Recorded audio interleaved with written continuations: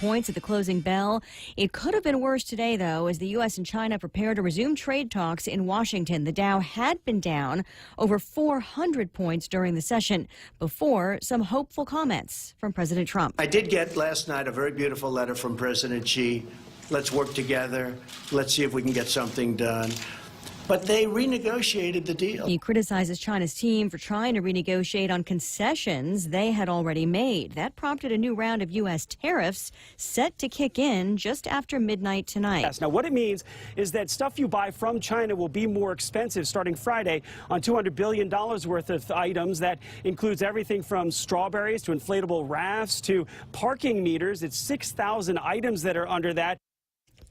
Fox Business Network's Edward Lawrence. China's delegation, led by the vice premier, may try to at least win a postponement of those tariffs. The 19-year-old accused in the deadly shooting at a California synagogue last month on the last day of Passover is now hit with federal hate crime charges. We will not allow our community members to be hunted in their houses of worship, where they should feel free and safe to exercise their right to practice their religion. That's U.S. Attorney Robert Brewer Jr. announcing the 109 hate crime charges against the 19-year-old suspect.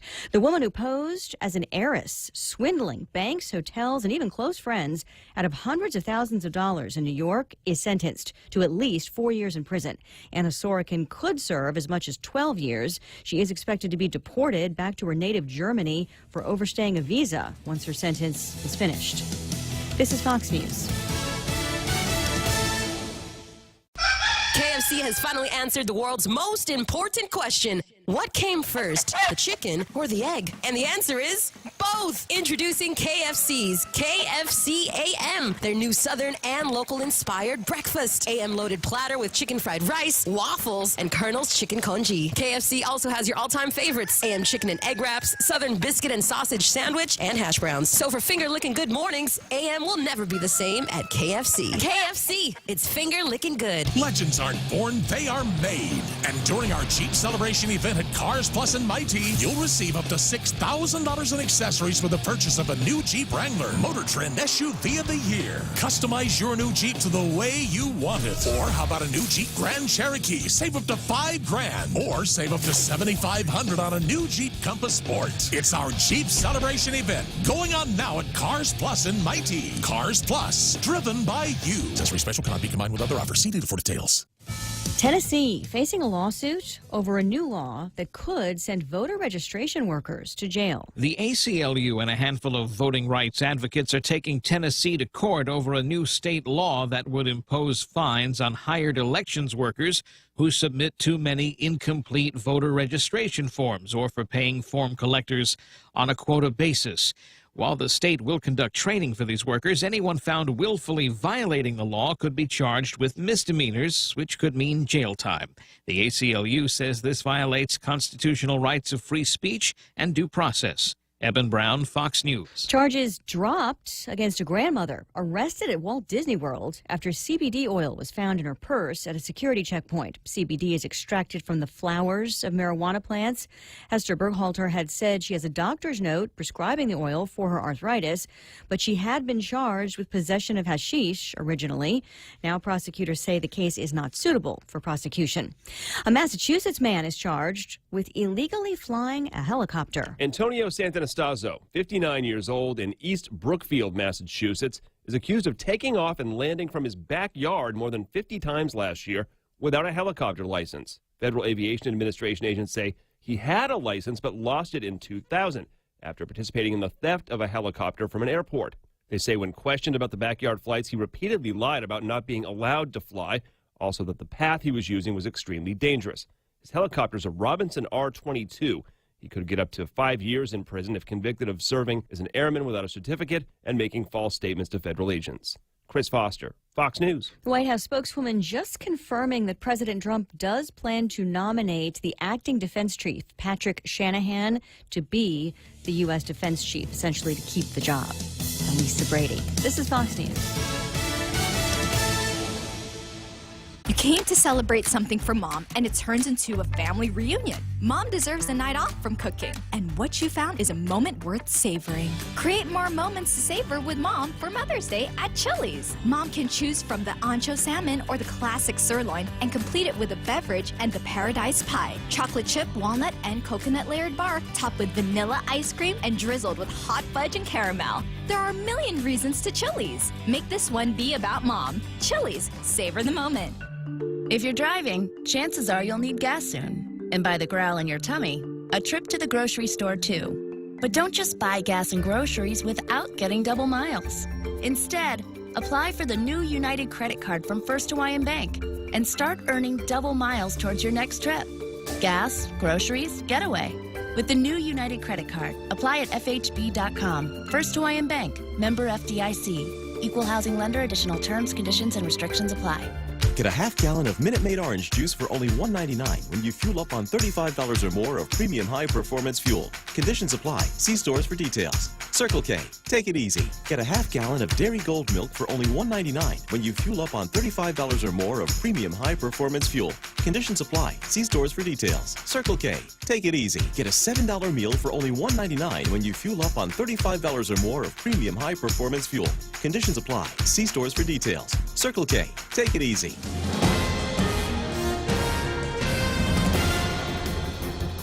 Half a day and good morning, Guam. News time here at The Point is 7 minutes past 6 a.m. this Friday morning. I'm Kevin Kerrigan. Here's a look now at some of the top stories from the Guam Daily Post. In Superior Court yesterday, a former officer with the Chuk Police Department took the stand in his own defense and denied allegations that he had inappropriately touched a 7-year-old girl known to him at a family party in March of last year. 41-year-old Ded Dator, who has lived on Guam for the past 12 years, said, "It's not correct, it's not the truth." He said, "From the first time I stepped onto Guam, I have never done anything to go against the law." Dator said not once has he ever been alone with the victim. The girl, now 8 years old, testified earlier in the week. She said she was in her bedroom during the party when Dator put her on his lap and touched her inappropriately. She cried and ran out of the room, she said. It was days before the girl's mother called Dator's wife to complain about the incident. The mother eventually did report it to police. Closing arguments in the trial are scheduled for today. Guam delegate to the U.S. Congress has been chosen vice chairman of the House Financial Services Committee. Delegate Michael San Nicolas. He was chosen by Chairwoman Representative Maxine Waters of California. The committee oversees banks and federal monetary policy and helps craft the laws governing the U.S. financial system. In choosing Congressman San Nicolas to be her vice chair, the California representative cited San Nicolas's wealth of experience and expertise in financial services. Congresswoman Waters said she is very confident that San Nicolas will be an excellent vice chair given what she said are the fresh ideas and illuminating perspectives that San Nicolas has already contributed to the committee. San Nicolas said in response that he's honored and equally humbled. He said his appointment as vice chair is a testament to the committee's focus on inclusion and openness to new talent. We'll have more news after this. Hi, welcome to this Subway ad for the new Sweet and Smoky Steak and Guac Signature Wrap. How would you like it? I'll take my ex-girlfriend, just checking in. Aw. Hey, David, it's me, just checking in. I'm doing great. Just got the new Sweet and Smoky Steak and Guac Signature Wrap from Subway. Creamy guacamole, smoky sweet Wahio mesquite sauce, and double the tender steak. They just know what I want before I do. So, yeah, things are going pretty great for me. Subway, make it what you want. Limited time only at participating restaurants. Double meat based on average 6-inch sub. Okay, bye. Okay, I think it's coming up soon. Yeah, we're on Route 1 and near the airport intersection, right? There, see it? What's the promo code? Look for the promo code. Check out the Vantage Digital Billboard and reap the rewards. Catch the promo code on the screen and get $10 off your Stroll ride by inputting the promo code on the Stroll Guam app. Did you see it? You got it? I got it. You just focus on driving.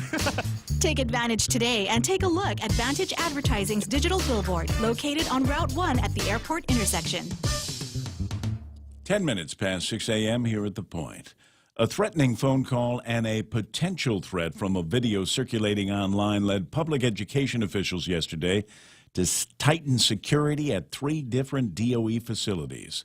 in Arahan Middle School got a phone call yesterday morning about 9 o'clock that prompted a modified lockdown that lasted until about noon. Department of Education spokeswoman Issa Baza declined to disclose the nature of the telephone threat. She said it was reported to Guam police, however. About the same time that incident occurred, DOE officials placed their central office in Tidzin and Ukudu High School under a medium threat level as a precautionary measure because of a video circulating on social media that officials declined to discuss. Baza, in a statement to the media, said Guam DOE has informed all employees and is monitoring the situation with Guam Police, the Marianas Regional Fusion Center, and Guam Homeland Security.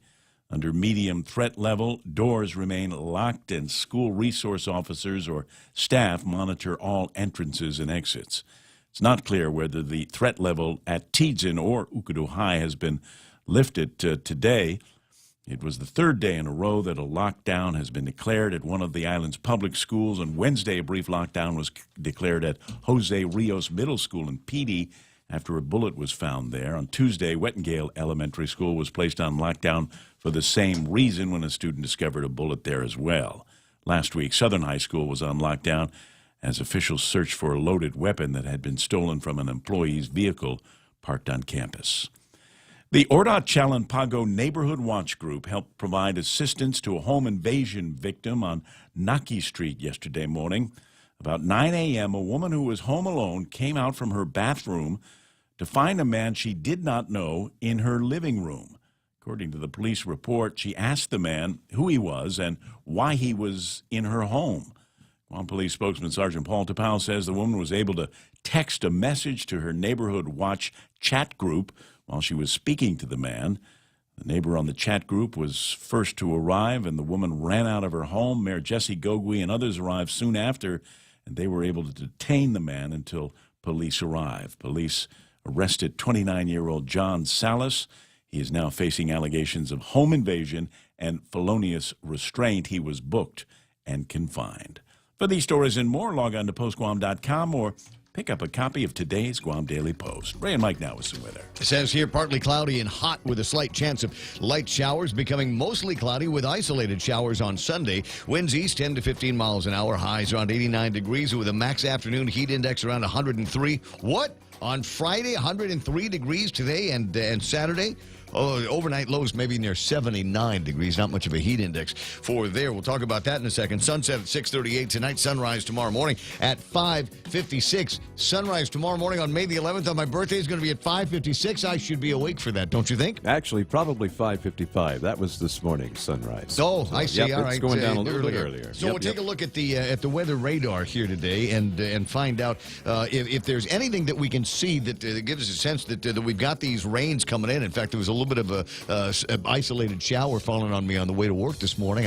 It didn't turn into anything more than like number 3 on the int, if you know what I mean. Yeah, and that was really a very isolated shower that you and I encountered as we got to work this morning. And as we look at radar here, we don't see much going on, stuff all around us, but not really over us. Downstream, a chance of some showers, maybe, but the sun actually coming up now, so it may dry up most of this before it gets here. The heat index, let's talk about that a little bit. First time this year we've had the heat index. That is directly associated with moisture coming in from the southeast with 92 WNVIS. This week disturbance, it's going to come in and bring rain in early next week. It's helped lifting the humidities, and with the clouds just not being there to block the sun out, it's going to get really hot, really humid today, and it's going to be really dangerous. So if you're out there doing stuff, make sure you hydrate. Yeah, way up there. So you've got 90 WNVIS. It keeps holding together down to the southwest. That's the lower left of us there. Blobbage coming in from the southeast is 92 WNVIS.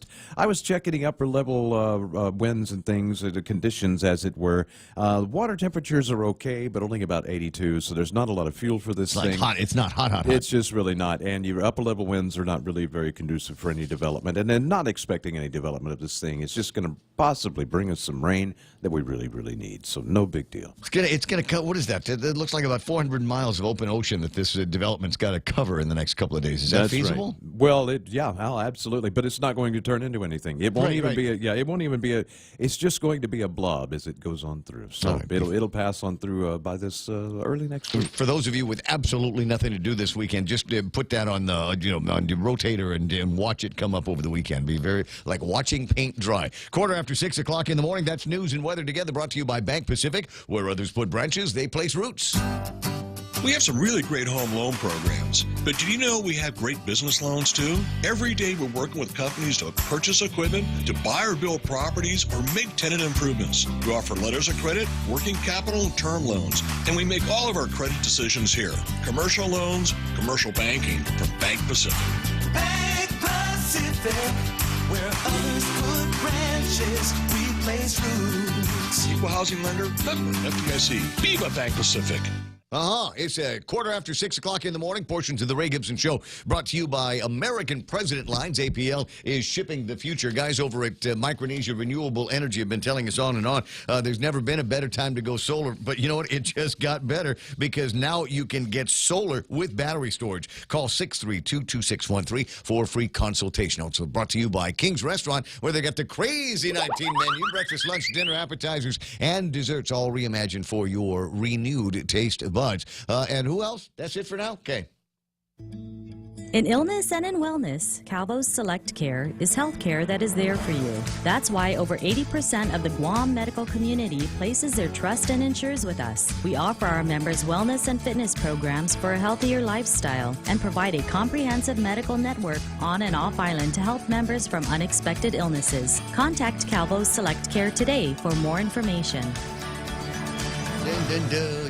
Also brought to you by Guam Regional Medical City, first choice for your specialty care needs. Jeep, that's the guys over at Cars Plus. Jeep celebration event going on now at Cars Plus. You'll get up to $6,000 in accessories with the purchase of a new 2018 Jeep Wrangler. You ever notice that? Everybody accessorizes, everybody customizes. There are no two Jeeps that are exactly alike on Guam. Get yours, customize it today. 2018 Jeep Wrangler from Cars Plus. Get them before they are gone. And finally, brought to you by Nanbo Insurance. Once you get that Jeep under the garage, make sure that it's insured with the professionals over at Nanbo. Going to save you some money on that. Bundle it up with your house insurance and your business insurance and your U insurance. You could save up to 50% on your insurance with Nanbo. The Ray Gibson Show. Morning talk that matters. Call now, 888-TALK. That's 888-8255.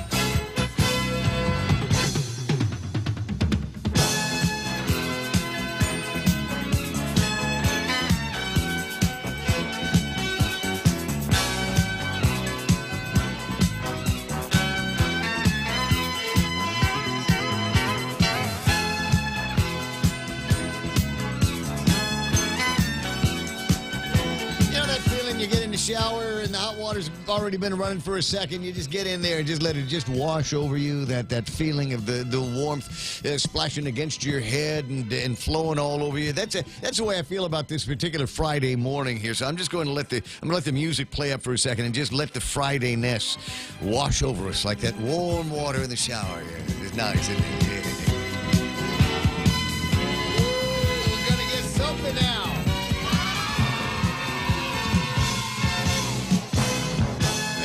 6:00 in the morning. It is the Ray Gibson Show on 93.3 The Point. My name is Ray Gibson. It is the usual. Thrilled to be here with you. But even more thrilled today because there's just so much going on this weekend, and I feel like I'm surrounded by love. I normally feel like I'm surrounded by love, but this weekend even more so. Mother's Day on Sunday, and tomorrow is going to be my birthday, 57 times around the sun after midnight tonight. Happy birthday, happy birthday, happy, and this on loop. Gonna be on repeat all weekend long. And then I won't be able to make it in on Monday because I'll be completely insane. Insaner than already, I think. Anyway, welcome to the program. So glad, and thank you so much for all the happy birthday wishes on Facebook Live. I'll get around to that in just a second, but I do, Pam Duvall saying, adjust the collar. Well, yeah, I'm probably going to just take the thing off. It's I normally... I normally don't need the coat on after I get the program started. It's just that this morning I wanted the air conditioning to be really, really cold in the studio, so I set it down to, I don't know, 65 or something like that. And now there's three Below of us in here. zero. Yeah, it's normal now, so I can ditch the coat. Anyway, 6:19 in the morning, and 888-8255 is my phone number here at the radio station. Michael will get the phone when you call at that number again, 888-8255, 888-TALK. And you can send me the WhatsApps. If you got WhatsApps that you want to send, and boy, I tell you what, WhatsApp may be a lifesaver for the neighborhood watch yesterday and that lady. More on that in a minute, but I do have a couple of great pictures that I've gotten from some folks here.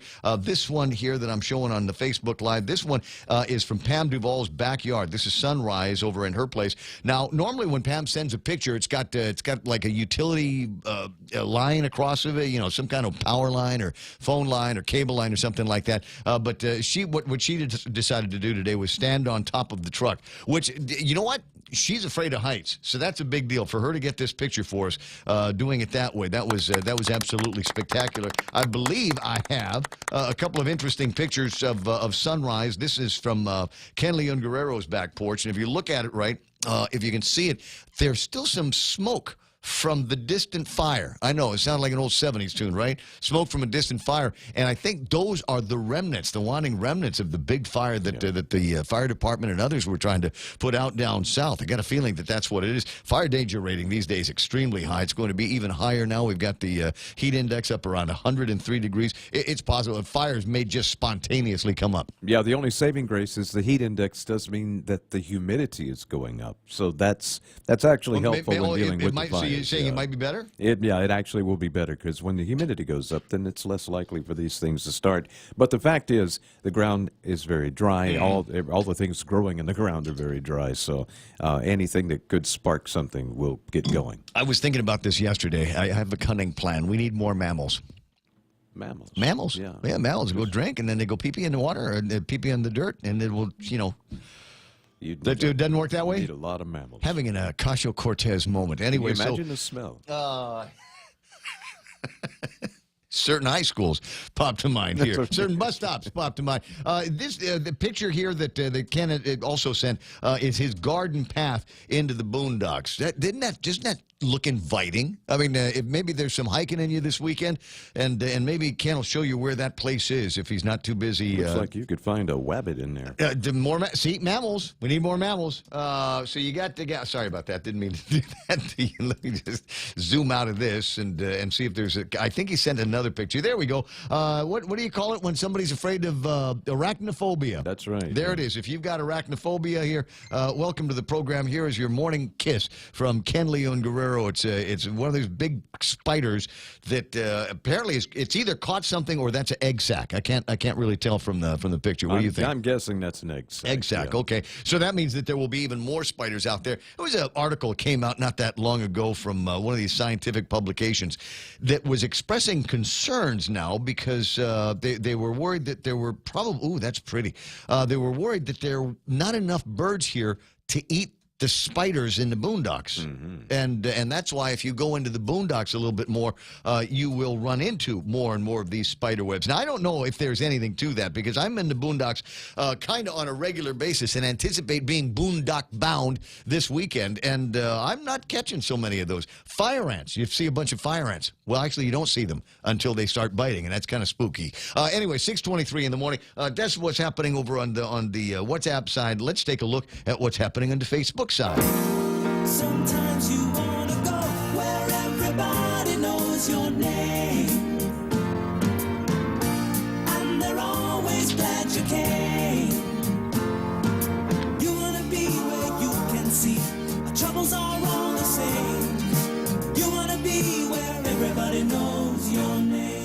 Oh, man. Ismail came in first. Actually, he came in first, second, third, I believe, and fourth this morning. All emoji comments. Apparently not feeling good because he used the vomit and about to vomit emoji. That's nice. There's Mr. Muta here this morning. I hope you make it out of the weekend. I mean, you got a lovely wife and a bunch of great kids and the dogs all over the place. I hope you are feeling better by the time it gets to be take the family out for brunch on Sunday. So good to have Ismail, Tony, and Annette and Pinko added. James Howard came in third. Dennis Bennett Ben Soar down at 4th. I got Heather Perez. Heather climbing the charts here with the early morning comments. Good to see you there. Cheryl Achai, Enrico Blancaflor, and Nick Perlowski. And that was, I don't know, 10 minutes ago. In the 10 minutes, the name list has just gotten massive. Eric McKinnon is there. Edilberto Santo de Castro.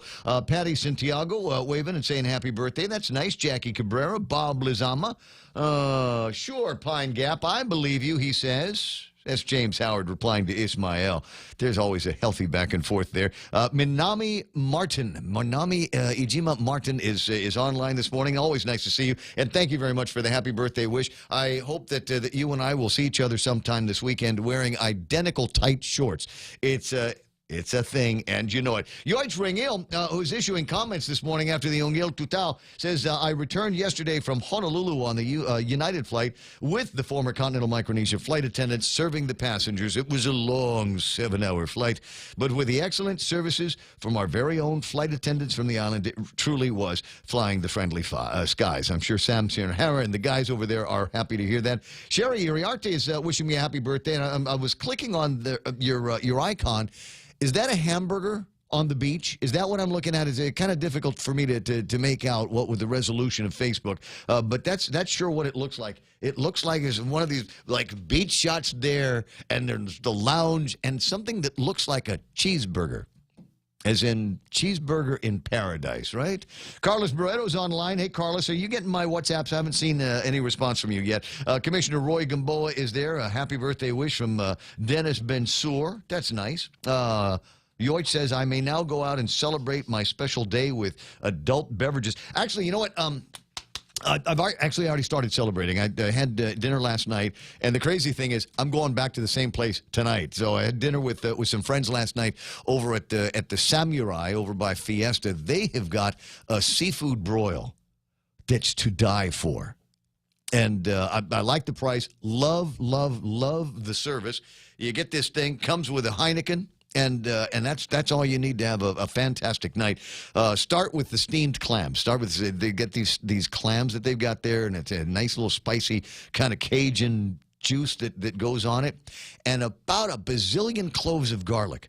So it might be a little bit tricky for Kevin Kerrigan in the studio here this morning. I asked Minami about her training. She says, doing good. I just raced a half marathon in Japan. Wow. With GVB on Sunday, completed it in an hour and 23 minutes. Good job there, Minami, and way to represent Guam. Who else is playing around? Lillian Cruz. I got John Heredia wishing me happy birthday. That's nice. Hey, if you want to do Mother's Day wishes, you're more than welcome to do that as well. Happy to get those on the air. Please include your mom's name. Ed Massey, Tommy Barcinas, Lil Cruz, Jeff Pleadwell from Pirates Cove. Jeff, 888-8255, 888-8255. You've got the best Mother's Day brunch on Guam. I want to know what time everything starts. I want to know what time we need to start gathering up the women folk and take them down to your place. 888-8255. Call in right now. Cousin Tommy again. Dave Torrey is there. Thanks, Coach. Always nice to see you there. Rick Leone is there.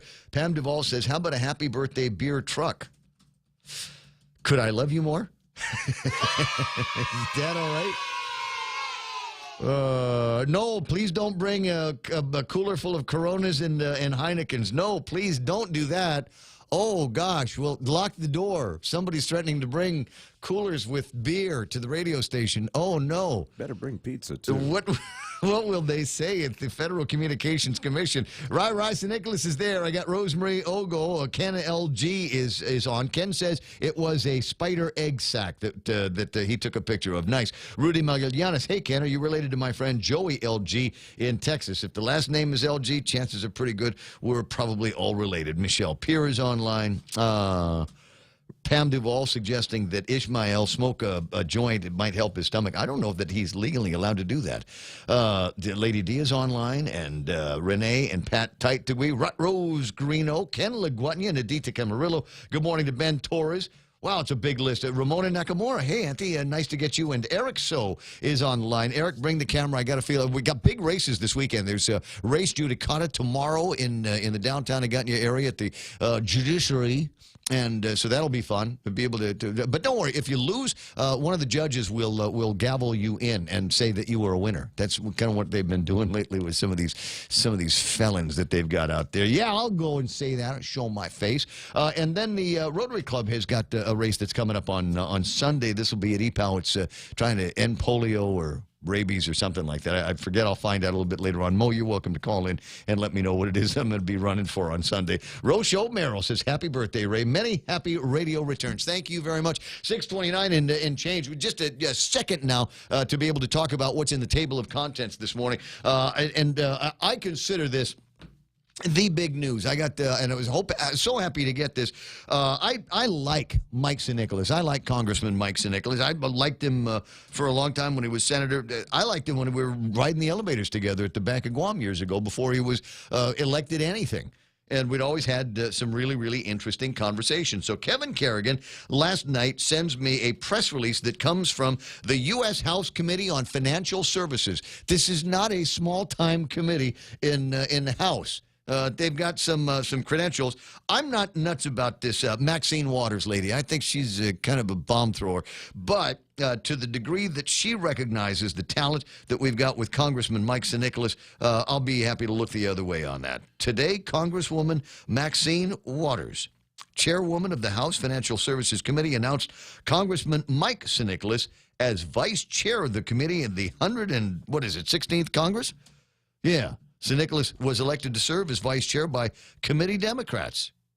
Congressman Mike Sinnicolas comes to the committee with a wealth of experience and expertise in financial services, said Chairwoman Waters. I'm very confident that he will be excellent vice chair as he has contributed fresh ideas and an illuminating perspective since joining the committee. I look forward to working with him in this new capacity to advance solutions that benefit and protect hardworking Americans. I like the way that she singles that out, hardworking Americans, as opposed to a bunch of the freeloaders on the system. I am deeply honored and humbled that Chairwoman Waters saw me fit to serve as her vice chair of the Financial Services Committee, and equally humbled for the support of my colleagues on the committee, said Vice Chair Sinnicolas.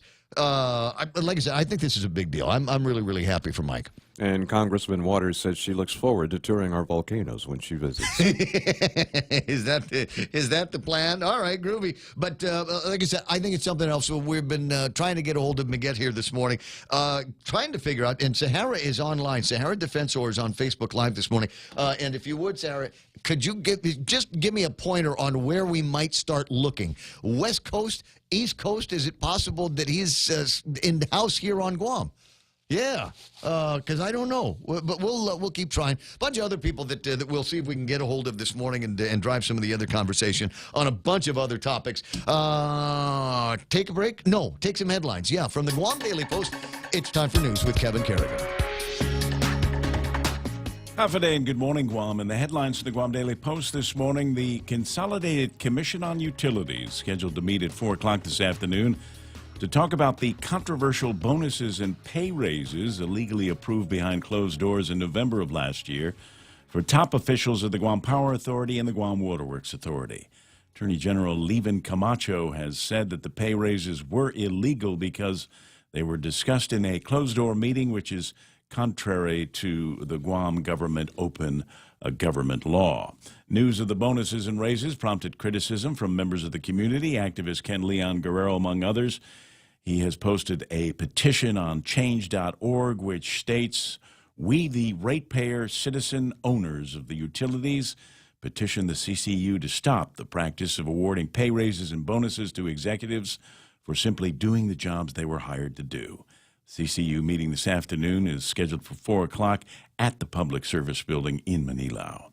Guam Attorney General Levin Camacho has joined a coalition of 38 other attorney generals across the nation to urge Congress to pass legislation allowing cannabis-related businesses to legally access the U.S. banking system. The Federal Secure and Fair Enforcement Banking Act is currently under consideration in the U.S. House.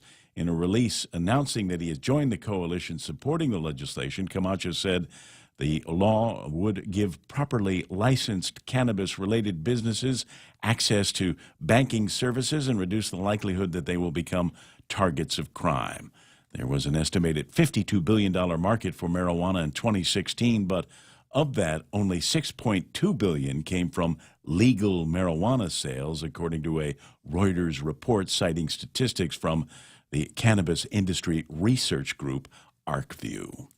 37-year-old Eugene Marcus Pukaigui Minor is in custody on drugs and weapon charges after a shooting reported in Agate on Wednesday night. Minor was charged with possession of a firearm without an ID and possession of a Schedule II controlled substance. According to the magistrate complaint, police were called following the shooting. They were given a description of the vehicle, found and stopped the vehicle, and during their search, they located a silver handgun in the rear floorboard of the car and 2 rounds of expended ammunition. According to the complaint, Minor admitted he did not have an ID or a driver's license. He went on to tell police he had ice paraphernalia in the front passenger floorboard, where police found 2 improvised glass pipes with a charred crystalline substance, which subsequently tested positive for methamphetamine. For these stories and more, log on to postguam.com or pick up a copy of today's Guam Daily Post. 6:35 is iConnect time. Swing by the nearest iConnect and tell them about your telecommunications habits. The chances are pretty good that they can scale down a plan just for you that meets your bandwidth and communications needs. Or just call them at 888-8888. Security Title is honored to join in sponsoring Ray Gibson on The Point. My name is Alicia Blas from Agate, and this is where I start my day, listening to the voices of our community and sharing thoughts about issues that affect all of us. It all boils down to our people and our land. Putehi Igomamu. Protect your home. When purchasing or refinancing your home, remember to call the professionals at Security Title, just like you call Ray Gibson in the morning. Oh, you got to get one of these for your mom on Mother's Day, but you got to start the ordering process right now at ColdStoneCakes.com. Shower your mom with love all weekend long with the ice cream cakes from Cold Stone. They've got the Oreo Cookies and Cream Extreme or the classic local favorite Strawberry Passion. Order today. Limited availability. Cold Stone Creamery is the ultimate ice cream experience. Family Finance has been serving the people of Guam since 1959, and they'll continue to be there for you in the years to come. Whether you're looking to get a personal loan for that summer vacation or paying off those long overdue bills, Family Finance has got you covered. Apply for a personal loan from $1,000 up to $3,600 by calling Family Finance in Agutya at 475-4545, Upper Tumon at 647-5626, or in Dededo 633-4473. Family Finance, serving the people of Guam since 1959. No traffic. There's nothing there. I'm looking at it right now. Might be a little bit of traffic southbound Marine Corps Drive if you're trying to get from about where Santa Barbara School is down to the intersection of Route 1 and 3. A little bit of a slowdown at that intersection, but because there's a light there, I think that might be in a few more cars than normal, but nothing major. Chicken Joy intersection open all the way into the downtown Upper Tumon area, and then you make your way towards the ITC building. It's clean all the way into the downtown Hagutnya area. 8, 10, and 16 running clear right now. Most of 16 is good. 8's looking good. And once you get on 10, you're all right until you get to about where the University of Guam is. Things going to begin slowing down. I don't know if there's going to be a whole big senior class at GCC going to school today because they've got graduation tonight at the UOG Fieldhouse. So watch that. Hardly any traffic at all on Route 4 all the way into the downtown Hagutnya area. Nothing in front of Navy Hospital. A little bit busy in front of Navy at Sumai, and that just might be, I can't tell by looking whether it's people that are trying to get into Sumai or trying to get into the coffee shop down there. You have to be on the lookout yourself. 6:37, that's right now traffic here on The Point. The Crazy 19 menu at King's Restaurants is back with all your breakfast, lunch, and dinner favorites. Fun pancakes, tasty sandwiches, and the local dishes you crave for a limited time on the Crazy 19 menu at King's. When your family needs medical care, how often do you find the need to visit multiple clinics? When a child has a serious ailment, do you find yourself meeting a medical provider only to learn you must go somewhere else for testing? At the FHP Health Center, you can find multiple specialties and testing services under one roof. And if your family needs urgent care, FHP is there for you with convenient weekday, evening, and weekend hours. Voted the island's best clinic and Pika's best 2 years in a row. FHP, our island, your clinic. Learn more at FHPGuam.com. The Coconut Wireless is back. The Ray Gibson Show. Call now, 888-TALK. That's 888-8255. Nice. Thanks very much for the happy birthday, Mr. President graphic came in on the WhatsApp, and that one, yes. Somebody asking, is that Linda Carter? Is that the original Wonder Woman? And the answer is yes, it absolutely is. And Rico says, well, she doesn't look like that anymore. And the answer is, I don't care.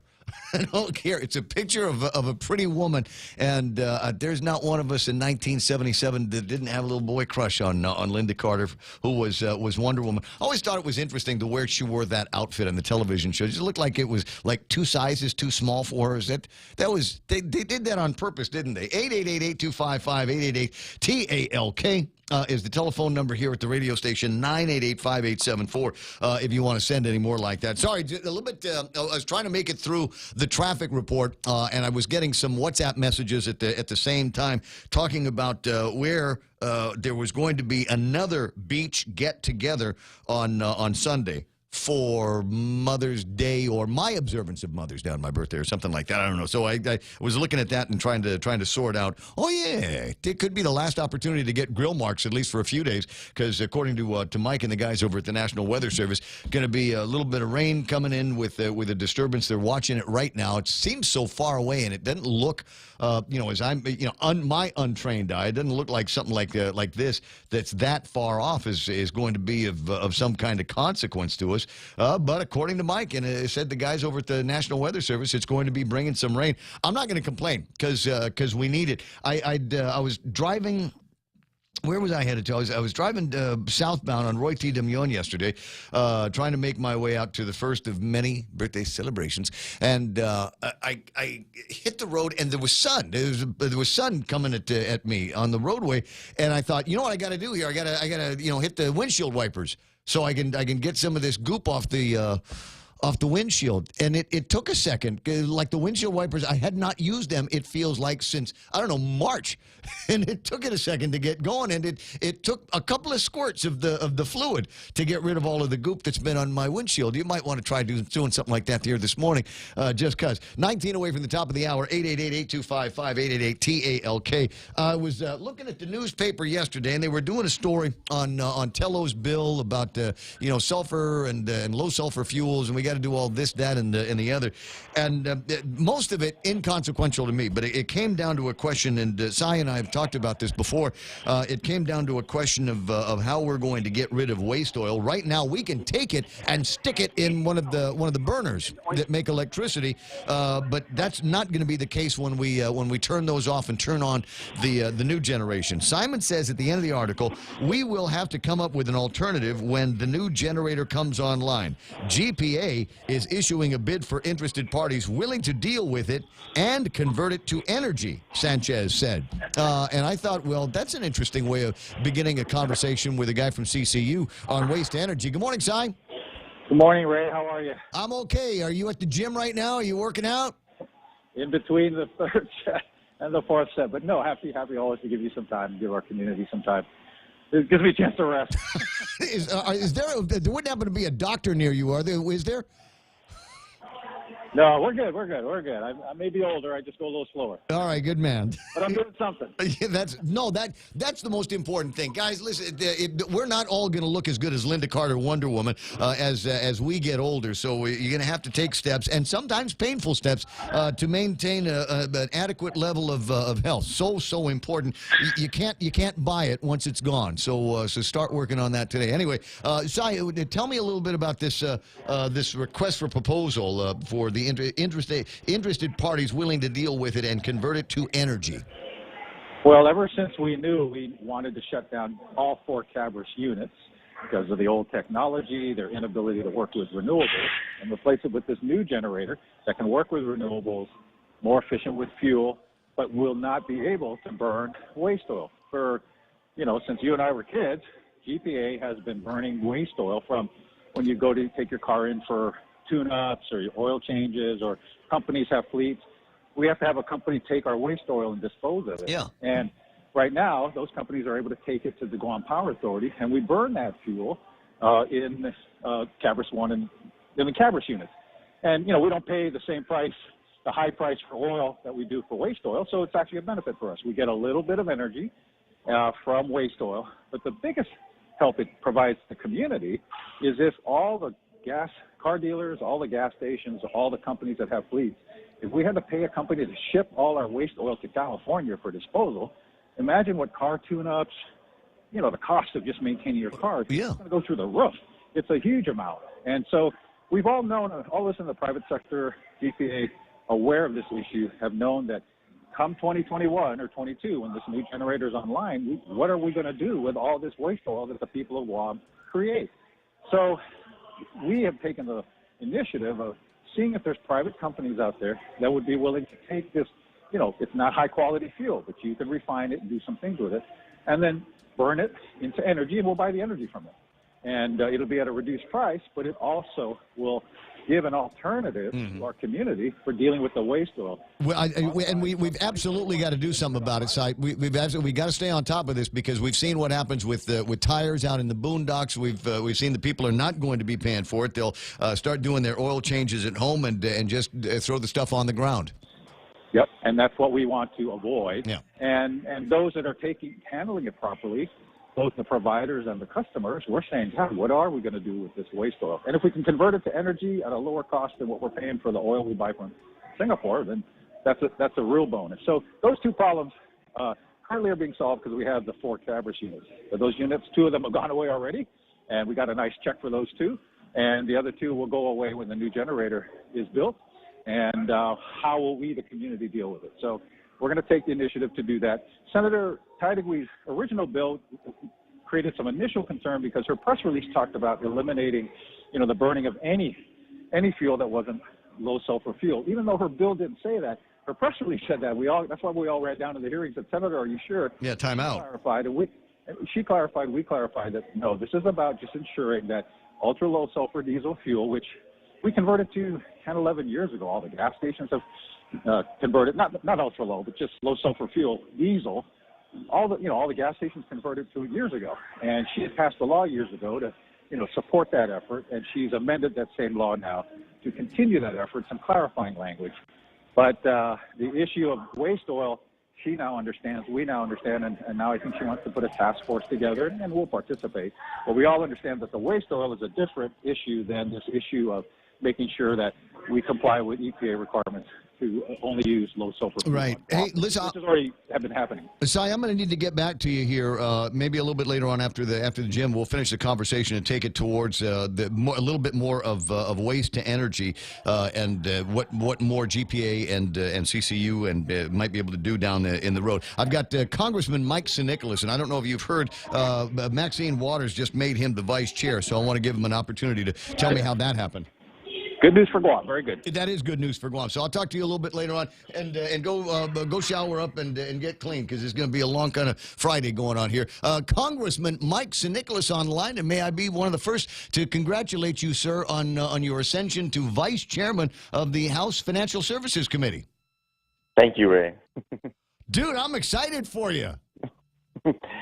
Yeah, it was. It's a tremendous honor, and more importantly, it's really good for Guam. It's a real great honor for Guam for us to be able to have earned this seat and this recognition, and it's going to really help us to bring more attention to our issues and get us in front of more eyes and ears, not just in the Congress but throughout the country. And so I'm just very, very happy that our work is being recognized not only by our chairwoman, Chairwoman Maxine Waters, but by a majority of our colleagues who've also had to nominate and approve the appointment to the position. So we're just so elated right now. Yeah, Kevin Kerrigan and I, and he's not really allowed to say it because he's a journalist and everything. But we were talking a little bit on the way in about how you are, what we have seen from you, and the nature of your questions, the nature of your interaction with witnesses in subcommittee meetings or in committee hearings and things like that. It sounds like it's coming from a level of a little bit more of a once upon a time sophistication. You are asking very, very pointed questions of a sophisticated nature to the subject matter experts out there, and we thought you actually looked like you knew what you were doing up there. And using these Mike Sinicolas Jedi mind tricks, can I get an amen from everybody on the panel? Is everybody in agreement on that? Good? Yes, we are. Good. Then let me move on to the next question. If you agree with this point, then you also agree with this point. I thought, that's pretty good, Mike. Yeah, it's pretty good. Let me just downplay that a little bit. All right, well, so give it to me like this, because this is the part that I think elevates the conversation a little bit more. It's not just a question of being the vice chair of this committee. It's the power that comes behind the vice chair of this committee. Tell me about how this will help us do a little bit more horse trading in the House of Representatives on issues that are important to Guam and the Marianas. Well, one of the very big things is that this appointment is not just something that one person handpicks and then it becomes so. You actually need to be approved by a majority of your colleagues.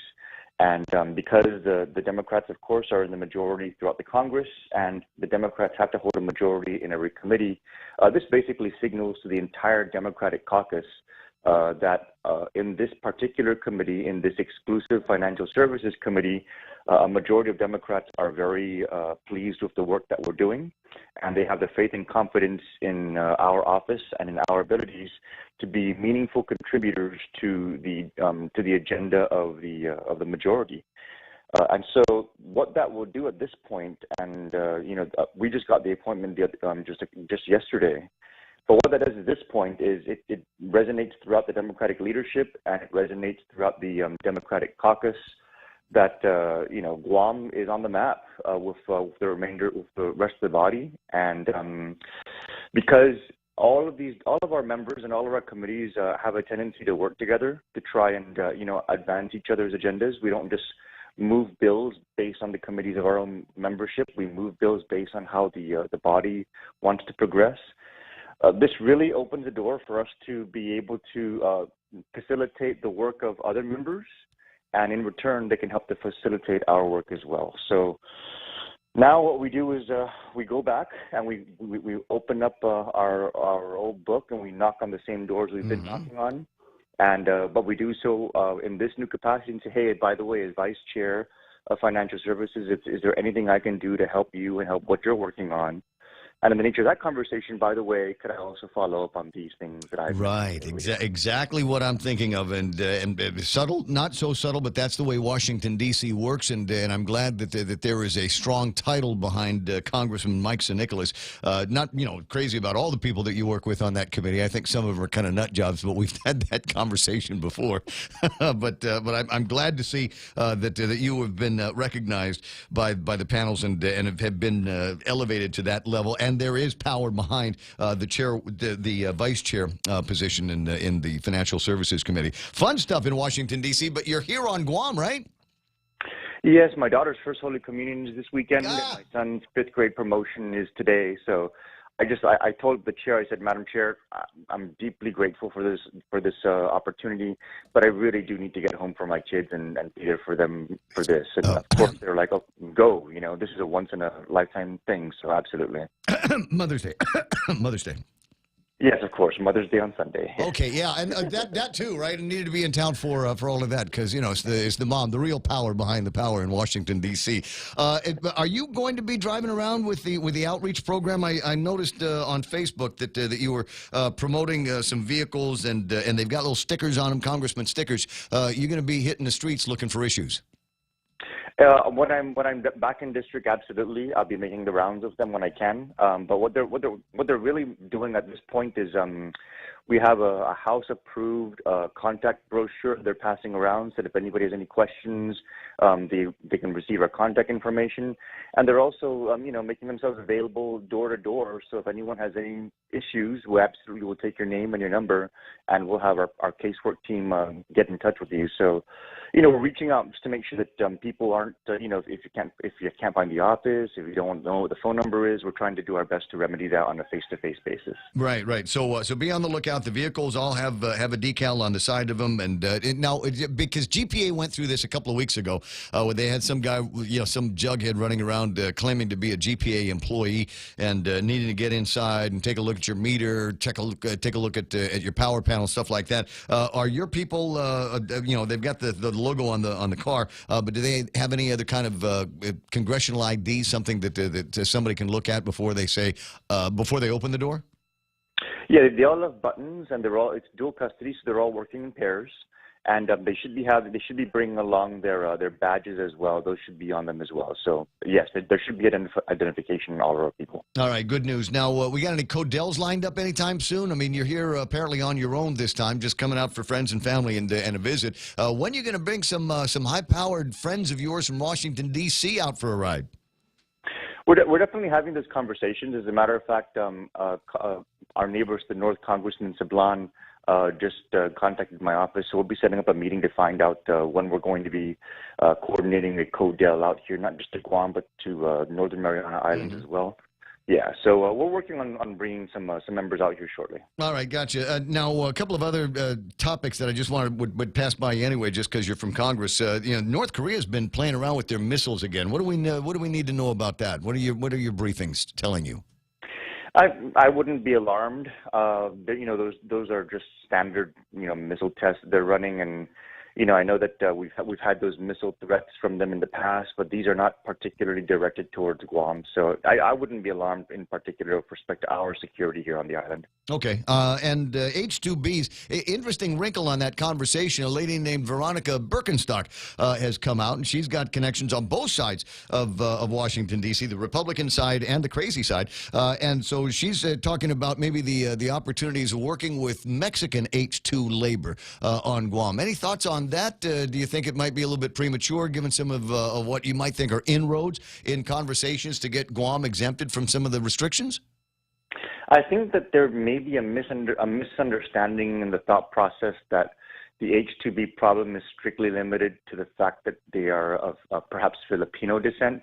I know the Philippines recently did have a USCIS issue with respect to their approvals, but that had nothing to do really with Guam's actions. It had to do with certain actions from bad actors in the States that got the whole program on the Philippine side kind of tangled up. That being said, H-2Bs in general are still very, very difficult to get approvals for, whether they're going to be coming from Mexico or coming from the Philippines.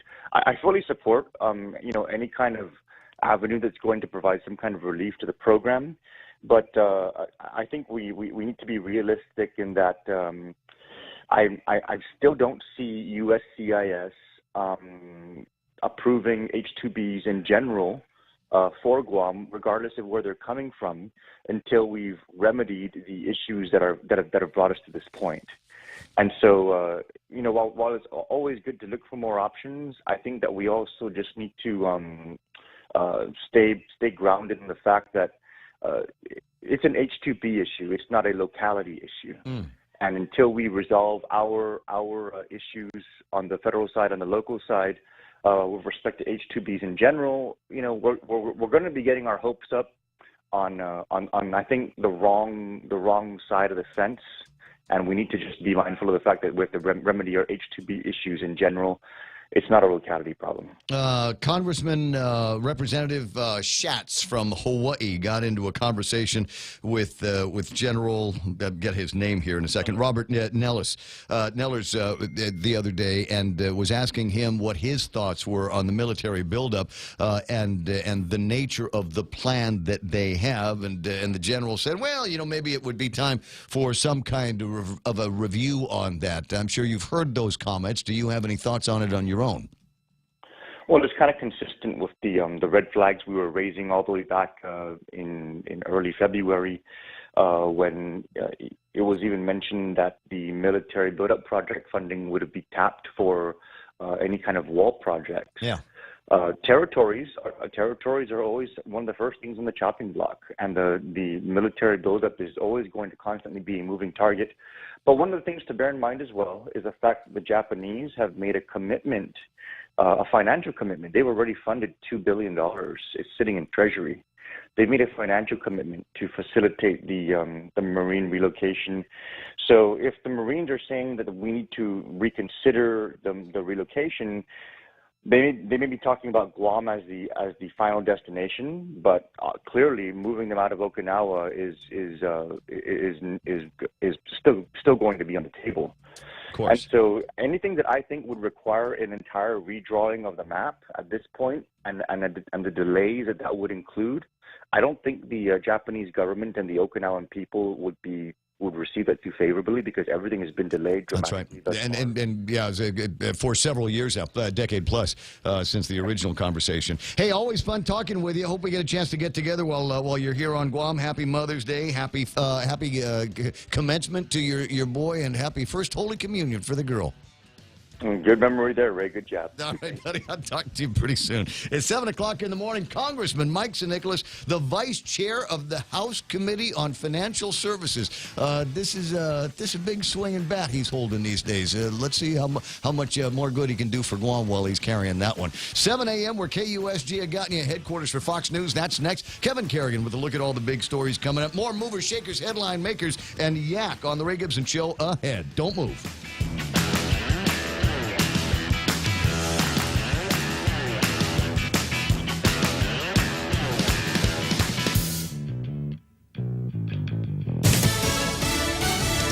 Deal or no deal with China? I'm Lisa Brady, Fox News. Trade talks resume at this hour in Washington, days after a setback that prompted President Trump to order new tariffs as the U.S. accuses China of backtracking on concessions. They took, whether it's intellectual property theft, they took many, many parts of that deal and they renegotiated. You can't do that. President Trump expressing some optimism, saying he got a beautiful letter from China's president last night, but for now, just 7 hours left before the new tariffs kick in on thousands of Chinese goods that could cost U.S. consumers more.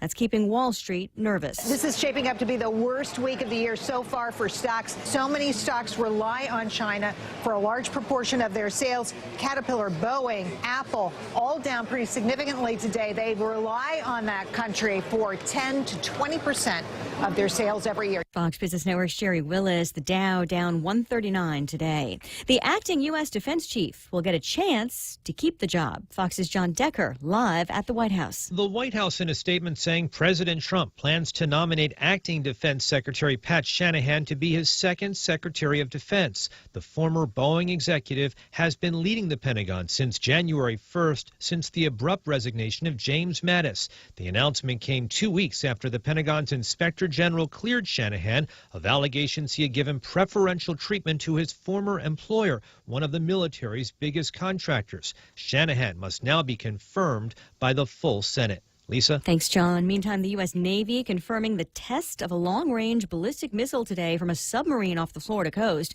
This follows an earlier missile test by the Air Force in California, just minutes after North Korea's latest launches, believed to be short-range missiles. U.S. defense officials say the timing is a coincidence. This is Fox News.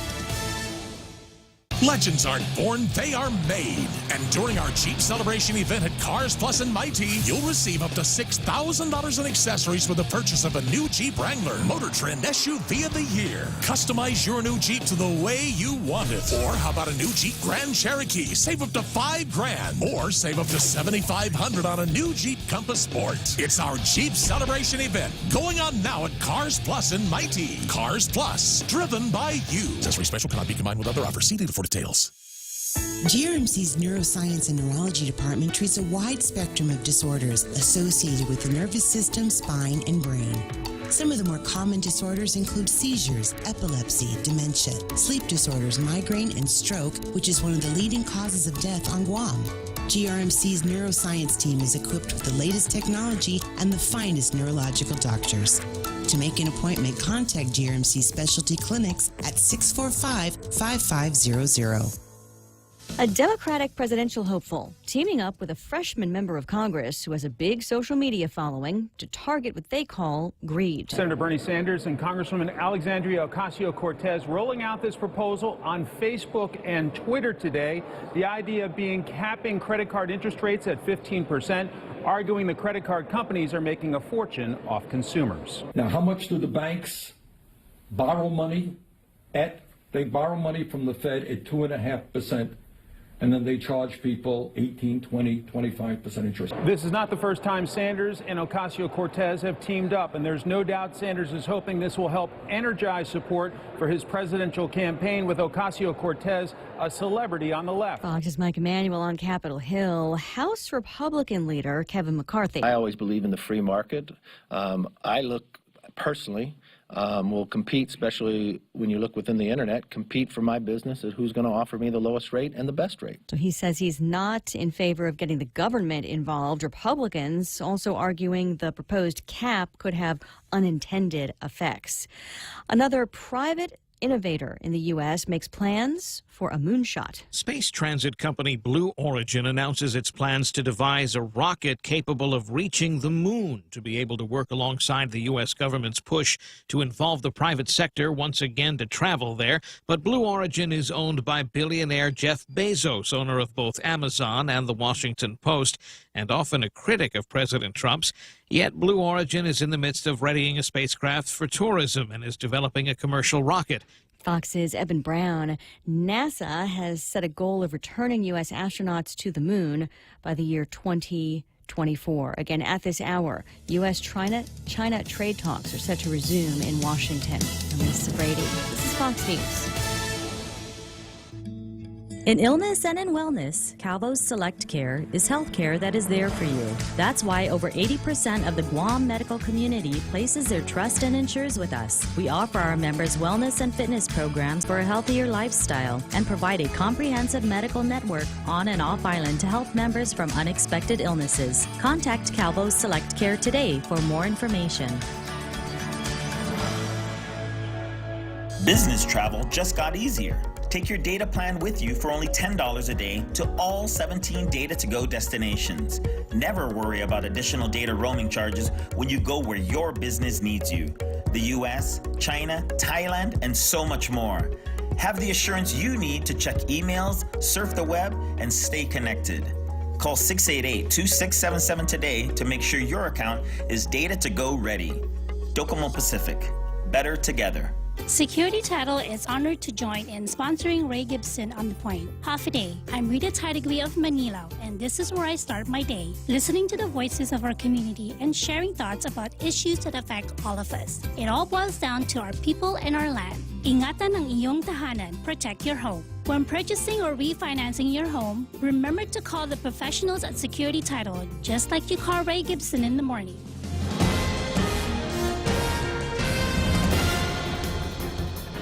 Half a day and good morning, Guam. News time here at The Point is 7 minutes past 7 a.m. this Friday morning. I'm Kevin Kerrigan. Here's a look now at some of the top stories from the Guam Daily Post. A threatening phone call and a potential threat from a video circulating online led public education officials yesterday to tighten security at 3 different DOE facilities. Inarahan Middle School got a phone call yesterday morning prompting a modified lockdown from 10:40 to just after noon. A Department of Education spokeswoman Isa Baza declined to disclose the nature of the threat, but she said it was reported to Guam police. It was the 3rd day in a row that a lockdown had been declared at one of the island's public schools. On Wednesday, a brief lockdown was declared at Jose Rios Middle School in Pidi after a bullet was found on campus. On Tuesday, Wettengale Elementary School was placed on lockdown for the same reason when a student discovered a bullet there as well. Last week, Southern High was placed on lockdown as officials searched for a loaded weapon that had been stolen from an employee's vehicle parked on the school's campus. Also yesterday, about the same time the modified lockdown was declared at Inarahan Middle, DOE officials placed their central office in Tidzin as well as Ukudu High School under a medium threat level as a precautionary measure because of a video circulating on social media. Officials declined to discuss the nature of the video or who produced it or what threat it made.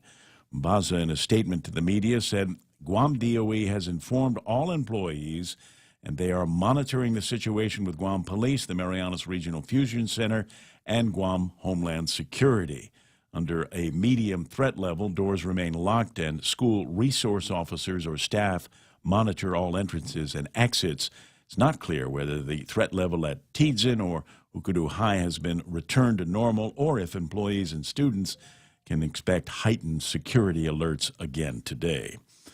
Guam delegate to the U.S. Congress, Michael San Nicolas, has been chosen vice chairman of the House Financial Services Committee by Chairwoman Representative Maxine Waters. The committee oversees banks and federal monetary policy and helps craft the laws governing the U.S. financial system. In choosing Congressman San Nicolas to be her vice chair, the California representative cited San Nicolas's wealth of experience and expertise in financial services. Waters said that she is very confident San Nicolas will be an excellent vice chair given what she said are the fresh ideas and illuminating perspectives that he has already offered since joining the committee. Congressman San Nicolas said he's honored and equally humbled. He said his appointment as vice chair is a testament to the committee's focus on inclusion and openness to new talent. We'll have more news after this. We have some really great home loan programs, but did you know we have great business loans too? Every day we're working with companies to purchase equipment, to buy or build properties, or make tenant improvements. We offer letters of credit, working capital, and term loans, and we make all of our credit decisions here. Commercial loans, commercial banking from Bank Pacific. Bank Pacific, where others put branches, we place roots. Equal housing lender, member FDIC. Viva Bank Pacific. Whether you're going grocery shopping, taking the kids to the mall, or going to work, you need a reliable car that can take you where you need to go. A reliable car also needs reliable insurance. Let Nanbo Insurance make your auto insurance easy and uncomplicated. With Nanbo, you can also save big when you bundle up and insure your car, home, motorcycle, or business. Enjoy great savings up to 50%. Visit nanbo.com or call 477-9754 for more details. 11 minutes past 7 a.m. here at The Point. The Consolidated Commission on Utilities is scheduled to meet at 4 o'clock this afternoon to discuss the controversial bonuses and pay raises illegally approved behind closed doors in November of last year for top officials at the Guam Power Authority and the Guam Waterworks Authority. Attorney General Levin Camacho has said that the pay raises were illegal because they were discussed in a closed-door meeting in violation of Guam's open government law. News of the bonuses and raises prompted criticism from several members of the community, including activist Ken Leon Guerrero, who posted a petition on change.org, which states, "We, the ratepayer citizen owners of the utilities, petition the CCU to stop the practice of awarding pay raises and bonuses to executives for simply doing the jobs they were hired to do." CCU is meeting this afternoon in open session at 4 o'clock at the Public Service Building in Manilao. 37-year-old Eugene Marcus Pocaigui Minor is in custody on drug and weapon charges following a shooting in Agate Wednesday night. According to the magistrate report, police responded to a shooting report. They were given a description of the vehicle. They found the vehicle, stopped it, searched it. On the rear floorboard of the vehicle, they found a silver handgun and 2 rounds of expended ammunition.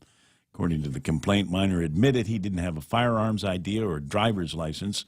Minor went on to tell police he had ice paraphernalia in the front passenger floorboard of the car, where police found 2 improvised glass pipes with a charred crystalline substance, which subsequently tested positive for methamphetamine.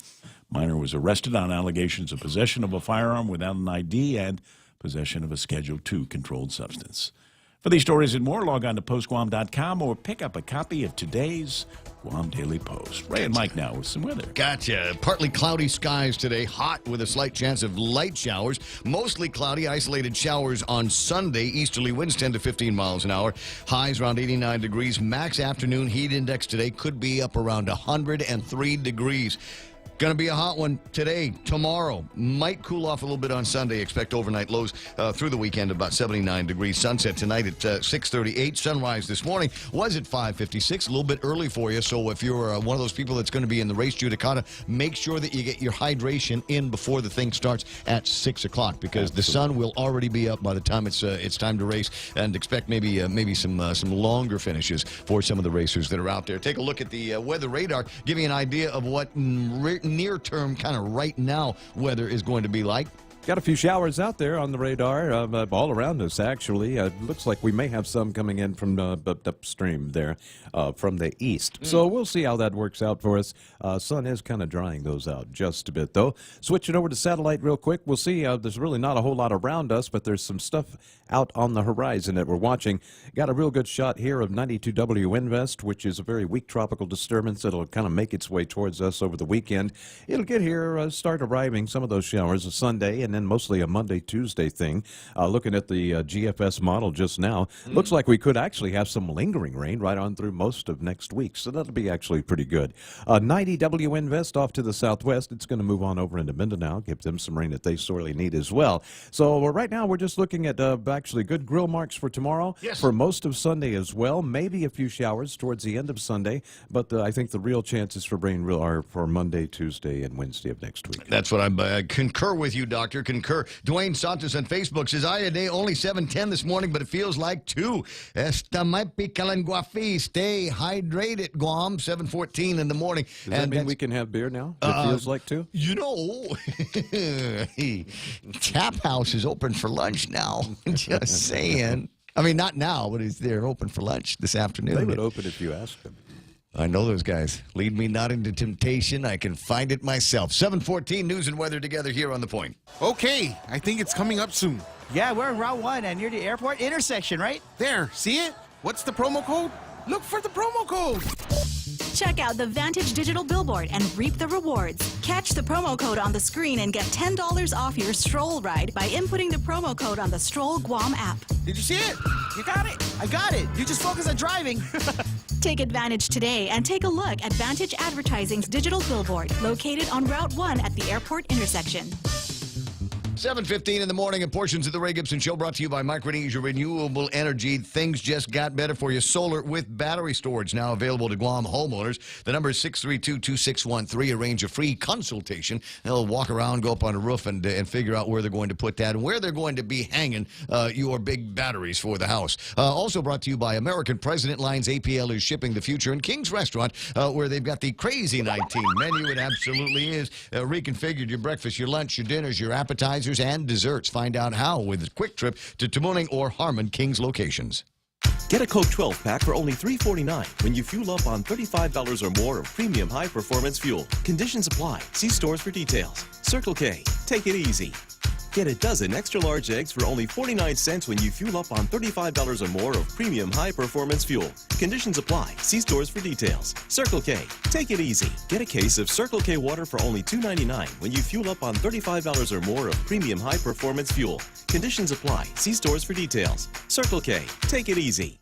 I got you. I'm taking it easy because this year for Mother's Day, I'm just going to go to Cold Stone Creamery, coldstonecakes.com. Make the order today for a couple of different ice cream cake creations. They've got the Oreo Cookies and Cream Extreme, or the classic, everybody on Guam loves it, Strawberry Passion. Order today. Limited availability at Cold Stone Creamery. Portions of the program also brought to you by Cars Plus, where they are celebrating their Jeep event going on now. You could get up to $6,000 in accessories with the purchase of the new 2018 Jeep Wrangler. You know what kind of accessory I'd like? You know, you get the tow hitch in the back, and I don't know if maybe you've seen this, right? So they get the little square thing, and you're supposed to put something in there. And if you're not actually towing a vehicle, you know, a lot of times they just put that little tow ball on it. I want the one that looks like a propeller. Do we have that one? Could we find it? Might be among the $6,000 in accessories you can get when you buy your new 2018 Jeep Wrangler. Get it to Cars Plus today before they are all gone. And finally brought to you by Guam Regional Medical City. First choice for all of your specialty care needs. News to fill your mind. Talk to get it out. The Ray Gibson Show.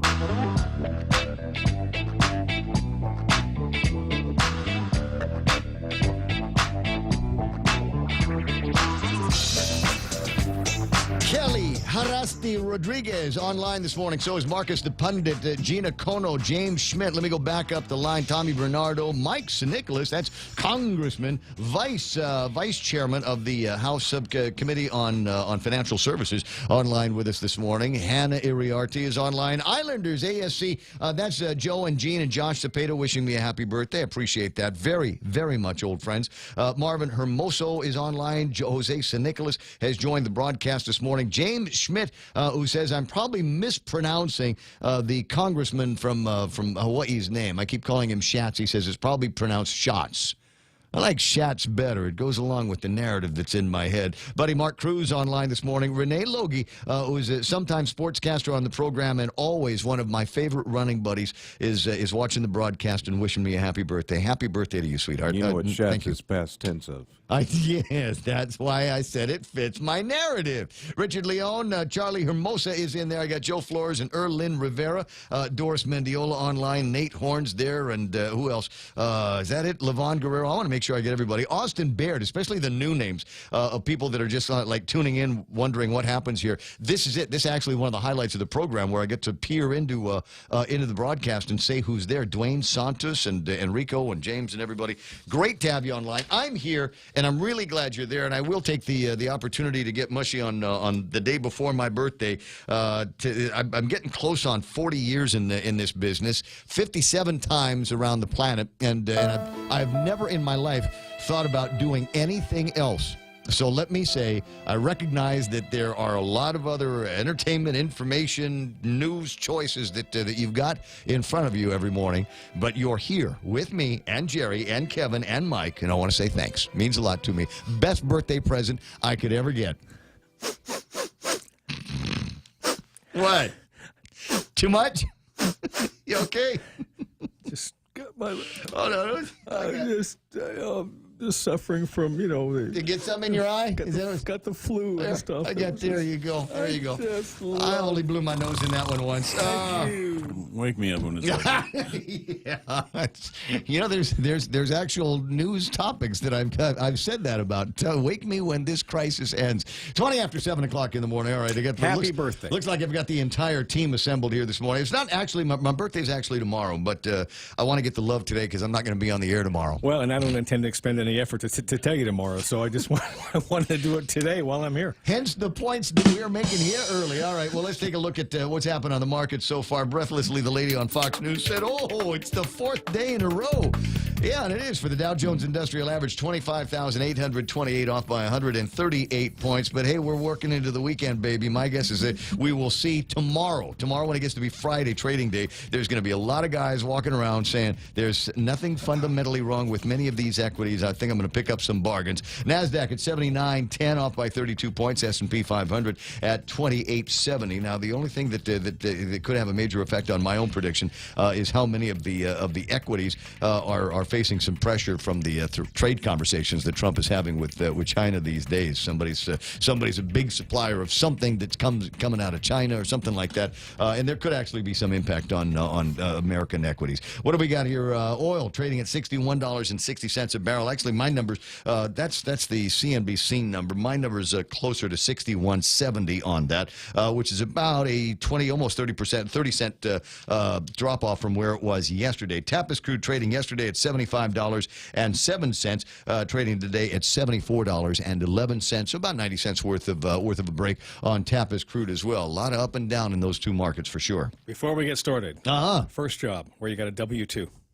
Not a 1099. For W-2, working for somebody. Was working for Richard Kreitcher at Gentleman's Quarters. Okay. Mike, first job where you get a W-2. Whataburger. Whataburger? Wow. Fast food, yeah. Okay, got I it. was 15. Okay, Kevin? Packing swimming suits and shipping them off at Packing swimming suits. Gulbenkian Company. I think that was the name of it. It was a long time ago. Sounds like 16. It was in the summer job. I think I could write a country song about that. I'm packing swimsuits. And I got my Whataburger. You used to shop at Gentleman's Quarters. I did. Yeah. Back in the day. It's where that yellow building is, where the hook... Yeah. Big Hook is there now. But back in the old days, it used to be Gentleman's Quarters. And do you remember what the name of the place was in the front? There was, because they're both owned by Richard. There was it was the one in the back was closed for guys like you and Johnny Gerber and BJ Cruz. And then there were for everybody else, it was the hang ten shirts and shoes, pants and hippie jeans and things like that out in the front. Yeah, I don't recall. What Yeah, that was. somebody knows. Somebody on Richard, Facebook Live. if Richard is on or someone can reach him, he'll tell you. But he was the forerunner of fashion. Yeah, but he's got I forgot. Tourette's, so I don't know that he can tell us, and we'd still be able to keep the license. Oh, Yeah. I don't shop at stores with letters and more than 7 letters in their name. Is it? Yeah. Is it? Well, that was back in those days. There weren't too many places where you could go and get some, high-end clothes. There was that. Bunch of the Indian guys started business. Bic and Royals Way was after that. there. Paul's. After that. Yeah. But Richard was the first guy because when I got here back 71 and 2, you're talking about Townhouse and Marks. Mm-hmm. That was really it. Well, there was Diana's. For guys, no. What? Well, Diana's for teenagers. I mean. Well, yeah, I wasn't a teenager. What's the name of the store? It's on Marine Corps Drive. I'll remember in a minute. Okay. So, but if you wanted something a little more forward fashion, that's where you went. So why are you probing us for information about our childhood? It's possible that the Extra Point has something to do with that. Oh, now I'm all thrilled to find out here. 7:24 in the morning. Jerry Roberts is in on a Friday morning. Time for the Extra Point, brought to you by Guahan Insurance Services and our friends over at First Hawaiian Bank, where it all starts with yes. It was my first official job, and it was dark and cold. And all I could think about was, what was I thinking about? Being out here and doing this. Let's talk about business lessons learned at a young age next on the Extra Point. It's important to have claims process that works for you. At Guahan Insurance Services, we make things simple and convenient. Same door you walk in to purchase your insurance is the same door you open to file your claim. We can't pretend that the car insurance claims process is fun, but we can promise a hassle-free and speedy recovery without any runarounds. For your home, auto, and business insurance, visit us at the Camacho Landmark Center on Marine Corps Drive in Tamuning. Don't forget to like us on Facebook or give us a call at 475-1162 or text 929-SAVE. That's 929-7283. Travel the world and then some with the 2 million United Miles sweepstakes from First Hawaiian Bank. Enter and you could win the grand prize of 1 million miles or be one of 6 other lucky winners. The world is big. Our prize is bigger. Enter at fhb.com/2 million miles. No purchase necessary. Void where prohibited. Sweepstake starts on May 1st and ends June 30th, 2019. Open to legal residents of Guam and CNMI. Ages 18 years or older. Visit 2millionmiles.com for official rules. First Hawaiian Bank. Member FDIC. Equal housing lender. It was February in L.A., and temperatures dipped into the 20s overnight. It was also a bit windy, so what they call the wind chill factor made it seem colder than it actually showed on the thermometer. I was on a partially lit street corner at 3 a.m., and the light coat I had on wasn't enough. I was 13, and on the first night of my first official job, delivering newspapers for the local weekly. I was told if I got there at 3 o'clock, I'd be done in time to get home, shower, and make it to school by 8. It was a distance from our place, so my mom dropped me off and went home to sleep. She was a waitress and had the breakfast shift at the restaurant. The route manager met us, gave me a box of rubber bands and a hand-drawn map of the route, and then he'd driven off. There I was, alone in the cold, folding newspapers and stuffing them into the bags the guy had draped over my bike. I learned that folding papers was hard in the biting cold, and going faster didn't always make it easier, as the rubber bands might break. Soon I was done and on my way with the first load of some 350 papers I would deliver in an area I knew nothing about. Since every home got a paper, there was no guessing involved, just toss one on every driveway. I might have thrown 5 when the first one came undone as the band broke and the pages began flying in the wind. I gathered it up and put it back together with another band. This would be repeated a couple more times before I stopped and put a second band on each paper before continuing. That was my second lesson. Getting the product where it had to be and looking good could be challenging and took more time. Every few blocks there was another stack of papers and more folding, which never got easier. There were also loose dogs on one particularly dark stretch, and I had to swing a paper at one a few times before he ran off. I learned having a stick with me worked a lot better. I finished after 7 o'clock, and it took 45 minutes of fast pedaling to get home, but I was late to school. I learned having a paper route was not an acceptable excuse, so I got dinged for it. I learned that going to bed early on one day a week wasn't easy, and I normally did the route on very little sleep, which even at age 13 led to a sleepy day at school. I learned to deal with the cold. I learned to expect problems and to figure out solutions. I learned to work fast, or my 45 minutes of frantic biking was not going to get me back in time for school. Then I learned about newspaper economics. I knew I wouldn't get paid unless I collected from people who were not subscribers and didn't have to pay. However, I've been told by the manager that wouldn't be a big deal. Well, it was. It required weeknights and even weekends, and pedaling that distance back and forth several times, and most people did not pay. The job that had looked pretty good ended up being worth maybe 30 cents an hour, once all the collecting time figured into the calculation. I resigned that route about 3 months later, having learned perhaps the biggest lesson of all, that I should ask a lot of questions the next time I applied for a job. I did, and you should too. That's the Extra Point. Get out there and make something good happen today. For 93.3, The Ray Gibson Show, Guahan Insurance Services, and First Hawaiian Bank. I'm Jerry Roberts. It always looks pretty from the outside, doesn't it? Yeah. When you're 13, paper route going to make. Guy said you owe $50, $75, $100 a month.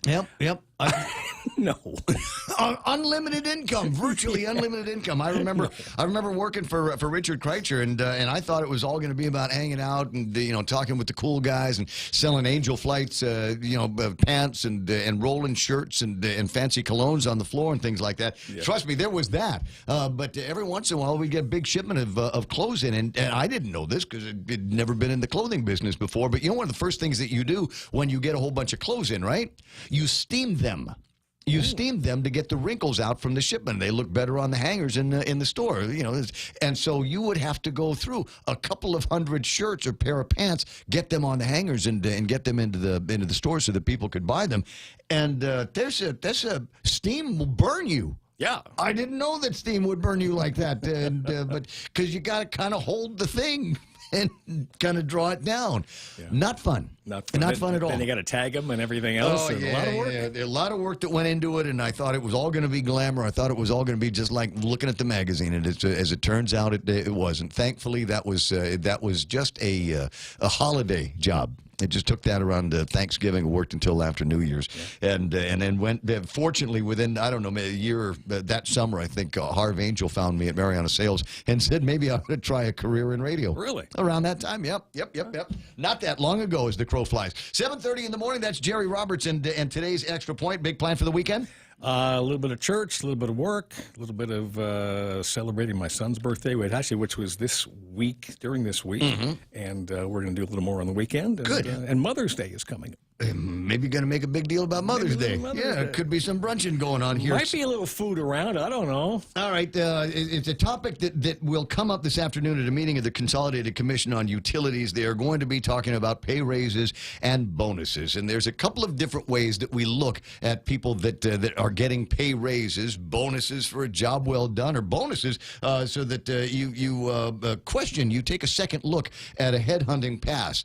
Or is it based on, should we base the ability for us to be able to hand out raises and bonuses to people based on them just coming to work and doing their job? That's the idea that Ken Leon Guerrero is floating around. Says, you take a look at the job, you look at the size of the market, and maybe we need to scale the job of a GPA general manager, a GWA general manager, to the size of the market. Yeah, there's a big, long answer to this, so I'll spare you that. But it's the market conditions, the competitive nature of the market, your assumption of what would happen if you don't give them the money. Where would they go? Will they abandon the job? Will it hurt the enterprise? What are your expectations of what they will do from this point forward? Yeah. Because when you're giving somebody a raise, it's with an expectation of what they will do, not what they have done. You already paid for what they have done. Yeah.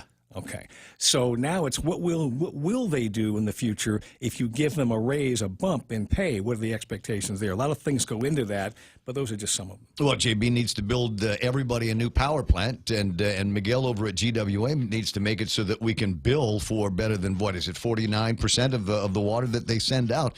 We don't generally bill for because it's lost one way or the other, lost revenue, and so that's kind of the job I think a lot of people are looking to bring value back into the organizations. Yeah, and if you're the board member and you're voting on something of this nature, the other question is, if we don't give this individual a pay raise, will they leave the job? And if they leave the job, who will step in at that point? Is there somebody in the waiting that can take over that position? And how long is it going to take to bring them up to speed? And Well, what are the chances for lost revenue? those are the There's a questions. lot in that conversation, and I think some of that conversation may come up over at the meeting of the CCU and the utilities here this afternoon. It's 7:33. That's Jerry Roberts. His incredible insight and sacred wisdom can be heard this time, generally every single weekday on the Ray Gibson Show. Now, off the air, he's going to call it something else. We got headlines now from the Guam Daily Post. Here's Kevin Kerrigan.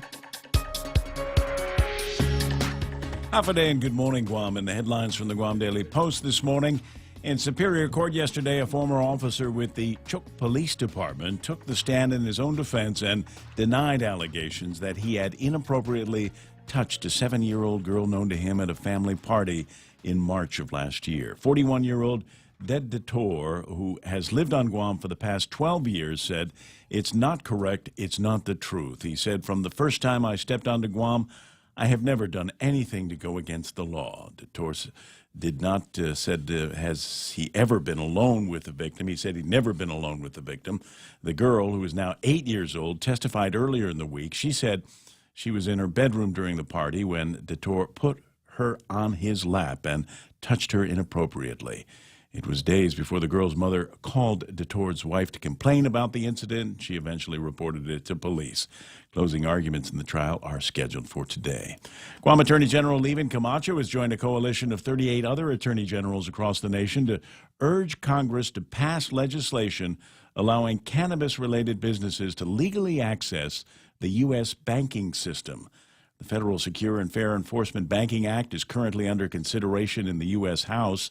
In a release announcing that he has joined the coalition supporting the legislation, Camacho said the legislation would give properly licensed cannabis-related businesses access to banking services and reduce the likelihood that they will become targets of crime. The Ordot Chalan-Pago Neighborhood Watch Group helped provide assistance to a home invasion victim on Naki Street yesterday morning. About 9 a.m., a woman who was home alone came out from her bathroom to find a man she did not know in her living room. According to the police report, she asked the man who he was and why he was in her home. Guam Police spokesman Sergeant Paul Tapau says the woman was able to text a message to her Neighborhood Watch chat group while she was speaking to the man. A neighbor on the chat group was first to arrive at the home. The woman ran out of the house. Mayor Jesse Gogui and others arrived soon after. They were able to detain the man until police arrived.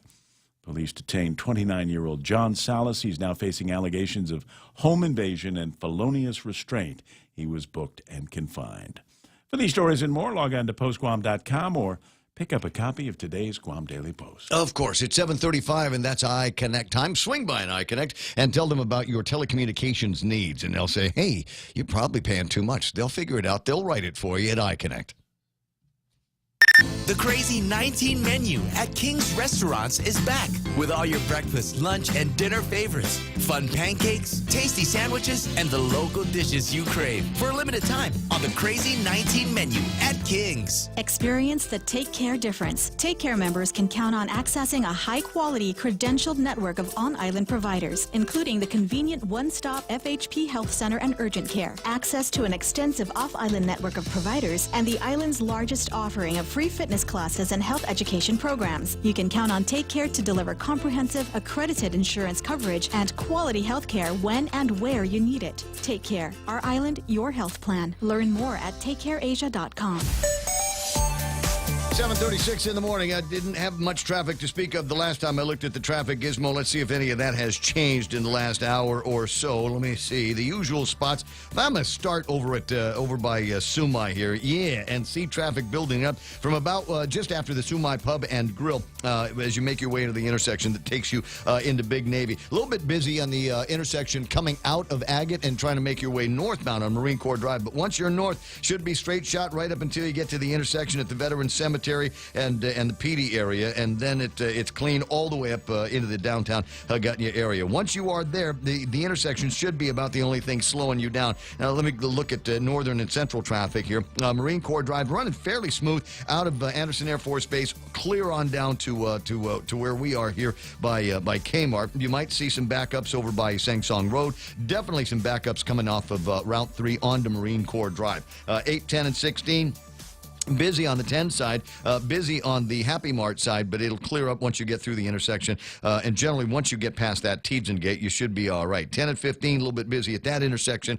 Busy by Payless on Route 10, and the intersection of 4 and 10 is a little bit busy. Not congested, just a lot of cars over at the intersections. 4 should be clear all the way into the downtown Gutnia area. 738, that's right now traffic in Des Moines. You came to celebrate something for Mom, and it turns into a family reunion. Mom deserves a night off from cooking. And what you found is a moment worth savoring. Create more moments to savor with Mom for Mother's Day at Chili's. Mom can choose from the ancho salmon or the classic sirloin and complete it with a beverage and the paradise pie. Chocolate chip, walnut, and coconut layered bar topped with vanilla ice cream and drizzled with hot fudge and caramel. There are a million reasons to Chili's. Make this one be about Mom. Chili's, savor the moment.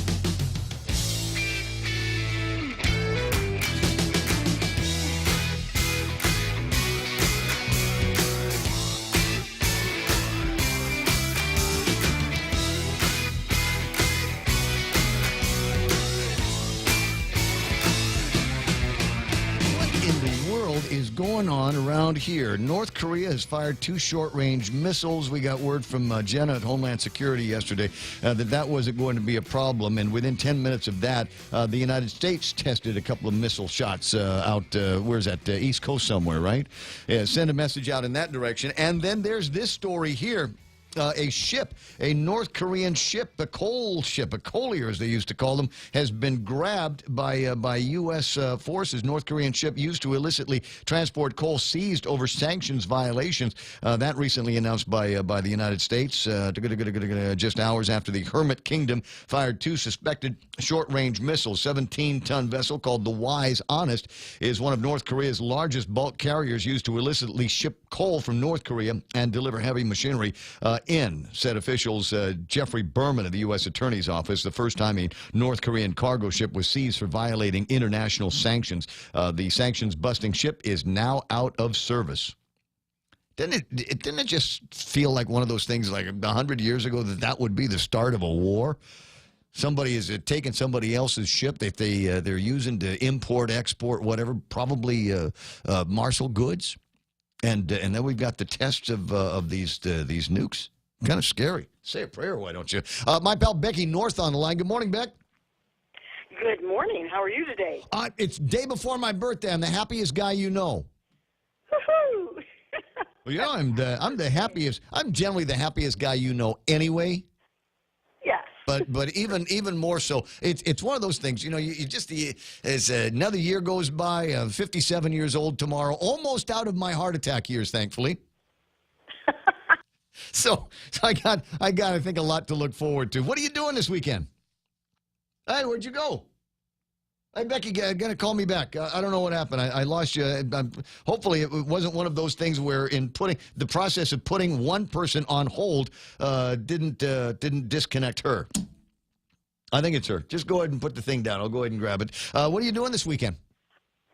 Well, I am going to be getting ready for next weekend's rummage sale. Ooh. So I thought this could be a job for you to, chance for you to clean out your closets, what have you, because we're having a rummage sale. This time I'm putting on my Methodist hat, and we're having a rummage sale to benefit an organization called Gawad Kalinga, okay, which is a housing ministry, again, in the Philippines that builds, where Habitat builds for low-income folks, people that have, are the lowest income. Gawad Kalinga actually builds for the people that are even below that in the social status that have basically no jobs. Can you imagine? And build simple homes for them. And I've become involved in that through the Atalana, my friend Atalana here in Habitat, who has built, taken her family farm in the Philippines and turned it into the Willie McCool Gawakalinga Village. Oh, and I like the tribute to Mr. McCool. What a hero! What a hero! She thought that was a good way to honor her son-in-law, and so she built the village there. And she and I went to Leyte after the typhoon and built it in Ormoc. We worked on Gawakalinga there. So our church is trying to raise enough money to sponsor a house. I got Jimmy Moylan on the other line, so I'm going to bend his arm and see if I can get some donations from him over to your place. How do we do that? Well, we're at Guam United Methodist Church, which is on Route 15, 7/10 of a mile sort of north of the Price Elementary School, Route 10 intersection. And you can either call the church, 734-3251, or me, 565-6480. And we can take donations during the week, or next Wednesday from 6 until 7:30, Friday from 4 until about 7, and then the sale is from 7:30 until 10 on the 18th. Gotcha. All right. Now, as you say, it's a great opportunity to clean out the closets and things like that. I've luckily this year, in the last 12 months, managed to go from a size 34 to about a size 30. So I've got a bunch of size 34 pants and shorts and a whole bunch of shirts that now look like tents when I wear them. So I'm gonna bundle all of that up and drop it off at your place. Sounds great. Thanks so much. Not a problem. 734-3251 is the number for the church to get those hours that Becky is talking about. But if you're trying to make some room in your closet, get rid of clothes that don't look good on you anymore, this is a great opportunity to get rid of them and help out some folks that are helping out apparently the neediest of Filipino culture and society. That's right. Okay. Thanks so much, kids. You have a good weekend as well. Hope I see you out there somewhere celebrating whatever it is that you're going to be celebrating. 7:44 in the morning, and a lot to get to in this call here. Senator Jimmy Moylan has been quite busy these days. A trio of topics that we get to go on as we make our way into, what is it going to be? 8 o'clock hour. Good morning, Jim. Good morning, Ray. And, by chance, on your last caller, I do have a bag of clothes ready, so thanks for bringing that up. Ah, very, very good. Yeah. So in this case, is it because you've lost weight or you've gained weight? I got tired of the clothes. How about that? Oh, you just got tired? Now, you know what's going to happen is I'm going to go through these clothes at the house, and I guarantee I'm going to find clothes that still have tags on them. I've never worn them. Right. That's correct. Isn't that always the case? You go, wow, and now I don't fit it and give it away. Somebody else will find some value in that. All right, so we got a couple of things that you have been working on. I want to work backwards from the most recent headline, and that is you're looking at about a 75% reduction in the cost of getting an LLC license on Guam. That's correct. Yes, from $1,000 to $250. We introduced that legislation. That's Bill 133. So the average across the nation is about $127. Like in Kentucky, the state of Kentucky, for an LLC license, it's $40. In Massachusetts, $500. Yeah, I was going to say, like Baltimore, that's one of those big LLC incorporation states. No, they're like free there, aren't they? Yeah, possibly, sure. And if we can do that, why not as well? But we're just taking it gradually. What's the upside? And I think I know in my head what the upside to incorporating as a limited liability company is going to be, as opposed to other business license options. There's more protection for the business themselves. Instead of having your private assets at risk, put it under an LLC for better protection for the business owner. And then they can focus more on their business and hiring more people and having that satisfaction too. So that's of course an upside. Now the way I've heard it interpreted in the past is an LLC gives the businesses protections the same way an individual would have protections. Right. Yeah, more towards that. Okay, moving off in that direction. What would be my tax upside on something like that? If I was to become Ray Gibson LLC and operating myself like a business, does that mean that, as an example, all of the bills that go to support Ray Gibson LLC, my clothing bills because I have an image to maintain, or my rent or my home office, things like that, I take all of those off at the front end. That becomes part of the gross, obviously, and then I deduct that, leaving all of the other monies available as net, and that's what I would pay taxes on. Is that also correct in terms of LLCs? I'm sure the tax part, if you can justify it, sure. And I'm just imagining the Ray Gibson logo on people's clothes now, and a brand image like that. I think you got something going there. Well, it's possible. My point is that you could run if it was done right. I think you could almost run a household as an LLC if there was some kind of business component, like I said, Ray Gibson as a brand versus Ray Gibson as an individual. Then all of the things that go in to support Ray Gibson as a brand then would be taken off the top, and whatever's left over is what I would pay net on. So school tuitions, electric bills, apartment rental, things like that would become part of my business expenses. And what little kid would not want a Ray Gibson lunchbox? Exactly. How about your Ray Gibson, Glock slider, right? There you go.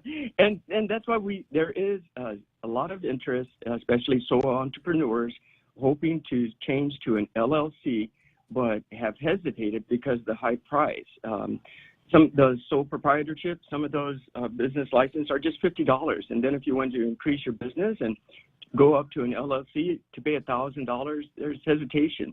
So if we make it more affordable, $250, we're expecting some of those sole proprietorships to transfer on over. And become LLCs.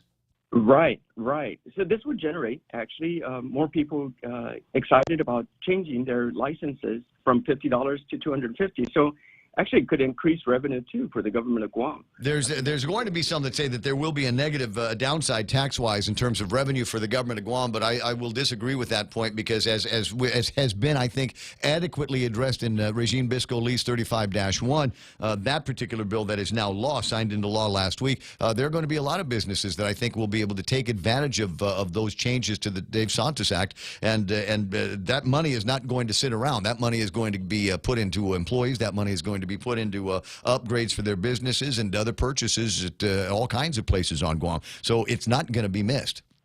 I certainly agree with that, reducing the Dave Santos or increasing the amount for deduction. So, yes, it's promoting folks with their businesses to expand and grow it. And then we're hoping also when people are researching coming to Guam and opening up their business and seeing business licenses affordable, that we'll be able to attract them too. So new money to come into the island also. No, we know everything that helps. I mean, if it's good for one guy, and hopefully that floats everybody else's boat. We get more LLCs in here. Maybe there's some enterprise class opportunities for people to do other than service jobs that we've got around here. 10 away from the top of the hour. Also had some communications with Angel Sablan over at the Mayor's Council of Guam. Has he answered you yet on the questions that you've got about the recycling revolving fund and how to ensure that those dollars that we've already paid, that we ratepayers, taxpayers, and fee payers have already paid into the systems, get put to the service of keeping our island clean?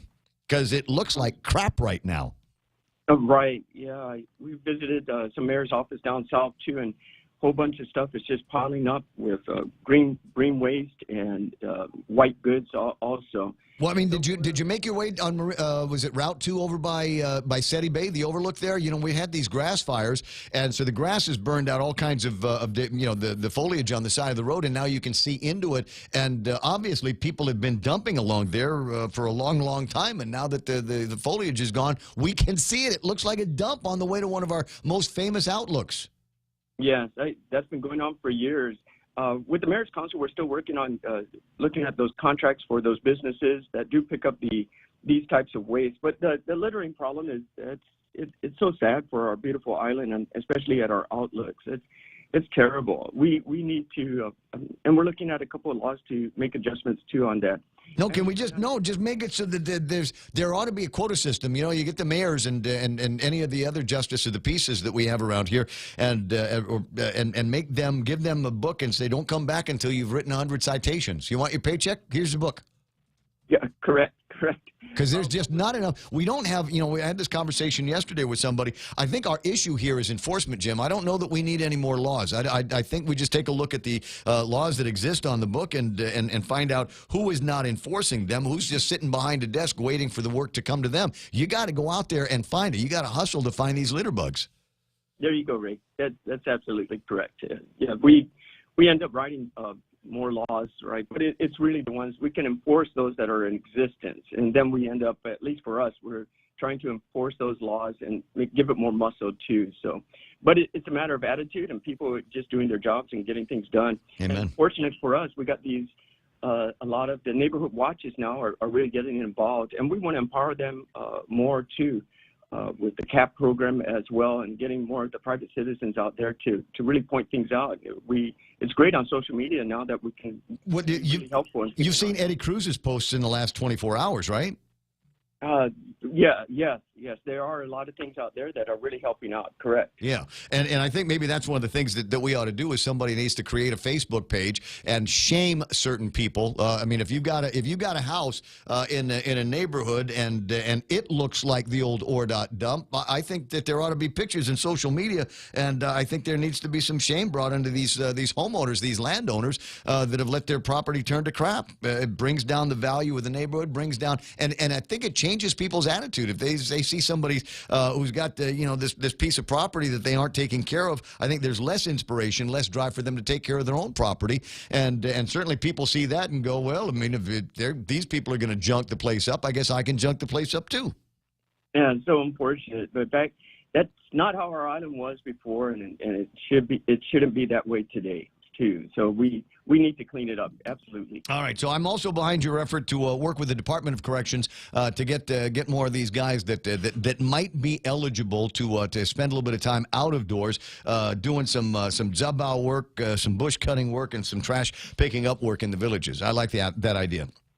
Terrific. Yes, we're giving that bill or that law more teeth to give it more folks eligible for that to come on out and do some labor for us. So I've got a couple of other things that we might want to do. So there's a whole lot of people that are going through the judicial system who are being released on felony release until there's the trial or something like that. I think that there needs to be more that gets done with some of these guys. I don't know how you're going to be able to craft it, but I was waxing reminisce about a thing called the Metro Manila AIDS that they used to have in the Philippines years ago. And the way it worked was if you got in trouble for something, we give you a choice. You want to go to jail? Or can we put you on work detail and give you the little broom that's made out of the coconut tree sticks and something to scoop up the dirt with, and that's going to be your job. And you will wear a Metro Manila AIDS shirt, and you will go and clean up the town square. That's a great idea. I recall Judge Abati also would give some of the folks coming up in his court case that option. As well. Well, let's see if there's more that can be done there, especially with the climbing numbers of juvenile offenders. You remember we had those 3 kids up in Agana Heights that did all that joyriding, and I'm pretty sure they're guilty of it, and we ought to give them a choice. You want to go to trial for this? We'll take you to trial for it. If you just want to fess up to your crime and do some easy work on the outside, people will see you. You will be seen doing this work, and it won't be hero work. But it'll keep the island clean and keep you out of jail. I can see them working at some of our beach parks now. I can see them cleaning up some of those spots on the way to the Steady Lookout. Yeah. Yep. Exactly. Otherwise, and I think the other thing that we might want to be able to do more of is find some of the groups that are out there cleaning things up. I mentioned yesterday there's going to be a bus stop cleanup at the very same bus stop up in Talon Ramirez and Jigo, where there's this one Micronesian homeless guy, and it's just surrounded by crap. So they're going to get a group, the Micronesia Coalition, the Guam Daily Post, and others are rounding up some people to go and volunteer to clean this thing up. I think those volunteers need to be recognized by the government as well. Yeah, let's make that front page. You bet. Yeah, and I'd be happy to do that. Yes, those volunteers are definitely needed. It's so unfortunate that we let it go to get this far, and then it shouldn't have gotten that far in the first place. Well, I think unless we take some strong, drastic, Paula Body, MC Cruz actions around here on enforcement and application of the law, I think we're going to continue to lose control of this territory. It seems to me, with all of the drug cases that we've got, the criminal sexual conduct cases that we've got, the littering, I think we're spiraling downhill, and we got to stop it, and fast. I agree. Totally agree. Okay, so get the other lightweights over at the legislature on it. You bet, Ray. Right? They got all kinds of feel-good stuff floating through. We're retired to see feel-good stuff, and we need to put some teeth into the work that's got to get done around here. Now, is there anything else you're working on? Because whenever I hang up the phone with you, it's like 20 minutes later I get a press release about something big you're doing that completely unrelated to everything we've talked about. Well, after this phone call, it could be a lot more coming out, too. So, yes, we do have more things in the pipeline, but we're releasing it on a timely basis. And I'm working with my colleagues down at the legislature to get the vote out there, and we can make some changes in the island to clean up our place. Hey, do me a favor. My understanding is, I got this from the grapevine, but my understanding is that Clint Rigel is going to have a sit-down with the mayor of Jigo saying, look, you got a massive budget because you got like one of the largest villages on the island. You need to do more with that. So I think he's going to get spanked here pretty soon. Could you do me a favor and sit in on that meeting and express concerns? Because I hear from a lot of Jigo residents that they're really unhappy with some of the things they see going on in their village. Let me go knock on Clint's door and see if I can ride shotgun with him. Right on, buddy. Right on. See, I love that. Shotgun. Shotgun on the mayor spanking. All right, bro. I'll talk to you pretty soon. Have a good weekend. You too, sir. You know what, sir? Don't sir me.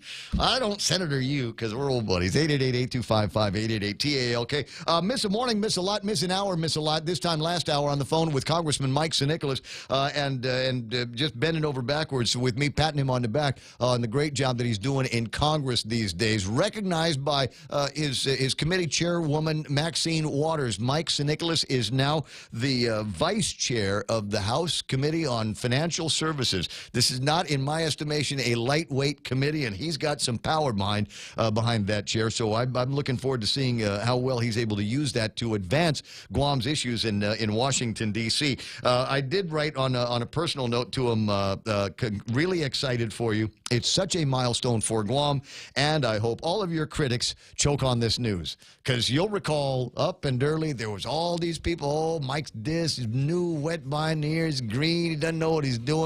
Yeah, so the guy that didn't know what he was doing is now the vice chair of a big committee in the House of Representatives. I think that's a big idea. Just maybe a little bit of water, and then a little easier to swallow some of that crow that you're going to eat this morning. Kevin Kerrigan, just a big smile on his face.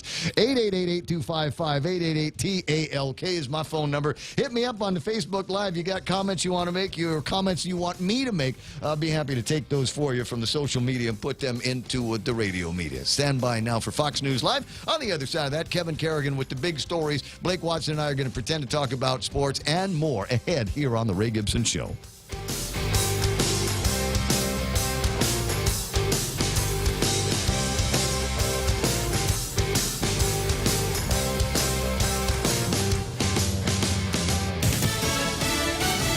Make or break negotiations. I'm Lisa Lacera, Fox News. Trade talks between the U.S. and China now underway just hours before the administration has said it will raise tariffs on Chinese goods. President Trump just a short time ago revealed that the Chinese had been dragging their feet on trade talks, even reversing themselves on some core issues, including intellectual property and a strong legal framework for enforcement. But when the president threatened at the beginning of the week to raise sanctions on Chinese goods tomorrow, talks suddenly shifted back into high gear. Fox's John Roberts at the White House. China has said it will retaliate if President Trump follows through on raising the tariffs. The two countries sparring over allegations by the U.S. that China steals technology and pressures American companies into handing over trade secrets. On Wall Street, all three major averages on track for their worst week of the year. The Dow had been down over 400 points earlier, but recovered after the president's comments on the trade deal. The Dow lost 138, the Nasdaq fell 32. The S&P off 8. Jail time for a German woman who posed as an heiress to rip off banks, hotels, and even people who thought she was their friend. Fox's Gernal Scott has more live. Lisa, Anna Sorokin was sentenced to 4 to 12 years in prison. She must also pay close to $225,000 in restitution and fines. Her sentence comes weeks after her conviction on theft and grand larceny charges. Prosecutors say she passed herself off as a German heiress, living well beyond her means. Defense attorney Todd Spoder called the sentence fair. We would have hoped for less time, but certainly this was expected. The judge in her sentencing said she was stunned by the depth of Sorokin's deception. Sorokin's only words were that she was sorry for the mistakes she made. The defense will appeal, Lisa. Thanks, Kunal. President Trump will nominate Patrick Shanahan to be his next defense secretary. He's now serving as acting secretary. This is Fox News.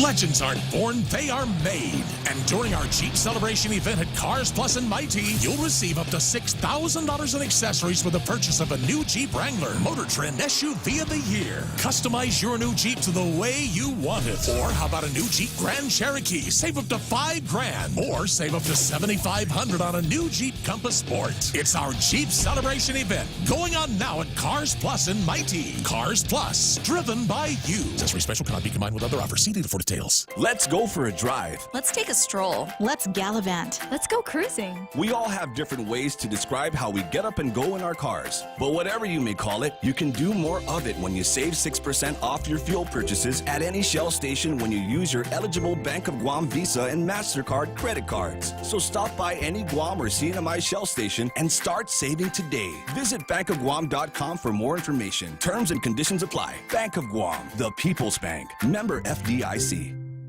A call for the breakup of Facebook from someone who helped create it. In a New York Times op-ed, Facebook co-founder Chris Hughes, who left the company in 2007, calls for it to be broken up to protect users and boost competition in the market. Hughes helped develop Facebook's news feed. He's urging the Federal Trade Commission to separate Facebook from its purchased platforms, Instagram and WhatsApp, and for an agency empowered by Congress to regulate tech companies to protect user data. In a statement, Facebook says accountability of tech companies can only be achieved through the painstaking introduction of new rules for the internet, adding Zuckerberg will meet with government leaders this week. Kristen Goodwin, Fox News. Former government intelligence analyst charged with leaking information to a reporter released from custody while he awaits trial. 31-year-old Daniel Everett Hale of Nashville was arrested this morning on charges filed under the Federal Espionage Act. Controversy in California over the state's newly approved sex education policies. The California Department of Education approves controversial sex education guidelines for public school teachers that encourage classroom discussions about gender identity and LGBT relationships. The information our state board seems to want to give our 3rd and 4th graders is too graphic to even be shown on the nightly news. California Republican State Senator Jeff Stone, hundreds of parents at the state capitol blasting the sex ed policies as an assault on parental rights. LGBT advocates praise the new recommendations for giving attention to what it calls a marginalized community. Jeff Monasso, Fox News. A BBC DJ has been fired after using a picture of a chimpanzee in a tweet about the royal baby. Danny Baker, who had a weekly show on BBC Radio 5 Live, says posting the tweet was meant as a gag about royals versus circus animals, but was interpreted to be about race. I'm Lisa Lacera. This is Fox News. In illness and in wellness, Calvo's Select Care is health care that is there for you. That's why over 80% of the Guam medical community places their trust and insures with us. We offer our members wellness and fitness programs for a healthier lifestyle and provide a comprehensive medical network on and off island to help members from unexpected illnesses. Contact Calvo's Select Care today for more information. Hi, welcome to this Subway ad for the new Sweet and Smoky Steak and Guac Signature Wrap. How would you like it? I'll take my ex-girlfriend, just checking in. Aw. Hey, David, it's me, just checking in. I'm doing great. Just got the new Sweet and Smoky Steak and Guac Signature Wrap from Subway. Creamy guacamole, smoky sweet Wajillo mesquite sauce, and double the tender steak. They just know what I want before I do. So, yeah, things are going pretty great for me. Subway, make it what you want. Limited time only at participating restaurants. Double meat based on average 6-inch sub. Okay, bye. If you're driving, chances are you'll need gas soon. And by the growl in your tummy, a trip to the grocery store too. But don't just buy gas and groceries without getting double miles. Instead, apply for the new United credit card from First Hawaiian Bank and start earning double miles towards your next trip. Gas, groceries, getaway. With the new United credit card, apply at FHB.com. First Hawaiian Bank, member FDIC. Equal housing lender. Additional terms, conditions, and restrictions apply.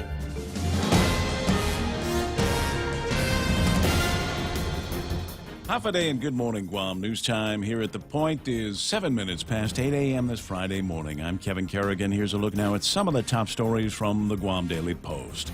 Guam's delegate to the U.S. Congress, Michael San Nicolas, has been chosen vice chairman of the House Financial Services Committee by Chairwoman Representative Maxine Waters. The committee oversees banks and federal monetary policies and helps crafts the laws governing the U.S. financial system. In choosing Congressman San Nicolas to be her vice chair, the California representative cited San Nicolas's wealth of experience and expertise in financial services. Waters said she is very confident that Congressman San Nicolas will be an excellent vice chair, given what she said are the fresh ideas and illuminating perspectives he has already offered since joining the committee. Congressman San Nicolas said he's honored and equally humbled. He said his appointment as vice chair is a testament to the committee's focus on inclusion and openness to new talent. A threatening phone call and a potential threat from a video circulating online led public education officials to tighten security at 3 different DOE facilities yesterday. Inarahan Middle School got a phone call Thursday morning that prompted a modified lockdown from 10:40 a.m. to just after noon. Department of Education spokeswoman Isa Baza declined to disclose the nature of the threat made to Inarahan Middle School. She said it was reported to Guam police, however. It was the 3rd day in a row that a lockdown has been declared at one of the island's public schools. Wednesday, a brief lockdown declared at Jose Rios Middle School in Pidi after a bullet was found on campus. Tuesday, Wettengale Elementary School was placed on lockdown for the same reason when a student discovered a bullet there as well. Last week, Southern High School was on lockdown as officials searched for a loaded weapon that had been stolen from an employee's vehicle parked on campus. Also yesterday, about the same time the modified lockdown was declared at Inarahan Middle School, DOE officials placed their central office in Tidzin and Ukudu High School under a medium threat level as a precautionary measure because of a video circulating on social media. Officials declined, however, to discuss the nature of the video or who produced it or what that threat was. Baza, in a statement to the media yesterday, said Guam DOE has informed all employees and they are monitoring the situation along with Guam Police, the Marianas Regional Fusion Center, and Guam Homeland Security. Under the medium threat level, doors remain locked and the school resource officers or staff monitor all entrances and exits. It's not clear whether the threat level at Tidzin or at Ukudu High School has been returned to normal or if employees and students can expect heightened security alerts again today. We'll have more news after this. We know too well the inconvenience of not having power after a storm. You worry about food in the freezer going bad. Nights get hot. It's hard finding comfort when going to sleep. These are realities. But with solar and battery storage from Micronesia Renewable Energy, these realities can be a thing of the past. The solar works during the day and the batteries power your home at night. Call 632-2613 to see how solar plus battery storage can make life a little more convenient. MRE, the smarter choice. Here at APL, our core values give the company its heart and soul. Whether it's connecting your business with our global network through our newly enhanced service or investing our efforts into giving back to the community, APL is committed to serving you. We humbly honor the opportunity to find innovative solutions for you and your business. To learn more about our enhanced service, call 588-4651 or visit www.apl.com/Guam for more details. 11 minutes past 8 a.m. here at The Point. In Superior Court yesterday, a former officer with the Chuk Police Department took the stand in his own defense and denied allegations that he had inappropriately touched a 7-year-old girl known to him at a family party in March of last year. 41-year-old Ded Dator, who has lived on Guam for the past 12 years, said, "It's not correct. It's not the truth." He said, "From the first time I stepped onto Guam, I have never done anything to go against the law." Dator added that not once has he ever been alone with the victim. The girl, now 8 years old, testified earlier in the week. She said she was in her bedroom during the party when Dator put her on his lap and touched her inappropriately. She cried and ran out of the room, she said. It was days, however, before the girl's mother called Dator's wife to complain about the alleged incident. She eventually reported it to police. Closing arguments in the trial are scheduled for today. The Ordot Chalanpago Neighborhood Watch Group helped provide assistance to a home invasion victim on Naki Street yesterday morning. About 9 a.m., a woman who was, or thought she was, home alone came out from her bathroom to find a man she didn't know in her living room. According to the police report, she asked the man who he was and why he was in her home. Guam Police spokesman Sergeant Paul Tapau says the woman was able to text a message to her Neighborhood Watch chat group while she was speaking to the man. A neighbor on the chat group rushed over to the home. The woman ran out. Mayor Jesse Gogui and others arrived soon after. They were able to detain the man until police arrived. Police arrested 29-year-old John Salas. He's now facing allegations of home invasion and felonious restraint. He was booked and confined. For these stories and more, log on to postguam.com or pick up a copy of today's Guam Daily Post. Ray and Mike now with some weather. Well, thanks very much. I appreciate it. 8:12 in the morning. Yeah, there's going to be weather today. We're going to be watching the weather shift a little bit. Partly cloudy skies, hot, slight chance of light showers today. And then we'll see a little bit more cloud cover over the next 24 hours after that. Maybe even some isolated showers by Sunday. East winds 10 to 15 miles an hour. Highs 89 degrees. Max afternoon heat index about 103 today and tomorrow. Hot, so make sure that you're never too far away from shade and hydration. Lows around 79 degrees, which in and of itself isn't all that much cooler than 103 degrees anyway. Sunset tonight, 6:38. Sunrise tomorrow morning should be about 5:55. If you're going to be running in the Rest Judicata tomorrow, make sure that you've got a good hydration plan and a plan that allows you, if you start feeling poor, to duck out. It's okay to DNF on this one if it ends up being too hot for you. We'll take a look at the weather radar right now. Just uploaded the new graphics. Doesn't look like it's going to make that much of a difference because there's nothing out there right now. Yeah, not a whole lot on the radar. Do got some showers just to our east. They may hold together enough to bring in just a few sprinkles across the island in the late morning hours. Not much expected today or tomorrow. The heat index is it's indicative of the humidity rising in advance of this area of disturbed weather. 92W that's going to approach and actually bring rainfall to the area Monday and Tuesday. Plus the fact that we just don't have a whole lot ahead of that system, so it's very, very clear skies, not much cloud cover to block the sun. Add up the sun and the humidity, and there you got the heat index. So watch out if you're going to do stuff outside. Be sure you hydrate. Looking at satellite, we can see just no clouds over us right now. Got some blobbage down to the southwest. That's 90W. Going to move on over to the Philippines, give them some much-needed rain. Off to our southeast, 92W. And as I mentioned, that'll bring rain to us on Monday and Tuesday next week. Yeah, they're actually calling for scattered showers in the forecast. I have no idea when that's going to be happening. That'll be Monday and Tuesday. It just looks like it's just so far off. You know, and there's a lot that can happen, a lot of ocean it's got to cover, and so it's also possible it could dissipate on its way out, right? Yeah, it's actually, it's going to kind of get its act together over the next 24 hours and strengthen just a little bit, maybe kind of get depression-y or ish. Depression-y? And then it's going to move north of that, though. It's going to hit some wind shear, and that's going to kind of pull it apart. So it will just be a very, very weak system, bringing nothing but rainfall to us on Monday and Tuesday. That's news and weather together. Michael Knight's my weather whisperer, and you're my weather listener. It's 8:14 in the morning. That's right here on The Point. Business travel just got easier. Take your data plan with you for only $10 a day to all 17 Data2Go destinations. Never worry about additional data roaming charges when you go where your business needs you. The U.S., China, Thailand, and so much more. Have the assurance you need to check emails, surf the web, and stay connected. Call 688-2677 today to make sure your account is Data2Go ready. Docomo Pacific. Better together. The Ray Gibson Show, portions thereof brought to you by American President Lines. APL is shipping the future. You heard the real Jill Cruz just a little bit ago talking about the innovations that they've made over at Micronesia Renewable Energy. That will put a battery system attached to your solar, which means sun up, sun down. You still got electricity. You're still basically your own little power company. You want details? Find them over at MRE. Portions of the program also brought to you by Guam Regional Medical City. First choice for your specialty care needs and for your specialty meals. It's King's Restaurant and that crazy 19 menu. Desserts, appetizers, lunch, dinner, breakfast. They've switched everything around now and made it better for you. Try it in Tamuning and Harmon.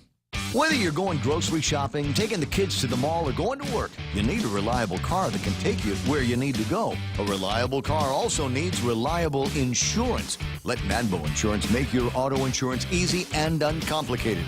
With Nanbo, you can also save big when you bundle up and insure your car, home, motorcycle, or business. Enjoy great savings up to 50%. Visit nanbo.com or call 477-9754 for more details. What, I'm supposed to talk more? When do I stop? 10. I stop at 10, right? Gotcha. The Ray Gibson Show and the parts that you really, really enjoy, we can't live without. You're sending to your friends. Brought to you by Security Title. Ron and Kim and the folks over there, they know about complex real estate transactions, and sometimes just the process of selling or buying something can be pretty complex. If it's not something you do all the time, make sure that they've got a hand in that transaction. Also being brought to you by Take Care Insurance. And for those of you, I was coveting yesterday. I was coveting a ride. There was a guy in front of me. Actually, it was a guy and a girl, and the opaque sticker on the back of their Jeep Wrangler. And I was looking at the Wrangler, wondering what other kind of accessories. How else did they accessorize this vehicle besides putting the opaque sticker on the back? And I can't tell, but I guarantee they did some customization on it. And you can do it too. There's a Jeep celebration event going on now at Cars Plus, up to $6,000 in accessories with the purchase of a new 2018 Jeep Wrangler. Get to Cars Plus today before they're all gone. Morning talk that matters. It's the Ray Gibson Show. Call now, 888-TALK. That's 888-8255. Yes. Let's get this thing going. This basketball game needs to get started, but I do want to do a couple of shouts to people. I got Richard Leone's online. Xavier Attelig, Hafalay, nice to see you there. Felix Rages, a couple of hot chicks online too. Kat Phillips Uggan is there. I see Julie Kenga online as well. Chalorna Freitas Laron from over at Guam Regional Medical City, and who else is there? Nick Perlowski's online, and Mandy Pahea, and plenty more. If I don't say your name, it's because Blake's coughing. I was going to say it, but I said it, but I couldn't hear it because Blake was coughing. You okay there? Coffee, yeah. Thick coffee I'm drinking. Did you make it? No. Oh, you got? Where'd you get that? 76 Circle K. 76 Circle K. Yeah, they brew every 30 minutes apparently. So when you go there, do you take it out of the one terrain, or do you mix and match? You know, it's crazy. I do mix and match. Yeah. And I'm usually in there and out of there before most people who are still there when I arrive are still there, because I just get the coffee plain. So I'll do, depending on what they have. This morning I went half rainforest, half macadamia chocolate, but just plain black. You know, no spritzes. You didn't dress it up. Yeah, and then I was in line. And it's funny because when I walked up to the little coffee bar, there were like 3 people there. And I got in and I got out, and they were still there. Yeah, they were still there pumping and adding sugar. So when I do that there, because they've got Colombian, they got a Colombian blend, and then they've got the espresso, and so I'll do half and half of that. It's good. And then I'm literally levitating for most of the rest of the day. There's one that if you can find it, if you blend that half espresso roast with their highly caffeinated one. Oh yeah, that one. That's what I meant. Not the Colombian, highly caffeinated. Yeah, the highly caffeinated. Yeah, and it just straight says highly caffeinated. So I don't know why they don't just put crack on the handle, but. Yeah, it will lift you into the clouds for sure. It gets you going. It absolutely does. Now, Kevin's got his from Foodies. Is that all the same, or do you mix and match? I don't know what it is. I press the button and it comes out. You get the bold hot coffee. You know what I do? I will tell you this, a little tip because of their machine. It's like working with my father. Just push the button and coffee comes out. What do you got to do? On there, because I don't like this about coffee. No matter where you go, coffee is always so hot. Whether you go to a gas station, whether you go to a restaurant, whether you go to an actual coffee shop, coffee is always so hot. You got to sit there and let it cool off for a few minutes. But over at the Foodies place with their little buttons, they have one button that says cold brew coffee. So when I get my coffee from there, I do like maybe a little bit of cold on the bottom, and then I fill the rest with hot. So that way when I get in my vehicle, no, it cools it down just enough to where you can drink it immediately. It doesn't cool it down, it's still hot, but it doesn't scald your tongue. So you can actually drink it immediately. You don't have to wait 10 minutes. I usually stick a couple of things, ice cubes in there, and we got Mike over there who's he's in heaven this morning because he found some place that sells his frappuccinos for like $1.50. Did you? Yeah, but I wasn't going to tell everybody. Well, I didn't say sold out if I do Did that. I say where it was? Yeah. I just said you found a place that sells it for, and they haven't expired yet. Oh, nice. Yeah, $1.69 at. He set it off air. Yeah, I saw that. So they got a whole pallet just there for visually, and Today's payday. How much for the pallet? It was nice. Did you just ask him, how much for the pallet? Yeah, just drag the pallet to my house and I'll pay payments. That's how it was the other day. I buy this certain blend of beer so often at a local gas station near my house. So much so to where the lady behind the counter, when she got a new shipment in, she goes, Blake, just buy the whole. She goes, just buy the whole case. You know you're gonna. She goes, don't just buy a 6-pack. No, because I'm gonna agree. see you tomorrow. She goes, just take the whole case. It's the last one. Just buy the whole case. So she talked me into, instead of a 6-pack. For whatever, $13 or whatever, she ended up talking me into buying a whole case of beer for about $60. Okay, but all the guys from all the gas stations listen, so give them a reason to think about giving that lady a raise. What gas station are you talking about? That would be Foodies Minilao. Okay, and she is the afternoon shift manager. Her name escapes me because I don't want to call her something that's not her name because I know all their names, and like the Ghostbusters, I get my streams crossed. I know exactly what you mean. So I know Mike Hernandez always listens to the program. In fact, Mike Hernandez posted it yesterday, and I shared it. There is going to be on September 14th, I believe, craft beer and whiskey. That's so dangerous. So there's a cowboy theme. There's a cowboy. I got to find it. I'm sure there's like a Western cowboy or a Dallas cowboy. No. Cleveland cowboy. Cleveland cowboy. Maybe one of those things. I don't know. I got to find it cowboy, on Cowboy the Ninjas. I'll find it on the book face and see what's going on. There's Ron and Cindy De La Rosa, Joe Cruz online, Ted Lewis, Norma Jean, Borja Blevins is online. It's Dave Duenas and as I said, Kat Phillips and Julie Kinga online as well this morning. Thanks for sharing my birthday Friday with me. Happy Mother's Day to you that are mothers. For those of you that are nurses in this community, happy Nurses Week. And for all of the teachers, I speak English fast because I always had to get out of trouble one way or another with a teacher somewhere. So happy Teachers Week. I have invitations and tickets to go and attend the awarding of the Teacher of the Year award, but I'm not going. Well, so Teacher of the Year, they also give them a car, right? Sometimes I see the Teacher of the Year car cruising around. And if you are... Do they really? Yeah.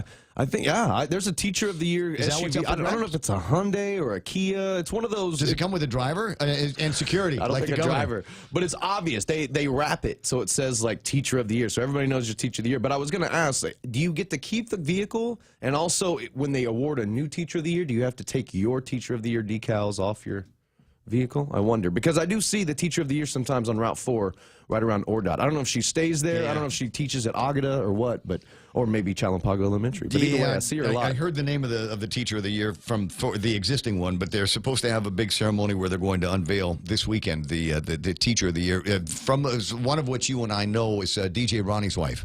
Oh, really? Yes, she's up for grabs. Also, not up for grabs, but up for consideration. Up for consideration. Also, one of my good friends, I believe. I don't know if she was a finalist for nominations or if she was a nominee and didn't, and is waiting. But shout out to my friend Alex Benaventi. She teaches, I believe, Earth Science, Marine Bio over at GW. All right, so here's the thing. We make a big deal about that because it's really, really important, and we got kids that we send the accolades up for outstanding performance when they're on the courts or on the field or something like that.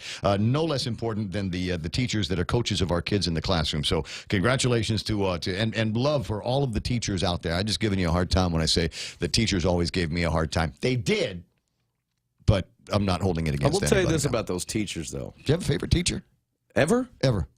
Yeah, Mr. Feeney. From Boy Meets World. Your wife. You're supposed to say Mrs. Sports. Mrs. Sports is my favorite teacher. You know what though? I don't know if she may be and Happy Mother's Day to Mrs. Sports. She's kind of an enforcer, not a teacher, because I believe she is going to start her stint second summer in a row. She teaches DYA over the summers. Ooh, so she's a tough teacher. Badass chick. That's why I'm saying she's my favorite enforcer. Yeah, so she's ride or die, right? Yeah, she teaches at JP during their school year down in Santa Rita, and then she teaches DYA for summer school. All right, a couple of notes here before we get. Do we have to Sports with Blake, by the way? Just get that in there and make it official because I think it's important. And Kaz Endo online this morning. Kaz, I got some friends last night asking me if I'm going to Saipan. I said I don't know. I got to check with Kaz. So Kaz, can you get back with me at some point or another and let's put together a plan for me to go and conquer Saipan with you and what? No, I was going to ask Kaz if I can borrow that Leica one sometime. The camera? Yeah. Sweet. I know. I know the answer to that. We're here It's till 10. absolutely no. We're here till 10. But, Anyway, yeah. so what do we got? We got the big matchup now. We talked about this over the last couple of days. Father Duenas against the Harvest Eagles, but that's not going to take place until next Wednesday at the UOG Fieldhouse. That's a big deal. What can we look forward to tonight? Well, tonight we have high school girls quarterfinals, and I know that the Academy Cougars, they ended their season. I believe we talked about the game the day of, but they ended up winning 1-0 as they beat the St. John Red Hot Lady Knights, and then the high school girls soccer quarterfinals will kick off this evening. I don't have results on who is actually kicking off, but that will start this evening. I believe the championship is all going to be next week as well. Your friend, I wanted to say this on a little national level as far as Guam goes. Your friend Maddie Bubba Nichols gets her first team All Pac-12 honors. The junior center fielder for the Lady Bruins up at UCLA. They're ranked number 2, by the way, and she leads the UCLA Lady Bruins in home runs, Ray. Maddie has had 13 home runs sail over the fence, 55 ribbies, and 112 bases, and is second on the team in batting, Mike, with a .403 average. Wow, nice. So congratulations to Maddie Bubba that is Nichols. nice. And Bubba is one of those girls, and she was old enough. If I was her age, she'd totally be my chick. She'd totally be my chick. You would be intimidated by her athletic prowess. No. That's there was something about her. It reminded me of a couple of girls I used to crush on when I was in high school. And some who are online right now. We got baseball action. Yeah, we do. Going over the records real quick as we go into another weekend of action. Royals at the top, 5-1. Expos 5-2. Redhawks and Rays tied at 4-2. Blue Jays Junior Nationals tied at 3-3. Rangers 1-6, and the Rooks holding down the cellar at 0-6. Got a game tonight at 7 p.m. Paseo Stadium. Blue Jays taking on the Rays. All right, then. I'm not sure about Sunday. Tried to find out, but I don't think I'll get that in time. Okay, roger that. Trying to figure out what's happening in the NBA playoffs. There were some people that might have been a little bit distracted by that. Did you see him when I said NBA playoffs? Did you see Blake roll his eyes? He doesn't really care. He doesn't have a horse in the race. Not at all. Yeah, I do, but it's like I said, the Rockets are not going to be able to beat the Warriors. It's just not going to happen. Harden, as great as he is, they got as within an 5 individual points. That's fine, but as great as Harden is as an individual player, for some reason he's like Iverson. He just will never ever win a ring. So, like I said, within 5 points, that's one of those games. It seems to me with a game like that, it probably was one of those things. If they'd lasted another 30 seconds, on the clock, there's the possibility that the Raptors could have won that. Well, they had all the time. Back and forth. They had all the time before that to win it. So I mean, maybe so, but the fact is that these two teams actually match up I said really Rockets. well. I said Raptors. I meant Rockets because the Raptors beat the 76ers yesterday, and this was decisive, 125-89. You got the Nuggets over the Trailblazers, 124-98, and the Bucks over the Celtics, 116-91. Yeah, and the reason I'm focusing on the Warriors, Rockets, is because we got a lot of Warriors fans here on the island. So, and the funny thing is, you're trying to love them up. Is that what you're saying? Well, during the regular season, Rockets actually had the advantage, in the head-to-head battle. But as we go into the playoffs, we'll have to see. We'll have to see how the injury to Durant. Durant got injured. He's out now. He's out for the series. He's out for So he may be out for the rest of it if they make it past. It's a high. They say just a calf strain. The way he was grabbing it looked like a high calf strain yesterday when I saw him limp off the court. But he's going to be reevaluated next week. So I guess he's for sure out of this series. And if they want to see Kevin Durant again or have the possibility, they're going to have to win. All right, 2 games today. Best place to watch him?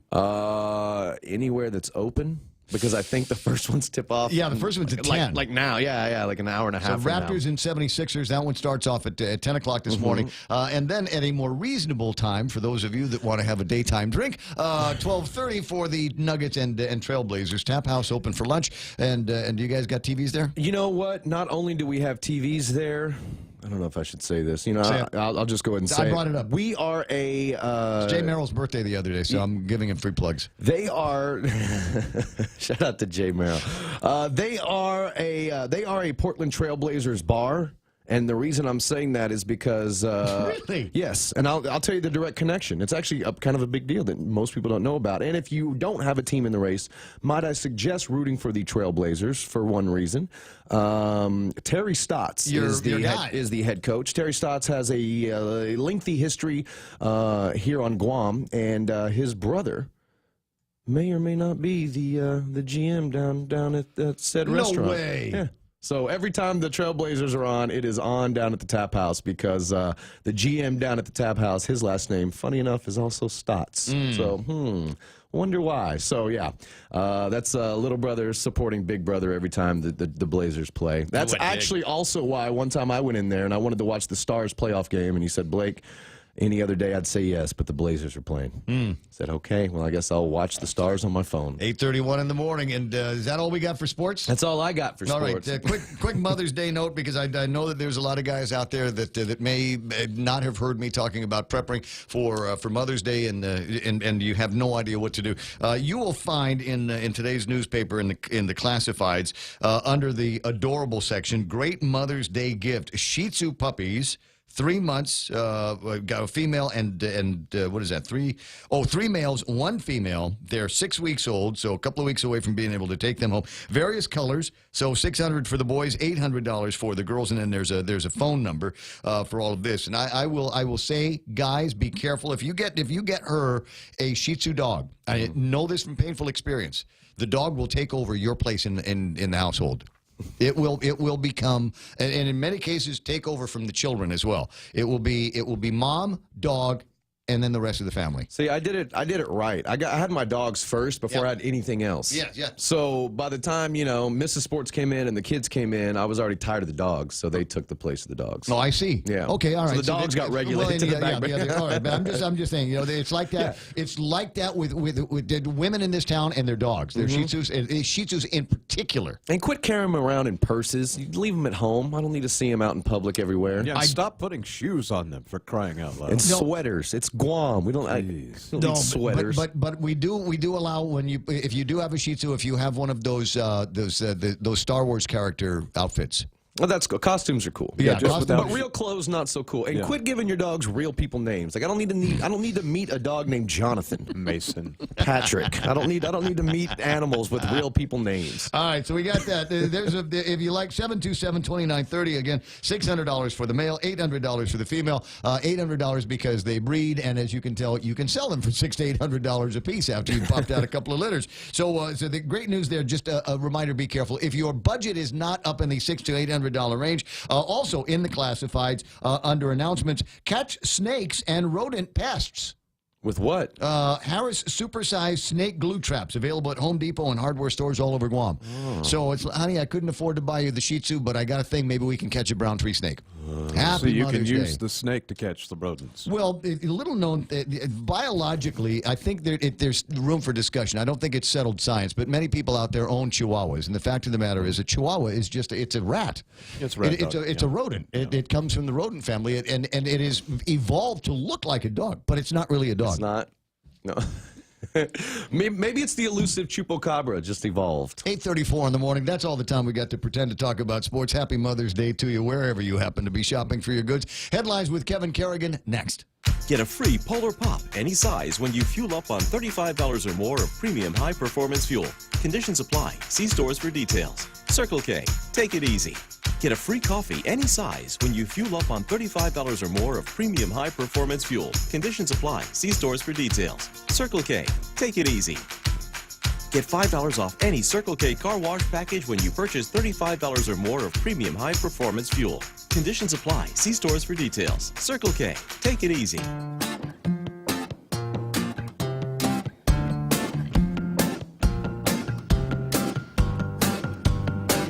I'm getting a hug from a former senator.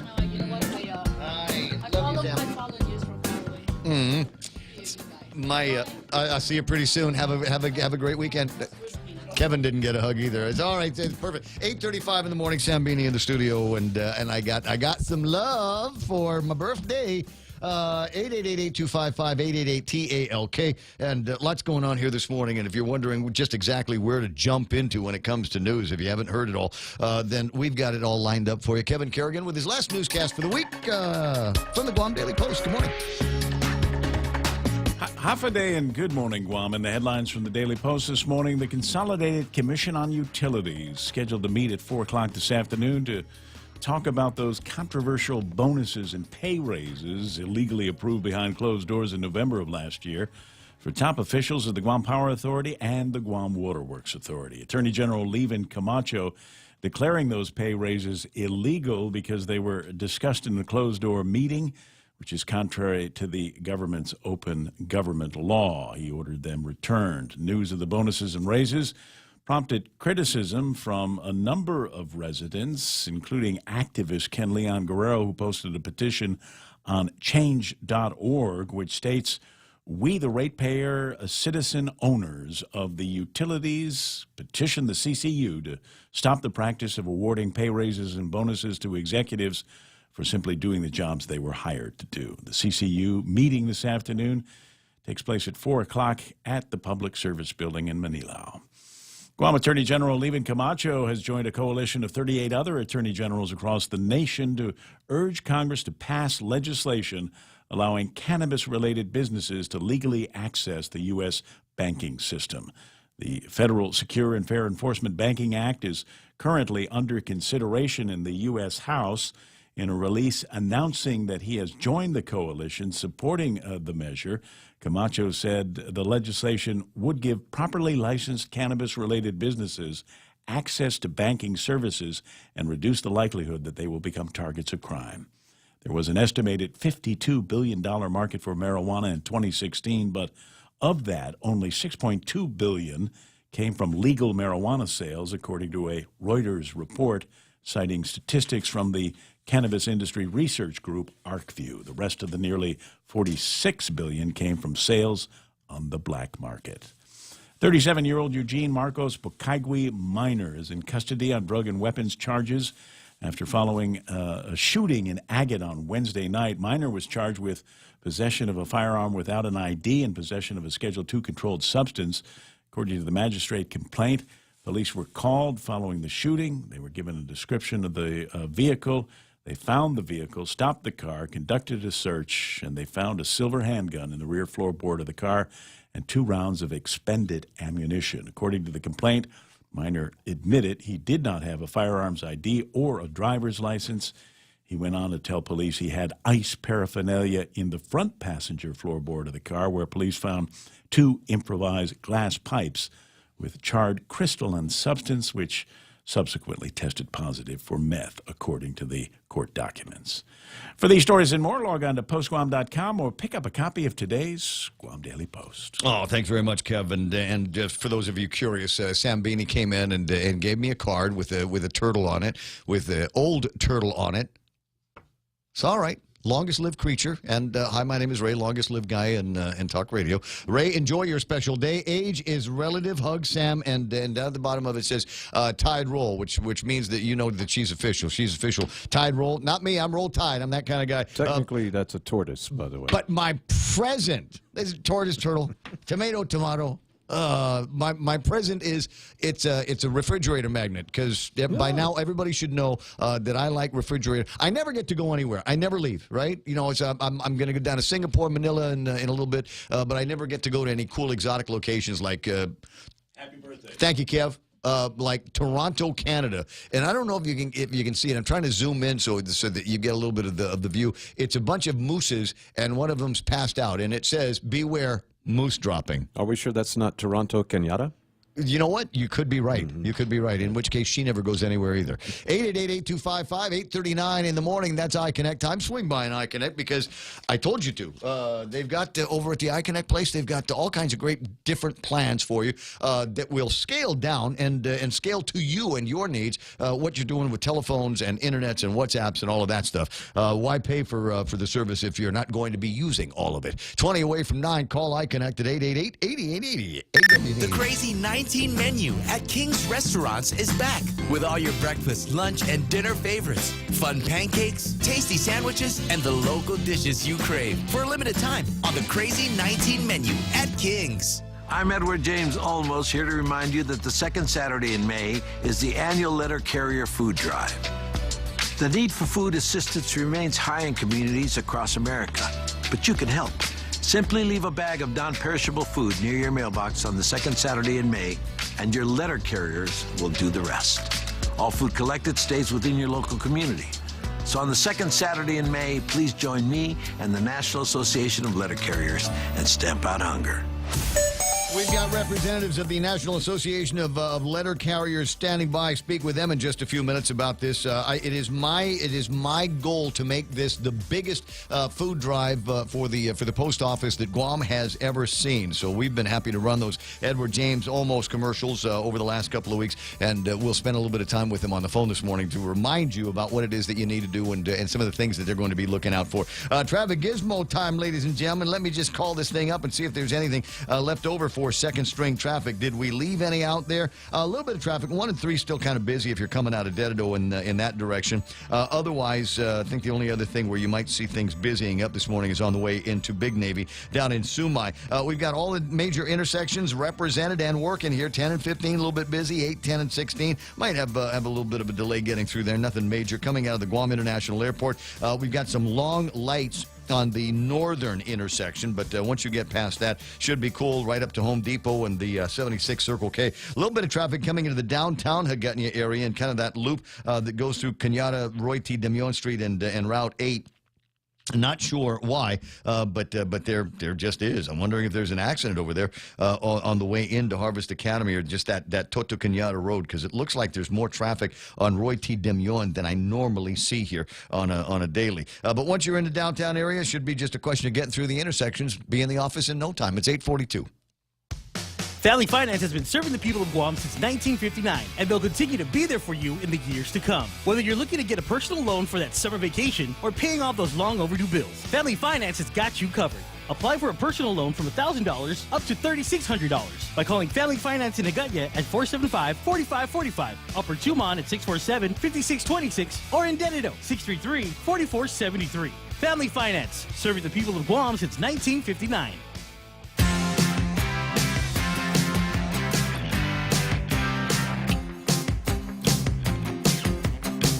My birthday tomorrow. Cousin Teddy up at the ranch is celebrating a birthday today.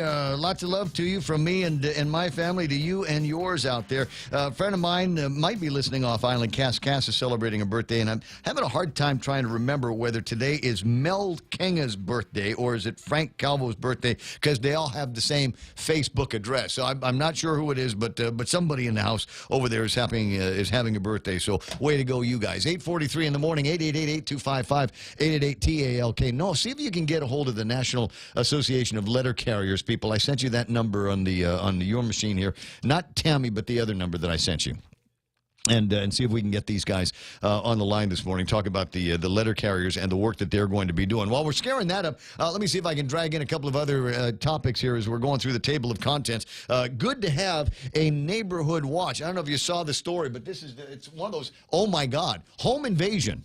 And there are not too many phrases that get my attention. Flesh-eating bacteria is one of those phrases that will get my attention.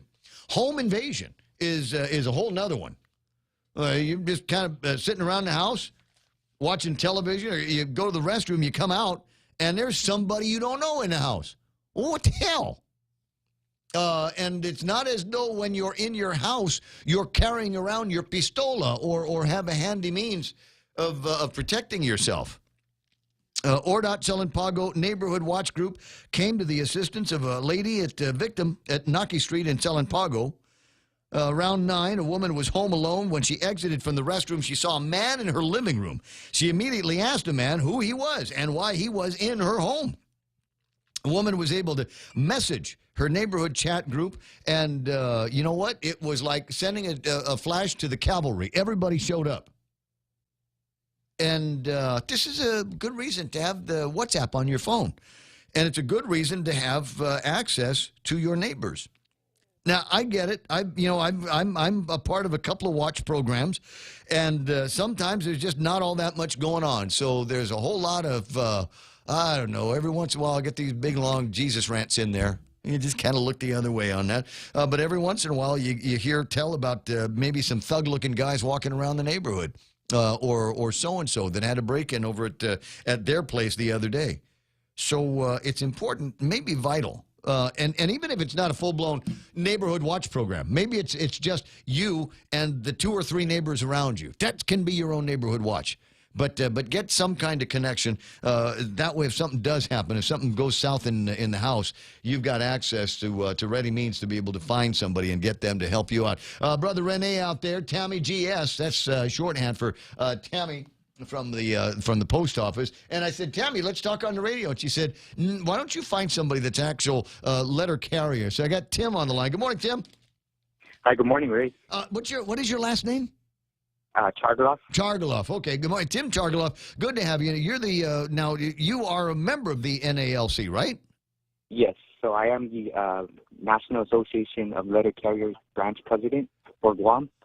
Branch president. Mm-hmm. Okay. Now you get extra coffee at McDonald's for being the branch president? No extra advantages. But it sounds like a cool position. How many letter carriers do we have on Guam in that group? Right now, we have a total of 36 carriers. There's 36 of you, and you deliver mail all over the island? It's the same 36 guys? Yes, all over the island for home deliveries and business deliveries. There's about 36 of us. Why does that number feel so small? Well, Guam's small, so we spread out throughout the villages. A couple of us take up a few villages at a time. Yes. But I tell you what, there's nothing more satisfying. There's no greater feeling in the world when you're waiting for something than when the expected round comes to your place and you hear the horn beep and you go, "It's here!" Whatever it is that it's here. The guy's got it. Thank God. And even better, and I got to say this because I recognize that you guys work kind of an intense schedule. I remember a couple of years ago, I'd ordered something at the very last minute from, I don't know, Amazon or someplace, and I was thinking, there's no way. It was a BB-8 for the kids. I ordered one of those BB-8s for the kids, and I was thinking there's no way it's going to make it here by Christmas time. Just absolutely no way it's going to happen. And it was Christmas morning, and we were just getting ready to put the wrapping away and to cook breakfast for the kids. And all of a sudden, there was a beep, and I went outside, and it was a letter carrier on Christmas Day, and he delivered me the BB-8. I thought that was neat. So I appreciate the extra hours and the kind of hours you guys put into the service. Yes, that's right. So even in intense weather, like they say, rain, sleet, or snow, we're out there. But of course, it's not going to snow here. But all types of weather, we're out there delivering. On the holidays, we deliver.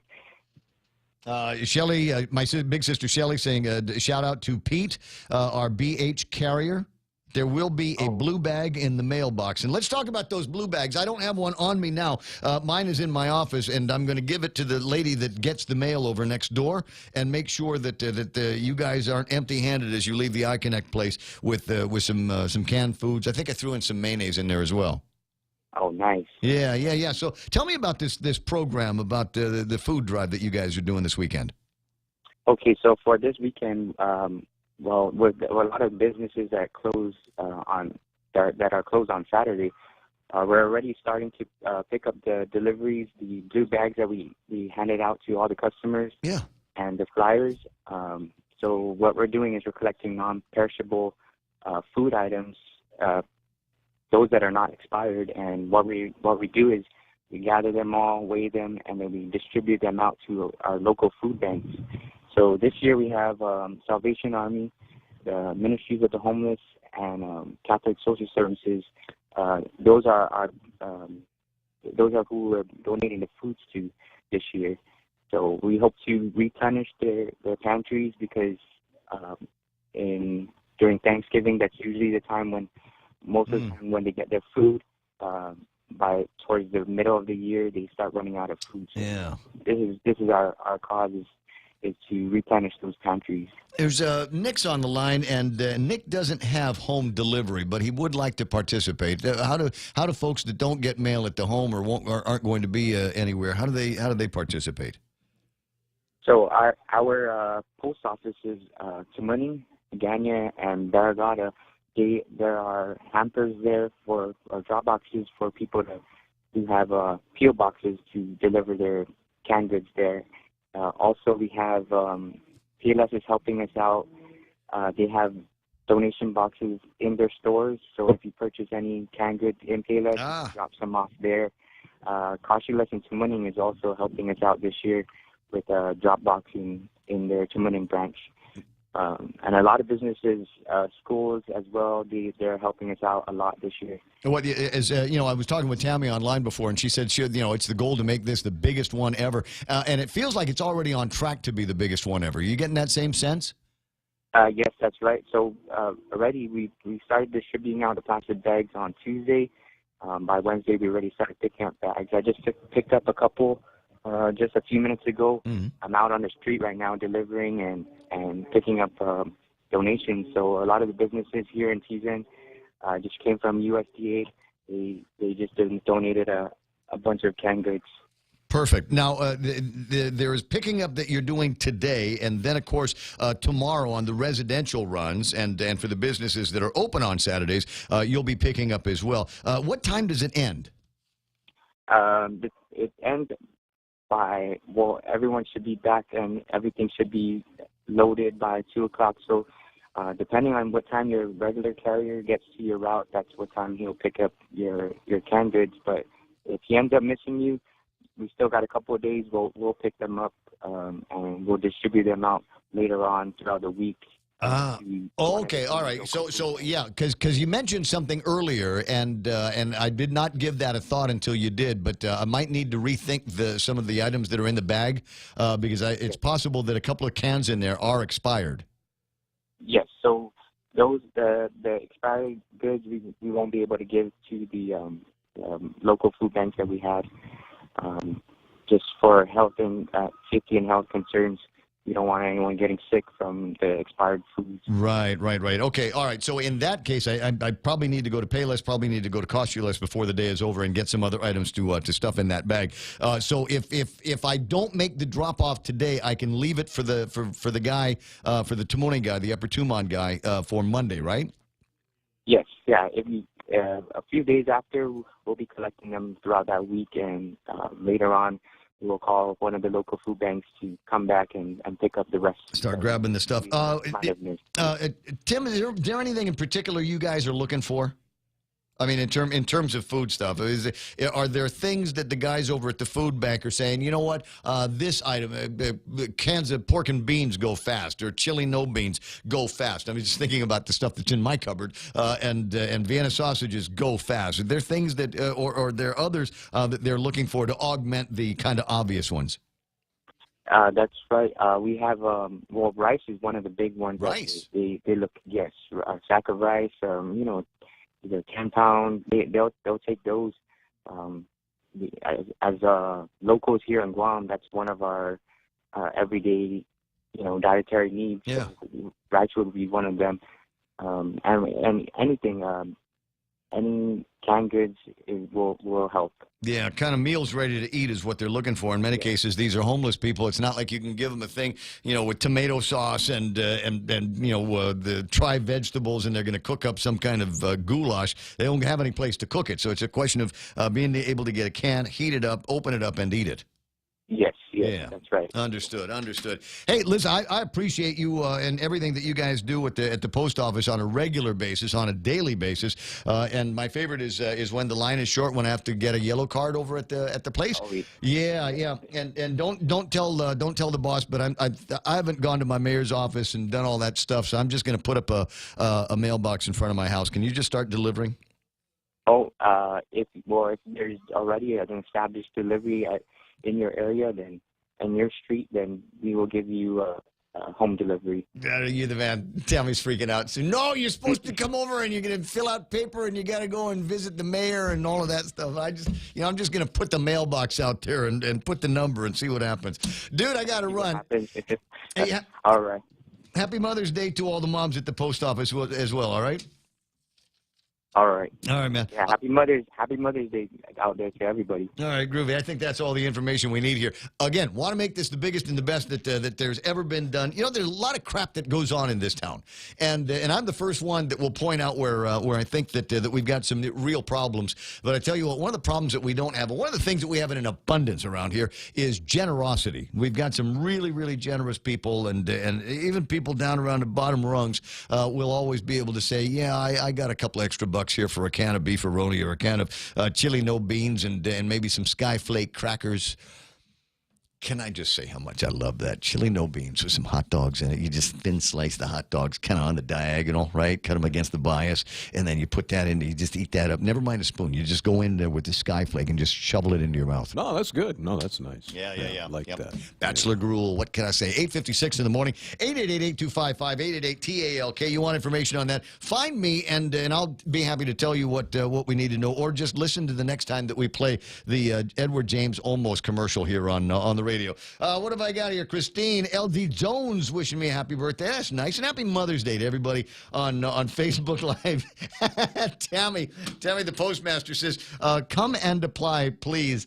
I'm busy. I never have time for that kind of thing. What? Just put the box up and just on the side, just say raise. Just take my chances with the system. James Lester Lanzo is on. Lynn Perez. I got Pam Duvall, Albert Elias, and Joey Tovez is online. Zayzit Timinglu, Perlita, Delamar Garcia. Dennis Ben-Sur is messing around as well. And I got a note here in honor of Mother's Day and my birthday.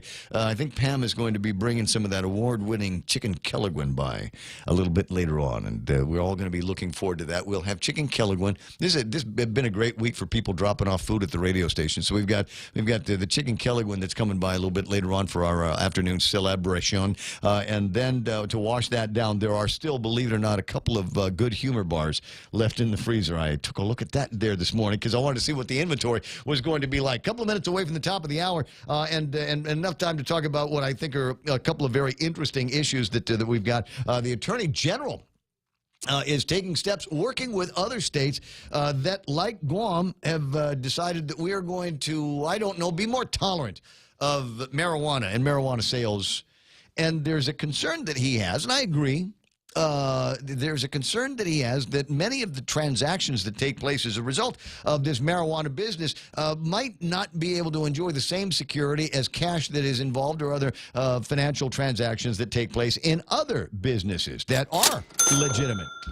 So he's going to be joining up with these other guys. They're going to come up with some kind of safe banking regulations and send that to Washington, D.C. and see if there's anything that can be done with that. Otherwise, for all intents and purposes, the cash side, what could be a very cash-heavy side of the recreational marijuana business, would still end up being treated the same way as it is now. It's that old Don Henley song, we always carry weapons because you're always carrying cash. And if there's no way to get the cash from where the transaction is made to a legitimate and safe and insured bank account, well, it's going to get pretty dangerous for the people involved in those businesses. And the same way that we've got a bunch of thugs. Where's the deport list? Do I have a deport list today? I think we do. The page, I think it's page 4 of today's Guam Daily Post. You get a couple of guys. Is it 4? No, wait. Oh, I'll find it in a minute.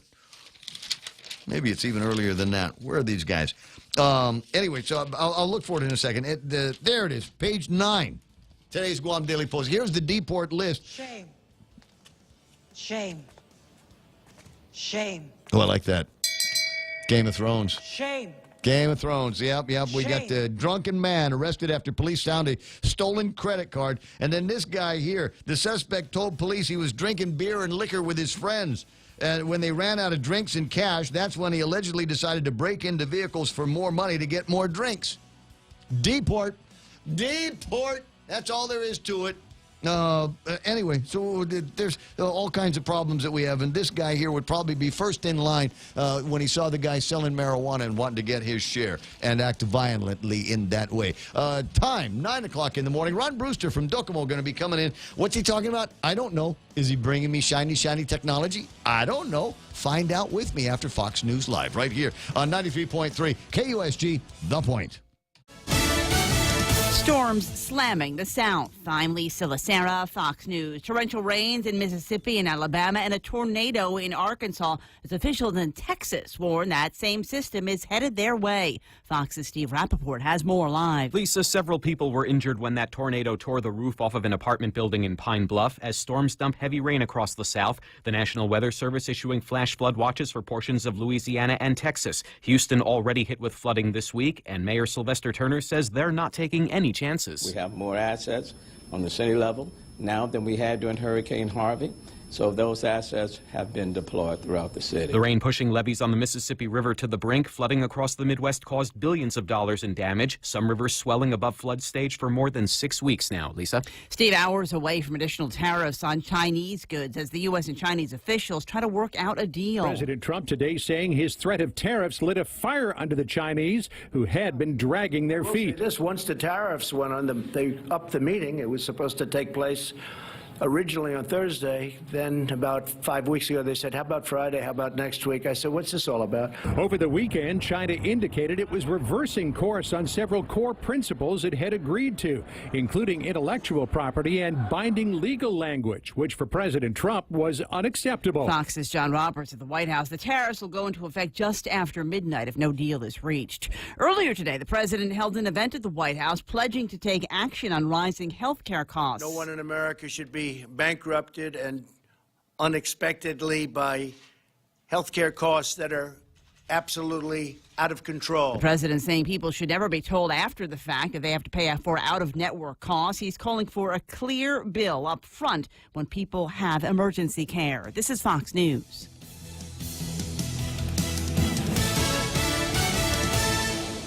You came to celebrate something for Mom, and it turns into a family reunion. Mom deserves a night off from cooking, and what you found is a moment worth savoring. Create more moments to savor with Mom for Mother's Day at Chili's. Mom can choose from the ancho salmon or the classic sirloin and complete it with a beverage and the Paradise Pie, chocolate chip, walnut, and coconut layered bar, topped with vanilla ice cream and drizzled with hot fudge and caramel. There are a million reasons to Chili's. Make this one be about Mom. Chili's, savor the moment.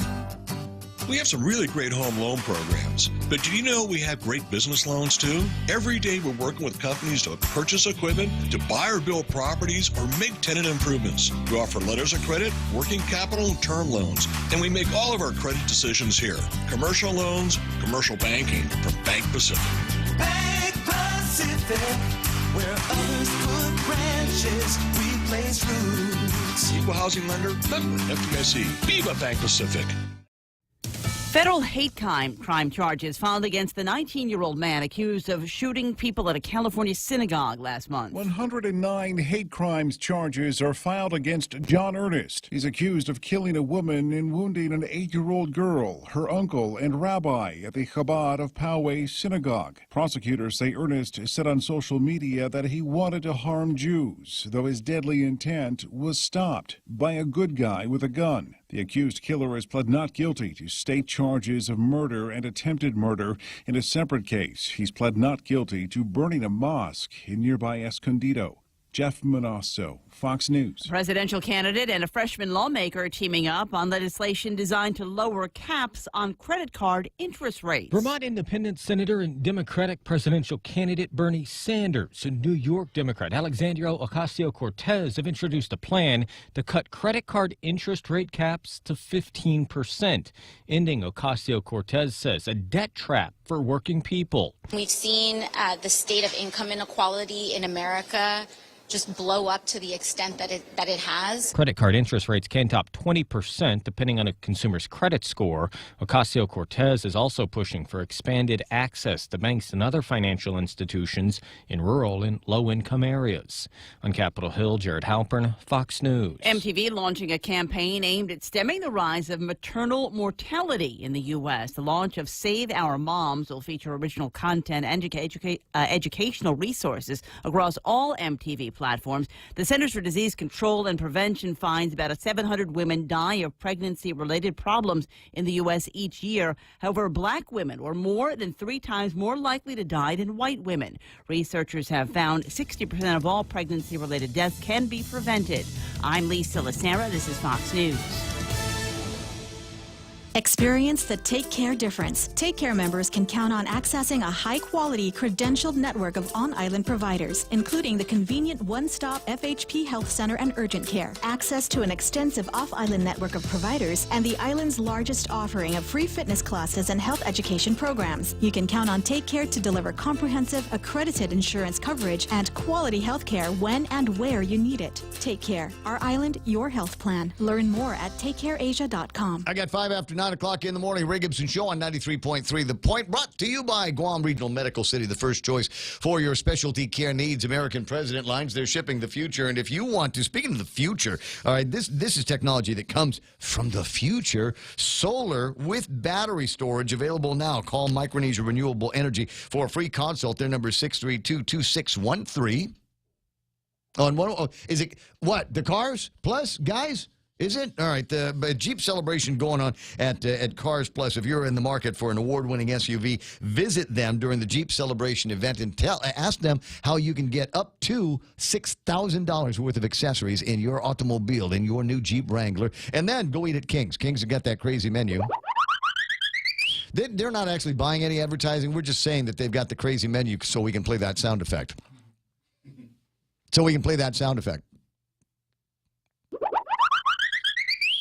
Must be Friday. All right. Anyway, so check the place out. They've got breakfast, lunch, dinner, appetizers, desserts, all tweaked out just for you for the new year. It's King's in 671 in Tamuning and Harmon. Bringing you closer to the action. Any speaker, anytime. Watch and listen live on thepoint.gu.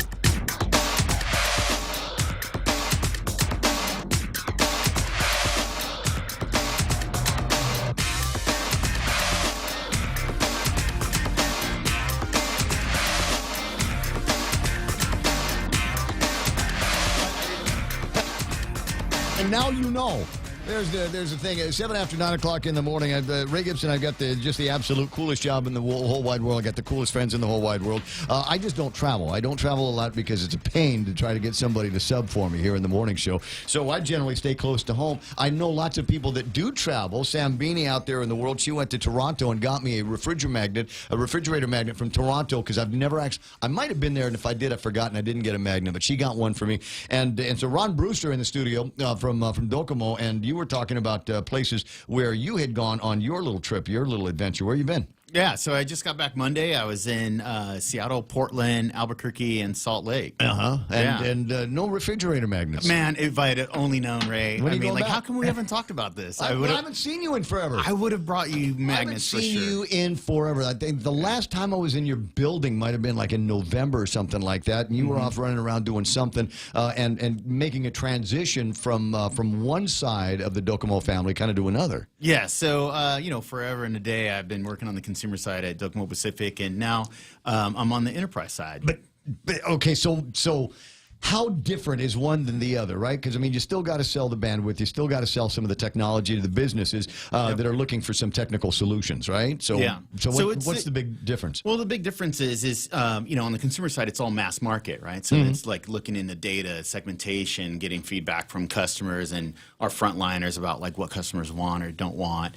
And then on the enterprise side, the product variation is much broader, right? So we've got high value, really big customers like banks and enterprises, and then we've got medium value customers, and then we've got customers that are small mom and pop shops. Yeah, and things yeah, like that. little And guys. they all have different needs. Well, and and they're so all you got to super figure valuable. out how do we scale that, right? Yeah, So how do we scale that? You know, how do we get all these different products out there and find out, you know, for what are the needs of a big business going to be versus the needs, say, of a 10-person radio station, right? Yep, and then you've got like and then on these big customers, you don't have that. You have fewer of those, and then but they do really well for you, and then you've got a bunch of small customers, but then the volume is huge, right? So there's a ton of those people. So how do we? So do you have a rate card for things like that, or I mean, if I was coming to you, literally, and it may even be time for us to do that. We've got relationships with Docomo on a variety of places. We've got handsets around here. We've got data plans around here as well. But they all seem to have come in.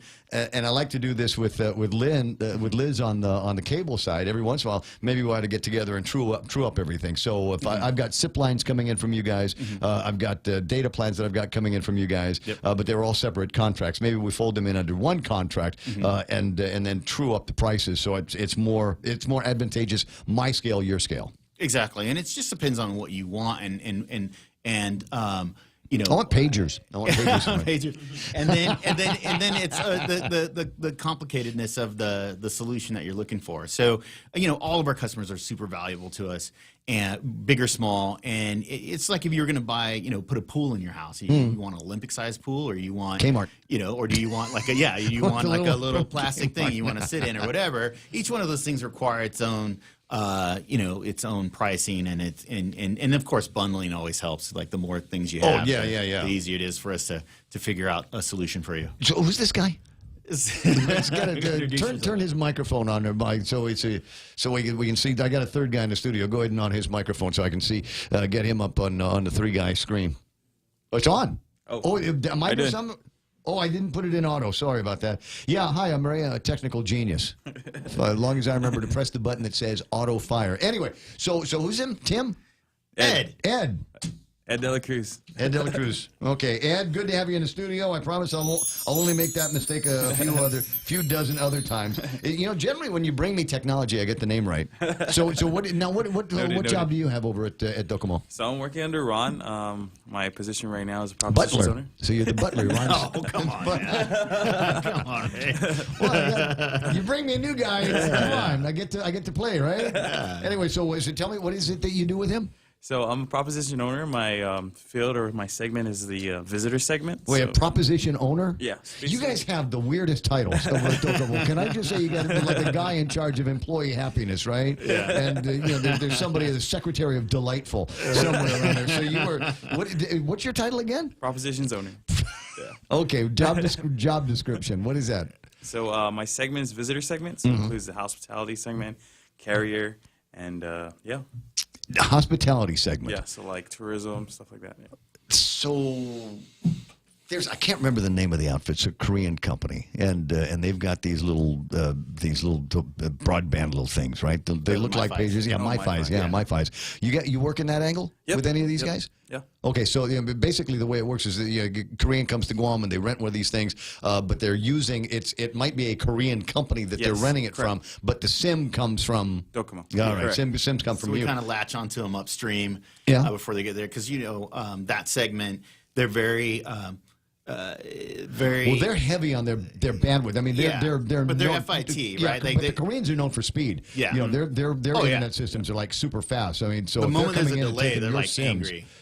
But if they're taking your SIMs, then that's a good product. Yeah. All right, gotcha. But the Korean market's a little bit different than the Japanese market. The Japanese market relies a little more heavily on like tour agencies, things like that, where Koreans will definitely spend a little more time on the internet and figure out their own travel, figure out their own hotels, things like that. Yeah, so one of the reasons why they use a MiFi is that they're just looking for the most economical way they can connect on the island, and then if there's like 3 or 4 of them, they can all connect to this one MiFi. It's similar to kind of like. Well, when I travel, I do the yeah. same thing. When I Yeah. travel, well, now back up. When I've traveled, I've done the same thing. But one of the reasons why you guys are here is to talk about another option for Docomo customers that could save you the trouble of renting a MiFi when you get to a different market, get to a different city in the country. We'll talk about that here in just a second. But very, very cool technology. I was delighted to find out that you guys were slapping the SIMs into those things because I thought that was really cool, especially with these guys in that market because you're right. Their FITs, they're different than the other guys that we're used to having. They get off the airplane,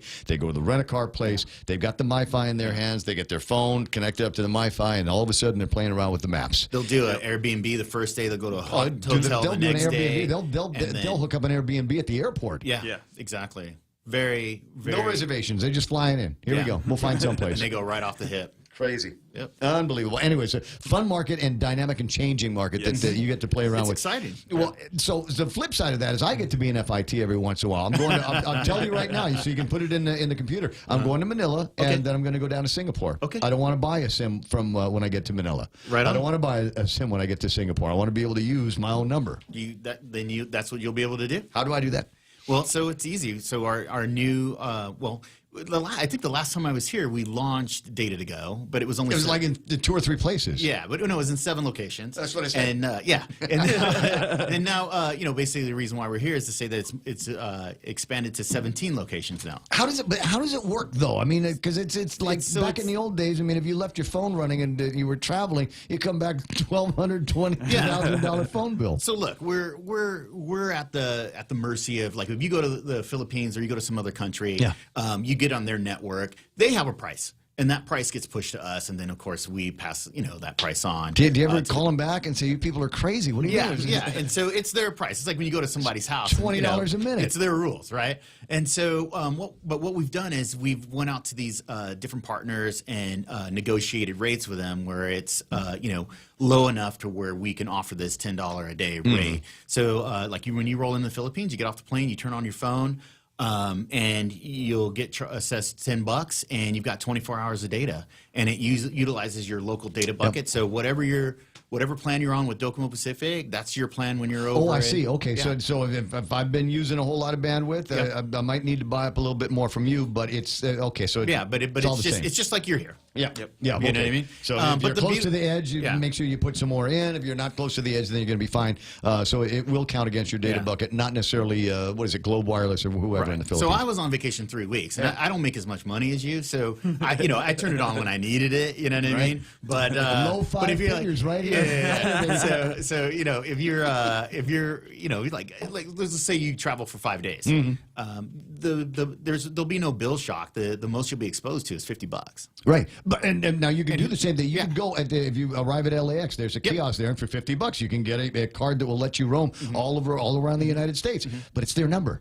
Yeah, exactly. It's their number. It's their SIM. That's the beauty. Like, the beauty is like now people can still call you at your number. You can still receive your phone calls, especially if you're a business owner, an enterprise customer. It's super important to stay connected with the numbers that people are used to connecting with you with. All right. And then you've got data, which everybody knows data is really the lifeblood. I don't even now. use the phone number anymore. I'll do all my phone calls anymore on WhatsApps. Then the other thing with traveling is like you're so heavily dependent on GPS and Google Maps and maps and that whole thing to find not really. I'm an Uber guy. Oh, really? Yeah, I don't know how to drive. But in even the to States. call Uber, you need a data connection. That's true. All right, so currently available in the United States, in the CONUS here with the Philippines, Japan, South Korea, Singapore, Taiwan, and Hong Kong. Generally, all the places that I would be going to. Saipan. Saipan seems right. Oh, Saipan is in our network. It's not even roaming. Okay. Yeah. That's good news because not everybody does that. Well, we do. I'm doing Conquer. New destinations: Australia, Cambodia, Canada. There's business to be done in Cambodia, right? That's right. Have you been to all these places? Let's go down the list. Have you been to Australia? Yes. Okay. So yes, there. Cambodia? No. All right. Not been to Cambodia. Canada?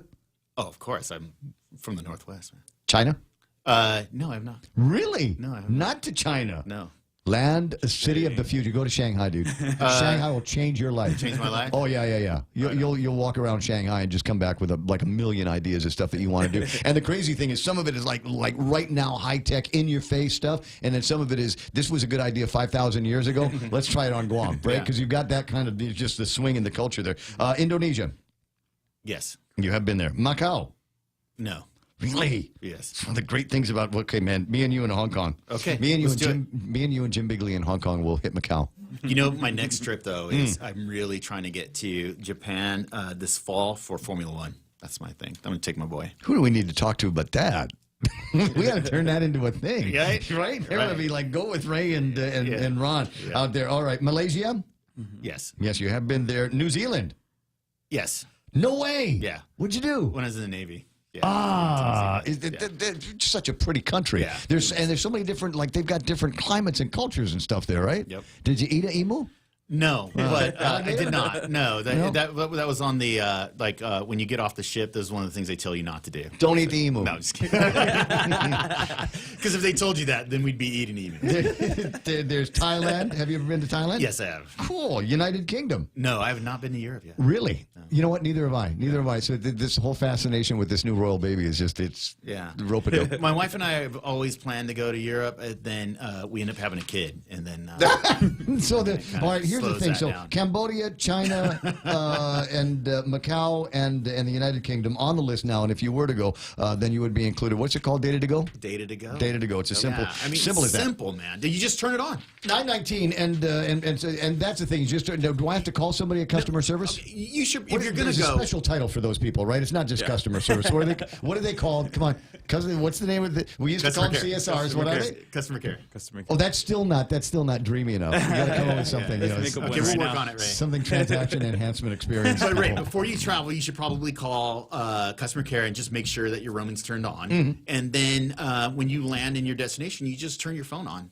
Shouldn't And make any difference, right? It doesn't Just make any difference. click. And then Okay. it's right on. 20 You after get 10 20 bucks. after 9 o'clock. Now there's other that we get to talk with Ron about. He's also one of my technology gurus because they still send you to CES, right?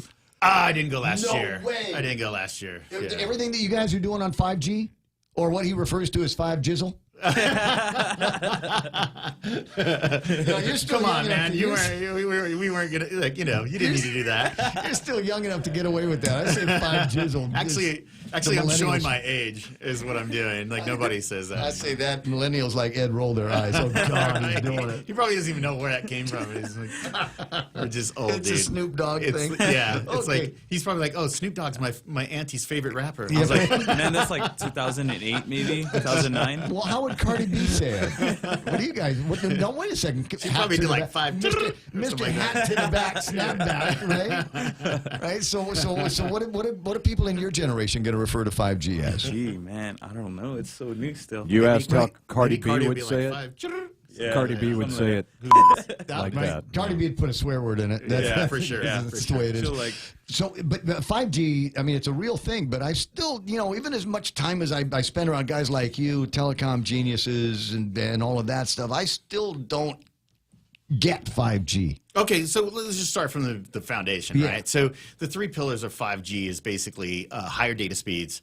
Okay. low latency, and so like for like the once you make a request, how fast does it come back, right? And then massive device connectivity. So those are your three core pillars for 5G. We're expecting a lot more Internet of Things. How much, I mean, just based on your own research here, you talk about connections that are being made through the Internet, through your systems. Yeah. How many of them are things that, we'd refer to as traditional technology, laptops, cell phones, things like that? I mean, now I've got my alarm system, my surveillance system at the house, all Internet of Things. And they're talking about bringing in even more of that kind of thing. Oh, everything will be connected to it, man. I mean, last time I went to CS, I mean, I saw water sentors and all this autonomous Refrigerators. Yeah, refrigerators. This autonomous driving is real, dude. It's coming. And this drone technology is going to turn into transport, and so 5G. One of its strengths, again, in one of those three pillars, is its ability to connect to a lot of devices. And when I mean a lot of devices, we're talking like metropolitan cities having, 10,000 devices in a square meter or something like, some ridiculous number. I mean, we're talking about high density devices being connected to the internet. And just Before an incredible number of them doing incredible things, but they all need the bandwidth. They all need the supply of the bandwidth. Now, there's going to be changes in they're on the technology side, not necessarily on the consumer side. I mean, obviously, if I'm going to take advantage of 5G, I will need 5G capable devices that will be working in that world of quadrature, matrix.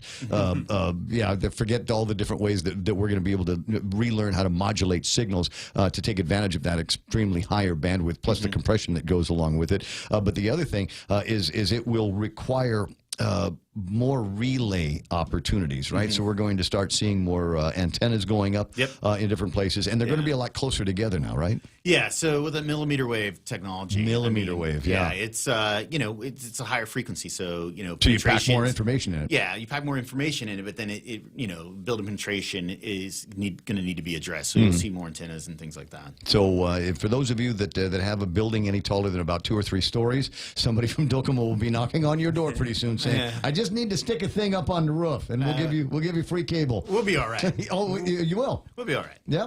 Got all that stuff sorted out. So we're when will well I on be our able, way. When will I be able to buy my first 5G phone? Man, well, I mean, Samsung's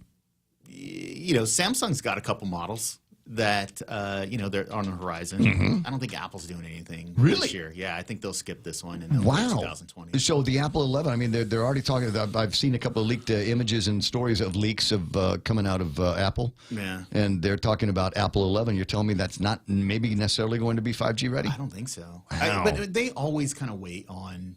I'm not. Well, I haven't seen or touched or whatever. I'm just saying, like that's they're always. side, like, right? If you look at like their Apple Watch, I mean, they were last to market. I mean, like, they're always kind of last to market, waiting for everything to kind of settle down. But then the trade off is you get a whole lot more by way of design and aesthetics, right? And you don't have phones that you don't have the it's a little more refined. You don't have the S7 that explodes in your pocket. yeah. But hey, they navigated that pretty well, didn't they? Well, hurry up. Let's go to the S8. Yeah, they moved past that really well. But man, we got to get you out to the lab, and I'd love to see it. Yeah, we've got the lab in our building, and we've got some really cool demos in there, and we've got some face recognition stuff, some VR goggle things, and we've got some really cool. I beat the face recognition on my phone by growing a beard. So I got the. They had a problem with that. Yeah, it really does. It depends on what Maybe it's just telling you how much trimming I'm doing, whether or not So one day to the next. I mean, the face recognition, like today, the face recognition works. But if the beard gets a little bit heavier, it just kind of stands there and says, and it throws up the keypad. You might need to use this if you want to get into your phone. But I'm digging. I've got a couple of different phones. I got a Pixel over here, and I've got the iPhone. This is the 10 Plus or something like that, and kind of waiting for the next ones. You know what I'm missing on the 10 that I didn't think I was going to miss as much? What? Is the little button in the front. They took it away. Yeah. It's gone. You miss that? I actually kind of do miss that. When I go back to like my older iPad or like use my wife's phone, I like the button's there and it kind of throws me off now. Like I'm so accustomed to not having a button now. But I thought that was going to be the deal breaker for me. It was the loss of the button. Yeah, because I want the haptic. I really thought it was going to be a problem for me, but I've navigated it pretty well. So that kind of technology. Now, something that I think Apple is going to be going into, and this will make a difference as well. Some say it may change the face of the game between the carriers and the phone companies, is they're going to be, tell me about eSIMs.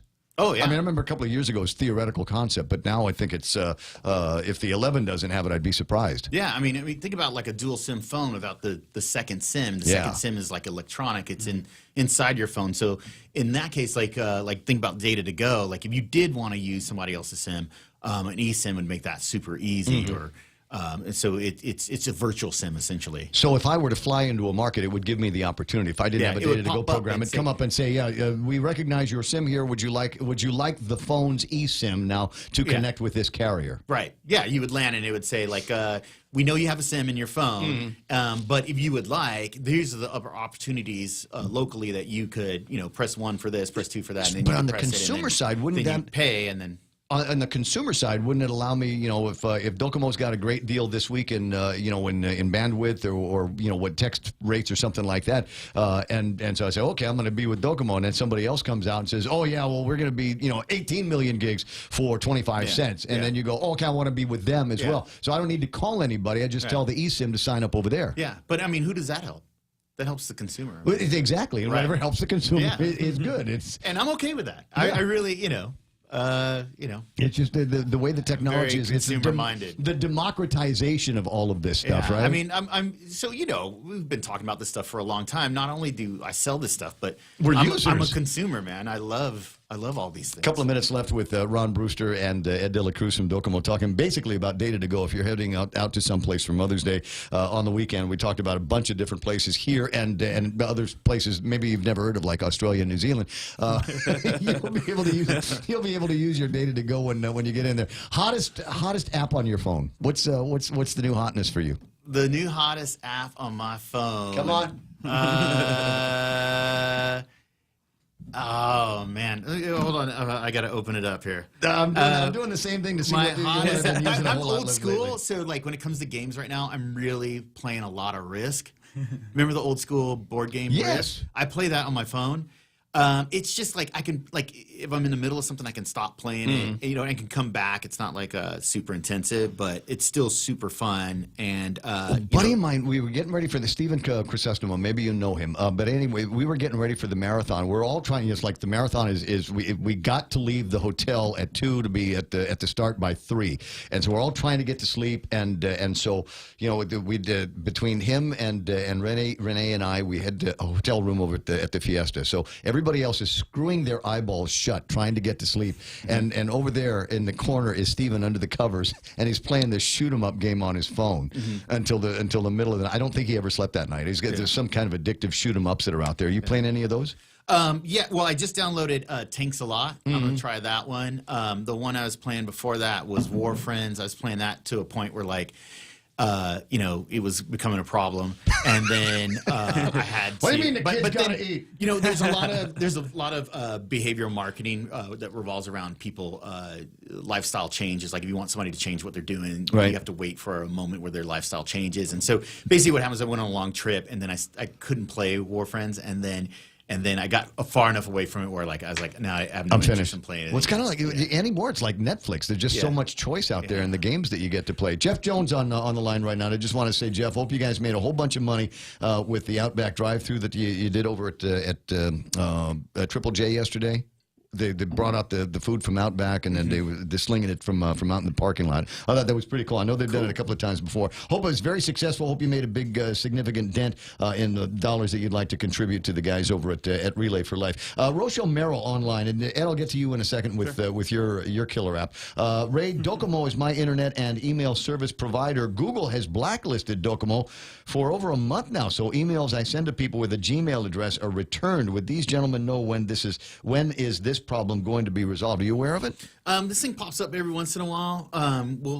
Did you know what to do? Did you turn on and off the computer? Yeah. So a lot of times, what happens too is that someone's and not this gentleman. I'm not saying that, but sometimes what happens is someone's using their email and they get some kind of virus or whatever, and then it starts spamming the entire world. And then we're a really small market, so then.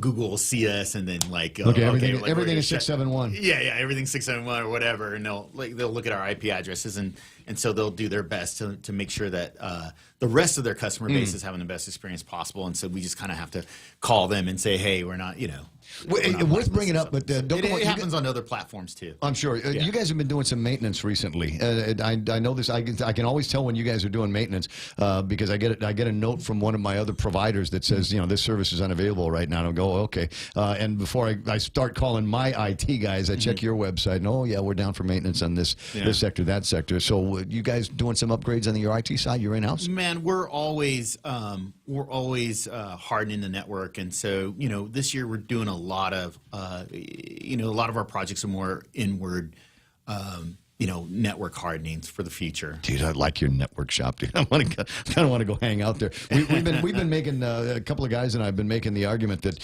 when the fire department finally gets their new E911 system, because it's going to be so sophisticated and it's going to be heavy IT and heavy No, basically heavy IT. I don't know that they've got the bandwidth to be able to absorb that, operate it, maintain it over the long term. So I figured, send it over to your place. You're not doing anything with the top floor. We'll make that a 911. No, 911 computer center, which would be great because it's offsite. And then you can figure out with them, how we're going to cloud base some of this stuff. So in the event of some kind of a disaster, you get back on in minutes instead of days. That's an amazing idea. I know. You guys should talk about it, man. I just dude. I'm always there. I have not been coming in enough. I got genius thoughts in my head all the time. That's a genius thought. Man. So Rocio, Merrill, just sit tight. If you need anything, call customer service over at customer care over at Docomo, because we haven't changed that name yet.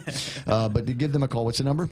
688-CARE. Very good. That's why and that's why we haven't changed the number. We got equity in the phone. So have you seen any of the work we've been doing up in Palentia? No. We've got a big satellite dish up what are you there. doing with satellites? That's slow anymore, isn't it? Yeah, but it's good. It's not slow, no. But I mean, it's good for like redundancy and connectivity. It just gives our customers another way to connect to wherever they want to connect. It can be some of the local island regions out there. It can be back to the States, back to Hawaii, Asia, whatever. So wait, are you telling me we can bounce from here to, as an example, Ray Gibson show up in Saipan? What would be the obvious method to me would be I'd throw something audio over IP, something like that, and mod it here, demod it up there. Latency ought to be fairly low if I'm going through fiber. Are you telling me that I might be able to bounce from here up to a bird down to Saipan? Exactly. So let's just say that you had some kind of data connectivity in Saipan that you needed. Let's say our fiber cable went down, God forbid. And we would have a backup satellite where we could shoot back and forth, no problem. And then that's also an a added genius benefit idea for our customers. Or if you need some kind of rerouting of traffic, whatever. The old way was line of sight. Yeah. So now we're capable of bouncing up and down a satellite. And we're just doing big stuff all the time, right? All right, Ed De La Cruz, this is your moment. This is your moment to shine, man. You represent your generation here. Represent your generation when we start talking about your killer app. What's the besides Facebook, Snapchat, Tinder, whatever it is that you got on what? It's all right to have Tinder on your phone. It's nice to know what the options are. The age of instant, right? Like they wait for nothing. Swipe left. Anyway, so what's your killer app, bro? Lately, I've been kind of going on the app Tasty. I don't know if you're familiar with it, but it's basically a feed of different recipes. They have this, you know how like Payless has these tutorials on how to make certain dishes, like local dishes and stuff like that. So Tasty's sort of similar, except you can search by what's trending, Mother's Day, popular recipes this week, stuff like that. And yeah. Do you cook or do you just like to look at food? Yeah, No, basically, Ray, it's food porn. Background, so. Food porn. There you go. That's about the right way to say it. Food porn. Yeah.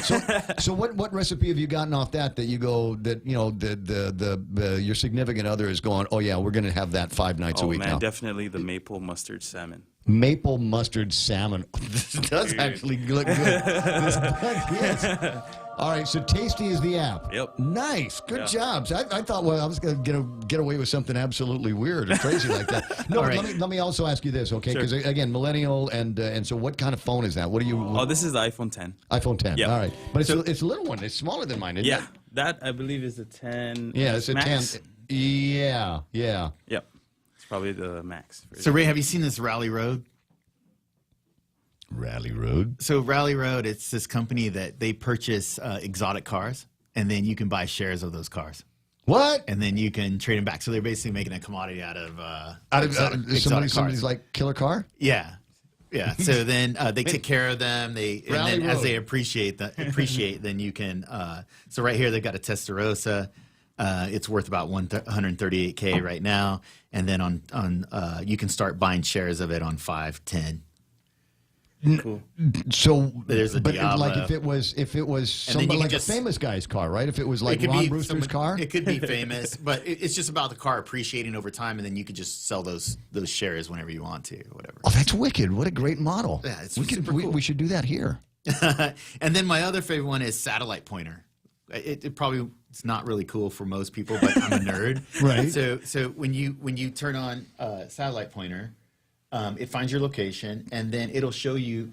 See that? Oh, through walls, These are it'll show you through walls because it these are knows where your GPS is, right? So it knows where you are in space and But time. it knows where you're pointing to. So these are all the satellites. that are Wait. going What's it over. called? Satellite finder? Satellite pointer. Satellite pointer. Okay. Check that out. You see that? Nobody's, but not on the radio they can see it. And I can't really see it on the television side. But I understand the concept. So the idea is if you want to find out where the birds are that you can see, and there's a lot of birds in the sky that you can point at around here.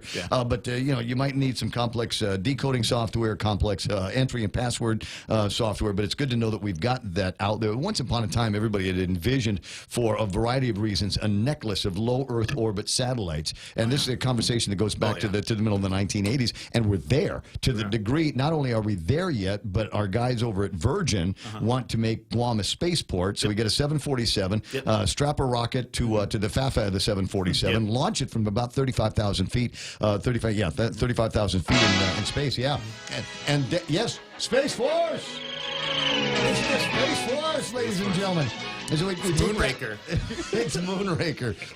We're finally there. Yeah, there's like 5 or 6 companies that are trying to put thousands of low Earth satellites in to do even data connectivity. So your house internet will just go right up to space up in the sky. Yeah, because it's not that far. I mean, as the crow Amazon's flies, going to launch like 2,500 satellites. crazy. They've already started. And so we're hoping that there's a lot of that work gets done out here. Hey, 20 away from the top of the hour. I got to let you run because I know how busy you are and stuff like that. And awesome meeting you, Nice man. to meet you. You're actually a cooler guy than I thought. He's never coming back. He's just never going to come back. I'm sorry. It's the day before my birthday, so I'm kind of frisky. Anyway, so Ed's up there on the top screen. You got Ron in the red. My name is Ray, and I'll be right back. It's iConnect time. 20 away from the top of the hour. You got special needs that you've got, like push to talk. They're the only guys that do it on Guam. Call them at 888-8888. It's important to have claims process that works for you. At Guahan Insurance Services, we make things simple and convenient. Same door you walk in to purchase your insurance is the same door you open to file your claim. We can't pretend that the car insurance claims process is fun, but we can promise a hassle-free and speedy recovery without any runarounds. For your home, auto, and business insurance, visit us at the Camacho Landmark Center on Marine Corps Drive in Tamuning. Don't forget to like us on Facebook or give us a call at 475-1162 or text 929-SAVE. That's 929-7283. Legends aren't born, they are made. And during our Jeep Celebration event at Cars Plus and Mighty, you'll receive up to $6,000 in accessories with the purchase of a new Jeep Wrangler Motor Trend SUV of the Year. Customize your new Jeep to the way you want it. Or how about a new Jeep Grand Cherokee? Save up to $5,000. Or save up to $7,500 on a new Jeep Compass Sport. It's our Jeep Celebration event going on now at Cars Plus and Mighty. Cars Plus, driven by you. Accessory special cannot be combined with other offers. See dealer for details. If you're driving, chances are you'll need gas soon. And by the growl in your tummy, a trip to the grocery store too. But don't just buy gas and groceries without getting double miles. Instead, apply for the new United Credit Card from First Hawaiian Bank and start earning double miles towards your next trip. Gas, groceries, getaway. With the new United Credit Card, apply at FHB.com. First Hawaiian Bank, member FDIC. Equal housing lender. Additional terms, conditions, and restrictions apply. Okay, I think it's coming up soon. Yeah, we're on Route 1 and near the airport intersection, right? There, see it? What's the promo code? Look for the promo code.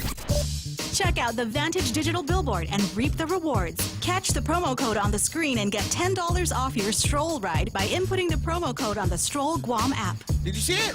You got it. I got it. You just focus on driving. Take advantage today and take a look at Vantage Advertising's digital billboard located on Route 1 at the airport intersection.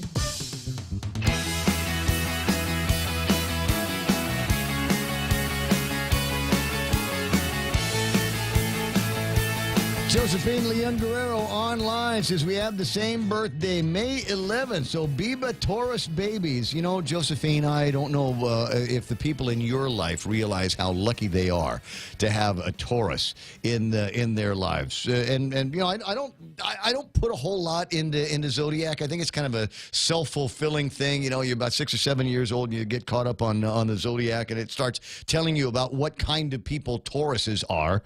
And is it true?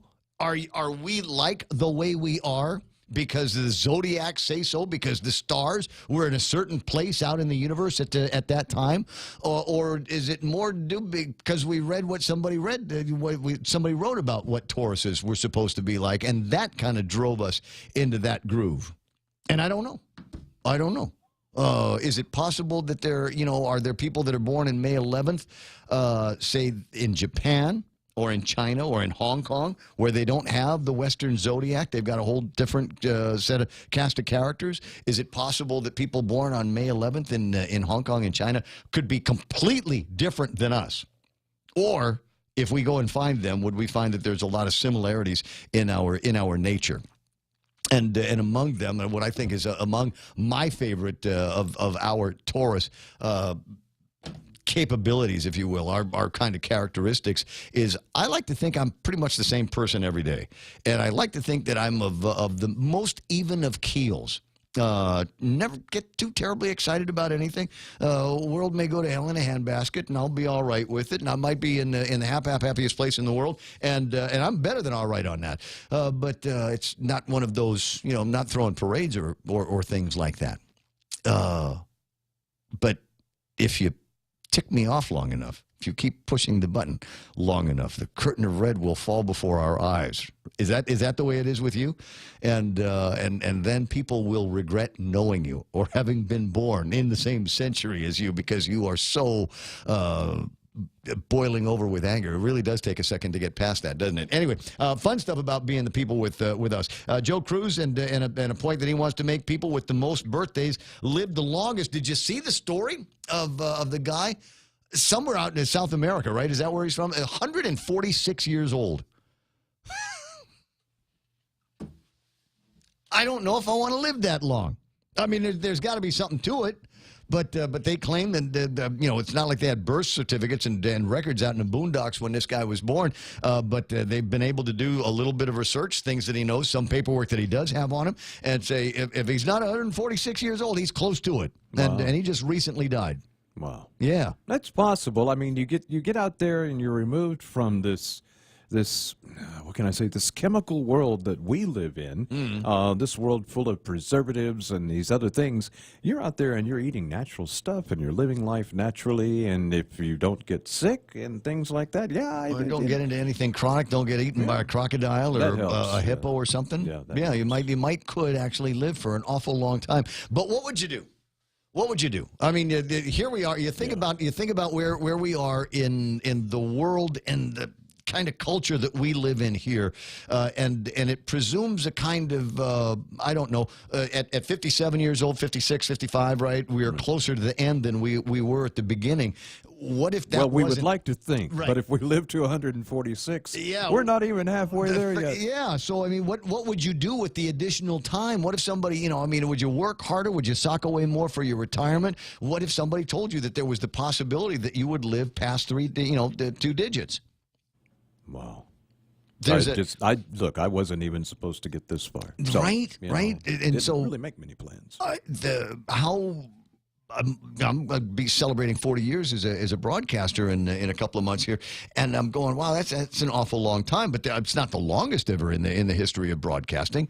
And I'd like to stay here right up until I take my last breath. I want there to be. I want to die on the job. And if I can't die on the job, I would hope that whoever I'm lucky enough to spend my last years with will pretend and have a microphone on the kitchen table and let me pretend to interview people.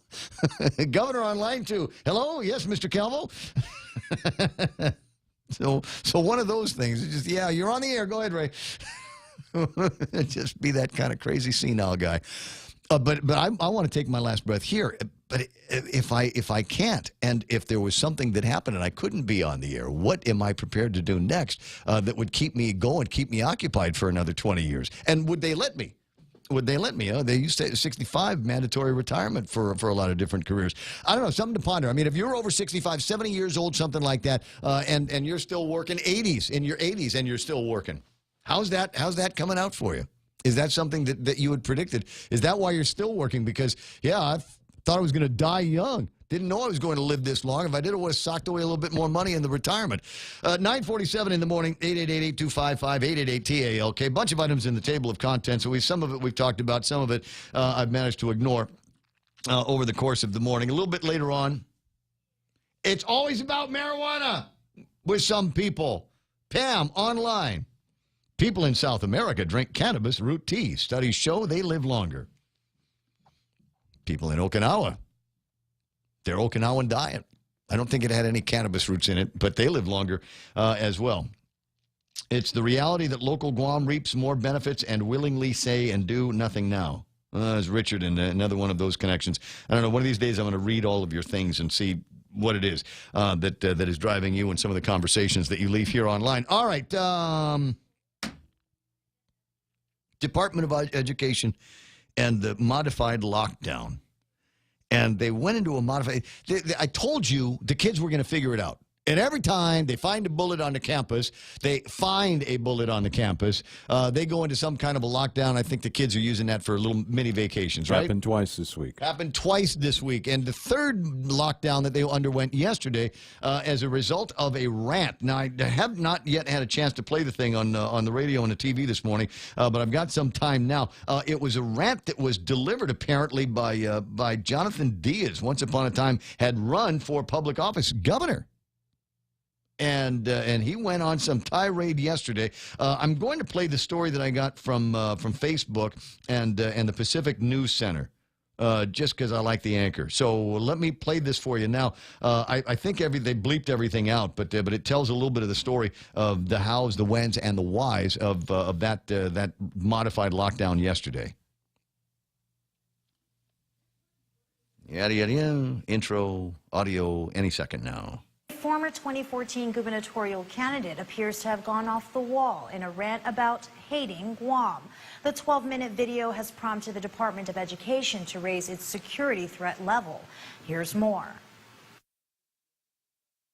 The video contained strong language and anger towards the leaders of Guam, the Attorney General's office, the Department of Education, and the Guam Education Board. I hate Guam. Let me just make sure that this is broadcasted live, okay? I hate Guam. And I want all the leaders to know, especially the elected leaders to know how much I hate Guam because you allow me to hate Guam even more. Is there anybody in like the entire island of Guam know exactly how I feel? Okay, Friday, payday, huh? Payday for you people! And the Attorney General doesn't do shit. It is our last line of defense. It's like, oh, okay, well, Judge, the more that you act that way, the more people are going to get scared of you. Well, be scared. Because I don't know what is it in your concept, in your head. It's like, you people on the GDOE, you lie. You people on the Guam Education Board, you lie. And everything's okay? Is everything okay? No! While the rest of the video, Diaz does not make it clear what brought on the tirade. It was reported that GDOE took measures in response to the video. Superintendent John Fernandez says the GDOE headquarters and Ukudu High School were elevated to threat level medium this morning as a precautionary measure due to a potential threat stemming from a circulating video. The threat level increase took place at approximately 9 a.m. DOE has informed all employees and is working with GPD, the Mariana Regional Fusion Center, Guam Homeland Security, to monitor the situation. During threat level medium, doors remained locked and school resource officers or staff monitoring all entrances and exits, end quote. PNC has received information that DOE's Deputy Superintendent Christopher Anderson filed a report against Jonathan Diaz for terrorizing the Department of Education via media at the Hagåtña precinct. The report indicates that Diaz was a prior employee of Ukudu High School who was terminated 2 years ago. Anderson reported that he received the video via WhatsApp titled, quote, Jonathan Diaz rants about hating Guam, end quote, telling authorities that one of Diaz's statements placed himself and the department in fear, citing Diaz's aggressive tone when stating, quote, I really want to be violent. What I want is justice. What I want is to be restored as a whole person, end quote. In the report, Anderson says that Diaz's demeanor, mannerism, anger, and his statements are interpreted to be harassing and threatening. Meanwhile, Diaz took to Facebook this afternoon, claiming freedom of speech in a post entitled, "I am on lockdown in Tizen, Totu, Barrigada." And if I go to jail, I want to make sure that people understand that I at least fight for the kids who have no voice.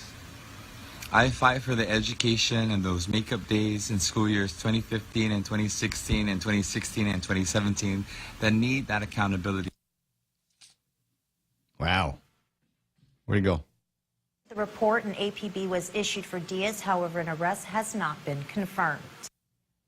And that's the end of the story. Thanks very much to the folks over at the Pacific News Center freaking out because I'm running it. But I'd seen it, and I wanted to get a little bit of that rant on the radio because that's what was the cause for that modified lockdown at the Department of Education, a couple of schools yesterday. Absolutely one of the strangest things that I've seen. And but unfortunately, and maybe it's social media. We are seeing more of these things. Frankly, the only thing that he didn't say that I expected him was say, "Have you ever been Spartan kicked by a mermaid?" From the other video with the girl that was speaking in tongues. Have you ever been Spartan kicked by a mermaid? I was waiting for him to get to that level of just kind of hissing and spitting in that. What brought it all out? We don't know. What's going to happen? But indicative that no one apparently in this town is immune from, I don't know. Don't push me. I'm too close to the edge. I'm about to lose my head. That's where he's lost it. He's lost. I've met him on a couple of occasions. We haven't always agreed topics, ideas. We have on some, but not on all of them. But I'd never seen anybody get that crazy. Although I will say, for part of it, there's also this just kind of, oh my God, somebody's losing his mind or losing composure and control. And in my mind, what's amusing is, what would the last thing you say to somebody be like that? When they're just in the middle of that kind of rant, what's the last thing that you want to say to somebody like that? You having a bad day? And then just watch they get into that kind of Mr. Angry thing where flames shoot out the top of their head. Best thing to tell them is, hey, relax. Right? Take a chill pill, dude. I don't know that'd go far. How about you having your period? Is that what's going on? Yeah. It's a rough time, right? Okay. Your panties all in a wad. Yeah. So I don't know. That's a tricky one. I don't know what's going to be happening there. And as you heard in the last part of it, and I don't have any updates, and I'm too lazy to go find them. I don't know if there has been an arrest been made. I would hope that in this case here, because there have been what is perceived as a threat of violence against individuals and institutions, there is an opportunity for them to find him and put him in touch, close and personal, with somebody in the mental health profession and see what it is that they might be able to do to find out what was wrong and what caused that particular rant. In the meantime, I'm glad they did the modified lockdown. I think erring on the side of safety on the kids was the smart move. It's 9:56. Be right back. Valley Finance has been serving the people of Guam since 1959, and they'll continue to be there for you in the years to come. Whether you're looking to get a personal loan for that summer vacation or paying off those long overdue bills, Valley Finance has got you covered. Apply for a personal loan from $1,000 up to $3,600 by calling Family Finance in Agutya at 475-4545, Upper Tumon at 647-5626, or in Dededo 633-4473. Family Finance, serving the people of Guam since 1959. GRMC's cardiology department treats most complex heart problems. In our catheterization lab, cardiologists use imaging equipment to treat clogged arteries that can cause heart attacks or heart failure. We perform balloon angioplasty, stenting, and other life-saving cardiac procedures. If you suffer from a heart condition, have your provider refer you to GRMC's cardiology clinic at 645-5500. GRMC, where patients are partners. Security Title is honored to join and sponsor Ray Gibson on The Point, Half a Day. I'm Mark Benventi of Santa Rita, and this is where I start my day, listening to the voice of our community and sharing thoughts and issues that affect us all. It all boils down to our people, our land. Protei Igumamo, protect your home. When purchasing or refinancing your home, remember to call the professionals at Security Title, just like you call Ray Gibson in the morning.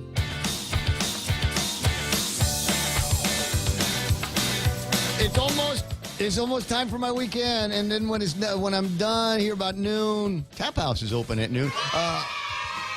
when that's done, then it is officially my birthday weekend, just FYI. If you see me out at, after midnight anywhere this weekend, send me home, would you, before the authorities are called. A bunch of things are going to be taking place, so I want to try to hit the road a couple of times. There is the res judicata tomorrow, the race judicata for the judicial system as they celebrate their law month, and I intend to participate in that. That's downtown Hagutnia run, so fast and flat. You want some Tumon, show up at the Rotary Club's race on Sunday morning down in the EPAL Beach Park area. If you want to get some art and culture in, I love that. I saw this, and I want to make sure I got some time.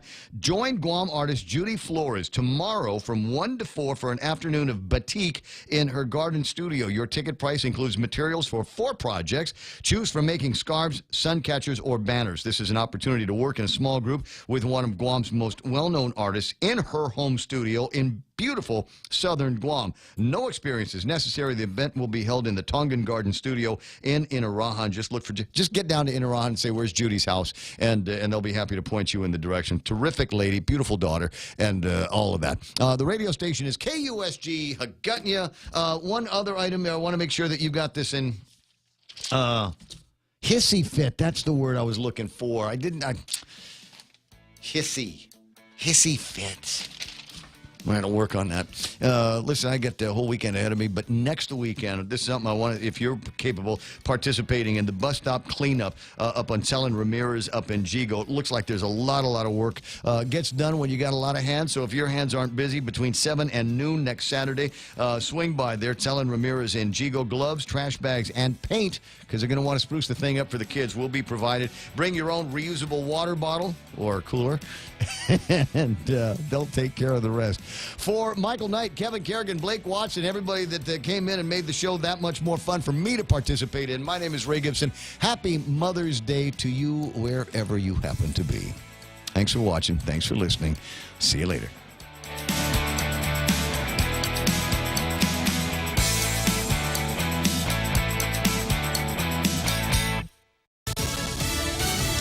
Tensions escalating. I'm Lisa Lacera, Fox News. The Pentagon confirming North Korea fired